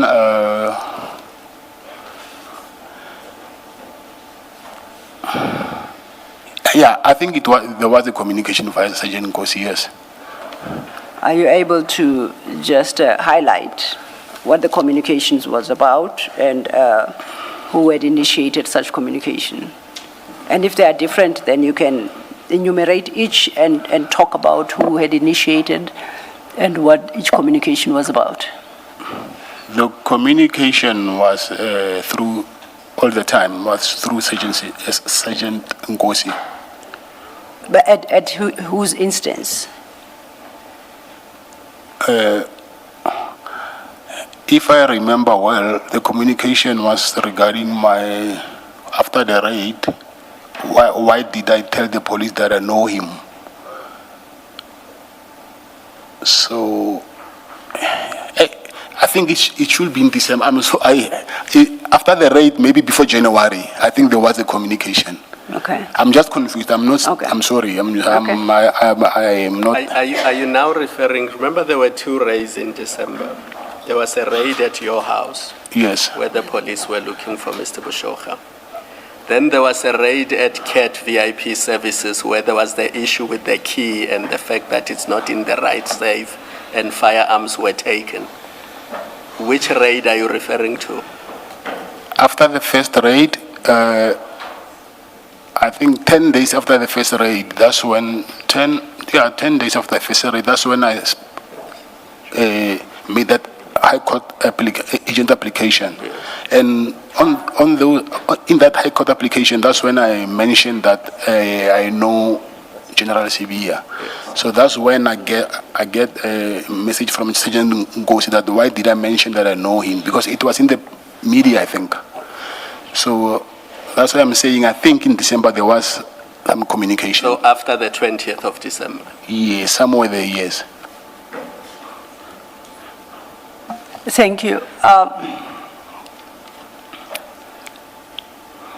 So, do you recall having a discussion with General Sibia about an application that was necessary to launch for the return of the guns and I think jewelry you said had been seized during the raid of your house or office, one of them? Yes, but that is part of the case that I'm attending in the Johannesburg High Court. Medicare? No, not Medicare, the other one. In Johannesburg High Court. The one concerning the conspiracy to commit murder, attempted murder, Yes. and lawful possession of a firearm and ammunition, money laundering. Yes. What relevance does General Sibia have? There is a relevance because I have my defense. I need to establish how did I end up being arrested. So because in my phone records, they are relying that I'm part of me and General Sibia and Minister Mkhunu. We part of people who plan to dismantle this PKTT unit. So that is something that I'm going to argue in trial, that how did I end up getting arrested? What is the crime in dismantling the PKTT? The crime? Well, you said, perhaps I misheard you, my apologies. You said there is an accusation that yourself, General Sibia and Minister Mkhunu are what about the PKTT? Commissioner, when they did my cell phone downloads, there was communication which I do not want to, but it's part of evidence in my criminal court in the Johannesburg matter. But there is those engagements and where also General Sibia has been involved there. You said something about the PKTT. Can you say that again? The dismantle, of the team. Oh, yeah, okay. Yes. So that's why I say, what is the crime in disbanding the PKTT? What's your understanding arising from that case? Not the crime, not the crime, Commissioner. I'm saying part of my defense. I'm going to establish in court how did I end up getting arrested. The only way for me to explain this to you now, I have to go deep, and which I do not want to do that, and now disclose my defense strategy. No. I do not want to do that. I'm not inviting you to. I was talking about an application you initiated or instituted in December. Yes. For the return of your guns and jewelry, which had been seized during one of the raids. Yes. And I asked the question whether you had not engaged with General Sibia around that application for the return of your property. So your response then speaks to the criminal case of murder and attempted murder and the disbandment of PKTT. And I'm not sure I understand. Because your question, what you're asking me now, Yes. is also part of evidence. What you just asked me now is part of evidence, which is in my cell phone downloads. Isn't that perhaps, Mr. Matlala, the best way to proceed is The direct question that is asked is you had such an application before court where you went to court to seek a return of your firearms. That's what Ms. Silo has asked at this point. So it seems to me that your answer would be yes, I did, or no, I did not. And then we pass that and let's hear what is the next question before you get to a point where you say, but that case has to do with the matter that I'm presently facing and the defense. So maybe take it step by step. At this point, all she asks is you had such an application where you went to court, you wanted a return of your guns and jewelry. And answering that question at this point does not require you to get into the detail of that application, and I don't know if she intends to ask you that further question, but at least as a starting point, your answer doesn't require you to speak about what was in that application. Commissioner, I already conceded that yes, I've made that High Court application, but her next question was, did I ever discuss that with General Sibia? That was her question. And your answer could be yes or no, and if she says, what did you discuss? It seems to me that at that point, you may well attempt to raise your defense, your privilege. Commissioner, I don't think this is fair because now I'm disclosing part of my defense strategy now. I don't think that is a fair move. I don't think so. You are not, at least as I understand, you are not saying, I don't want to answer that question because it will incriminate me. You are saying, I don't want to answer the question because I don't want to disclose my defense strategy. That's correct. So it's the second one. Yes, that's correct. And Mr. Lowe will decide whether that's good enough for purposes of further discussion. Well, I would think that, and perhaps it's a tad unfair to Mr. Matlala, because the answer really lies in Section 3, Sub 4 of the Act, which means he must invoke some legal privilege. And in regulation, I think 610, it tells you that the only basis to refuse to answer a question is if you establish a privilege contemplated in Section 3.4, which is a privilege as recognized in law, and fear to disclose your defense as not one such privilege. So if that is the only basis, then you do not bring yourself within the ambit of the protection, because that does not constitute privilege, and you will be compelled to answer. You are raising a wrong basis to refuse to answer. It's not an acceptable basis, as determined by the law, not by us around here. Maybe, Commissioner, it's because you are speaking to, I'm just a mere layman. I do not understand the law, and then I do not know which case law I should invoke in these things. I think maybe my legal counsel will help me with that. I do not know how to invoke which section for that. I think that's fair. That's fair. So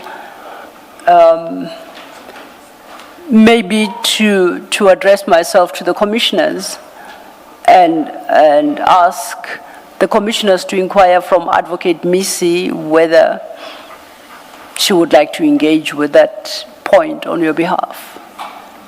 Thank you. Thank you.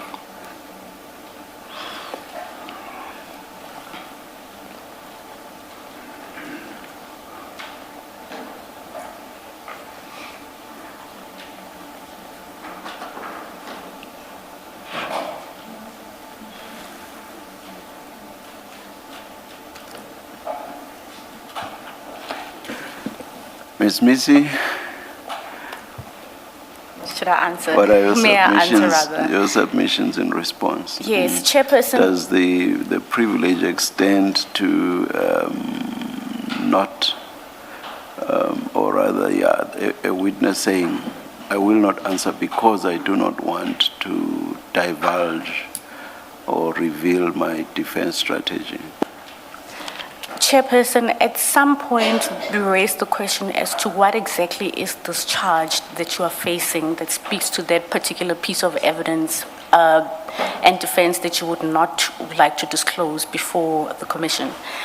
One, because we were only briefed with regards to the proceedings before the commission, we're not fully aware as to what are the charges that he faces in that matter that speak particularly to that piece of evidence for us to then say to Mr. Matlala, we do understand you, and from this perspective here, you would be able to claim your right to the privilege in terms of Section 3(4). And so, Chairperson, the only thing that I could do at this moment is if the Commission could allow us to stand now so that we can consult with regards to this issue, bearing in mind that we're also in a back footing with regards to the charges that relate to that case before the Johannesburg High Court, I believe. Just repeat the underlying facts that give rise to this issue, so that when instructions are taken, they are taken in the context of or the point from which you moved to, Yes. for us to get to where we are now. The chair will recall that Mr. Matlala and I were recounting the incidents he met with General Sibiya and they discussed, and the idea was to understand the content of such discussions on each incident. And I had posed a question to him whether he had met with General Sibiya regarding an application he instituted for the return of his firearms and jewelry, which he stated at the time had been seized during one of the seizure, one of the raid incidents, either at the home or subsequently at his office. And he confirms, yes, he did institute those proceedings. So the question was whether or not he met with General Sibiya and discussed that with him, to which then he claimed he invokes a privilege, not in the Medicare matter that we've been dealing with, but the other matter in Pretoria, I think, about conspiracy to commit murder, attempted murder, unlawful possession of a firearm and ammunition, as well as money laundering. So it is in the context of understanding the charges that he's facing there, I'm trying to appreciate what his engagements with General Sibiya regarding, I would term it the lawful return of his property, what bearing it would have on that case. And that's where I think we fail to find one, or I fail to understand. Let me lay it on my doorstep. Thank you, thank you. Yeah, maybe for a fuller background, during the raids, some of Mr. Matlala's companies, properties, and indeed even his personal items were allegedly, with regard to the personal, and I think it's common cause with regard to the property belonging to the company, were taken by the police during the raid. And the alleged relates to, I think, Mr. Matlala, in a court application in which he was seeking a mandamus, in terms of which he said his, amongst others, his Rolex watch, or was it a Cartier? Oh yeah, Cartier and Rolex watches, and maybe some other personal item had been taken by the police. So in terms of the mandamus, he wanted the court to direct that those items be returned. But if my memory is correct, I think in the end, he either withdrew or did not pursue those applications any further. So that's the full context. And so Ms. Sillo is engaging Mr. Matlala on that. Sitting here, I have no idea how that has anything to do with Mr. Matlala's defense strategy. But in any event, there's the point that Ms. Sillo makes, which is what's Mr. Matlala's defense strategy got to do with the privilege he is claiming, which is the privilege against self-incrimination. So that's the full context. Would you still say you want to take instructions, or would you accept that there is no basis for asserting the privilege in this context? Or perhaps it's not even the privilege, it's some other animal, an animal that I will not answer the question because it discloses my defense strategy.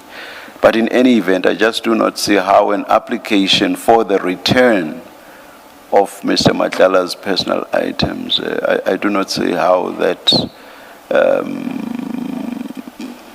relates to any possible defense to whatever charge he is facing in this regard. But in any event, there's the antecedent question. Can he refuse to answer the question on that basis in any event? Chairperson, while Mr. Matlala was giving his submissions, there was a point at which it seems to me that he makes reference to the issue of a charge and or within the case that he's referring to. And I'm wondering to myself, without having full knowledge, is there a misunderstanding on his part that we would need to consult with him about so that we're able to correct him and give legal advice as to whether he's approaching it incorrectly? This is the manner in which you would have to make the application or claim the right to privilege. Because I do specifically recall him making reference to a charge that relates to the matter. And that's why I'm saying I don't know what the charges are. I don't know how it relates to this particular piece of evidence that, or rather the issue with regards to the application not proceeding, how those two interlink, because now suddenly, or rather later on, he makes reference to it being part of his defense strategy. And as he noted, because he's a lay person, he perhaps might not be viewing this correctly, but he actually knows what he's trying to say. Is that a point he can raise as a matter of law anyway? That is, I will not answer that question because it discloses, or rather my response will disclose my defense strategy. Is that a legal basis for refusing to answer a question? Chairperson, now that we have taken the instruction and we've decided to proceed based on where we are, having not heard the application or proceeded with the application at the point, I believe during our consultations and as part of the application, it called into question as to whether as a suspect or as an accused, does he have a right in terms of Section 35, and it would go towards the issue of a fair trial, which there's a confusion with regards to that. I'm just off the top of my head on his part. And that's why I deem it important before we proceed for him to answer it, can we get an opportunity to understand exactly what is this point that he's raising that has to do with the charge and the evidence, as well as the defense that he wants to raise in the trial, Chairperson.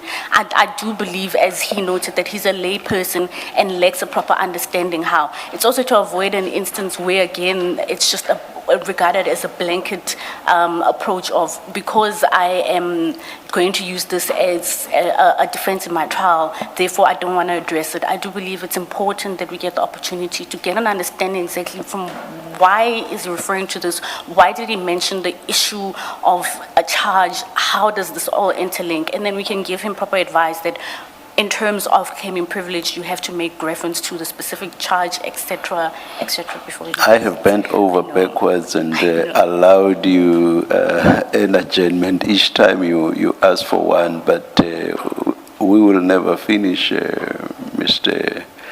Matlala's testimony if at every turn we have to do this. We have to to adjourn for you to take instructions. And I thought this is just a legal question. And sitting here, I just do not see the connection whatsoever with regard to an application, a civil application for the return of Mr. Matlala's goods, an application which he did not pursue. He either withdrew it or did not pursue it to finality, so it died a natural death. I just do not see sitting here, unless we get clarity, I just do not see how that has anything to do with his defense. But as I said, the antecedent question is, can that even be raised as a basis for not answering the question?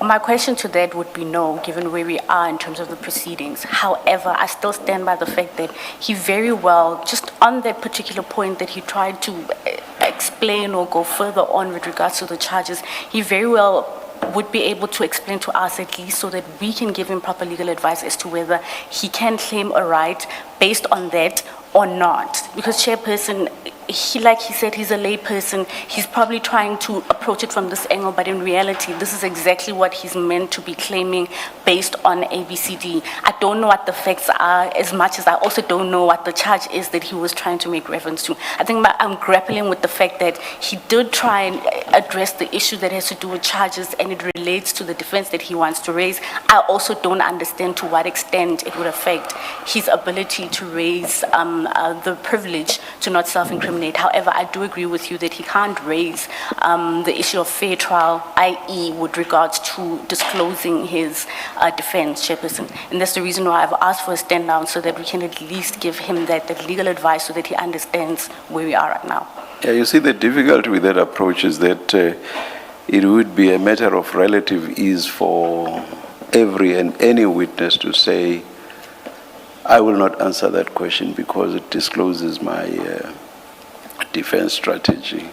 In circumstances where, when you look at the facts, it does not immediately spring out, the circumstances do not spring out and tell you in and of themselves that this has something to do with a possible defense.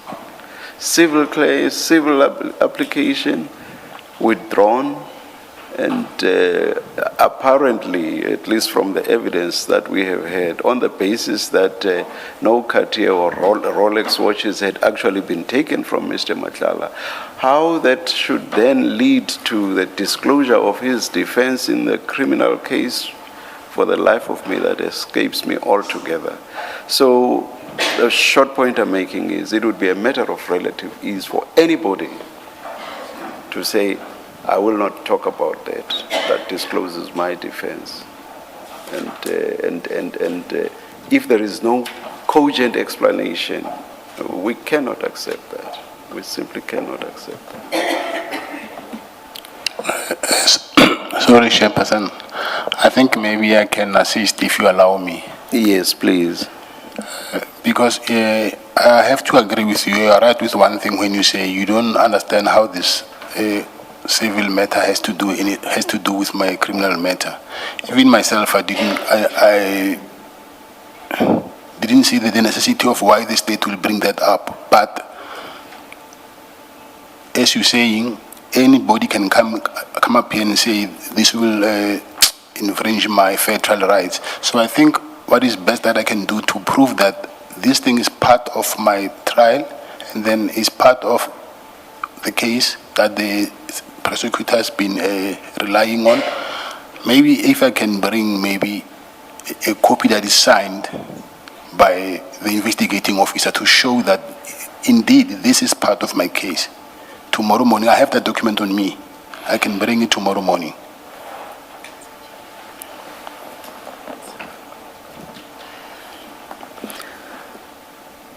I see that it's 2 minutes to 6. Perhaps we should adjourn at this stage, and then that should afford you sufficient time, Ms. Missy.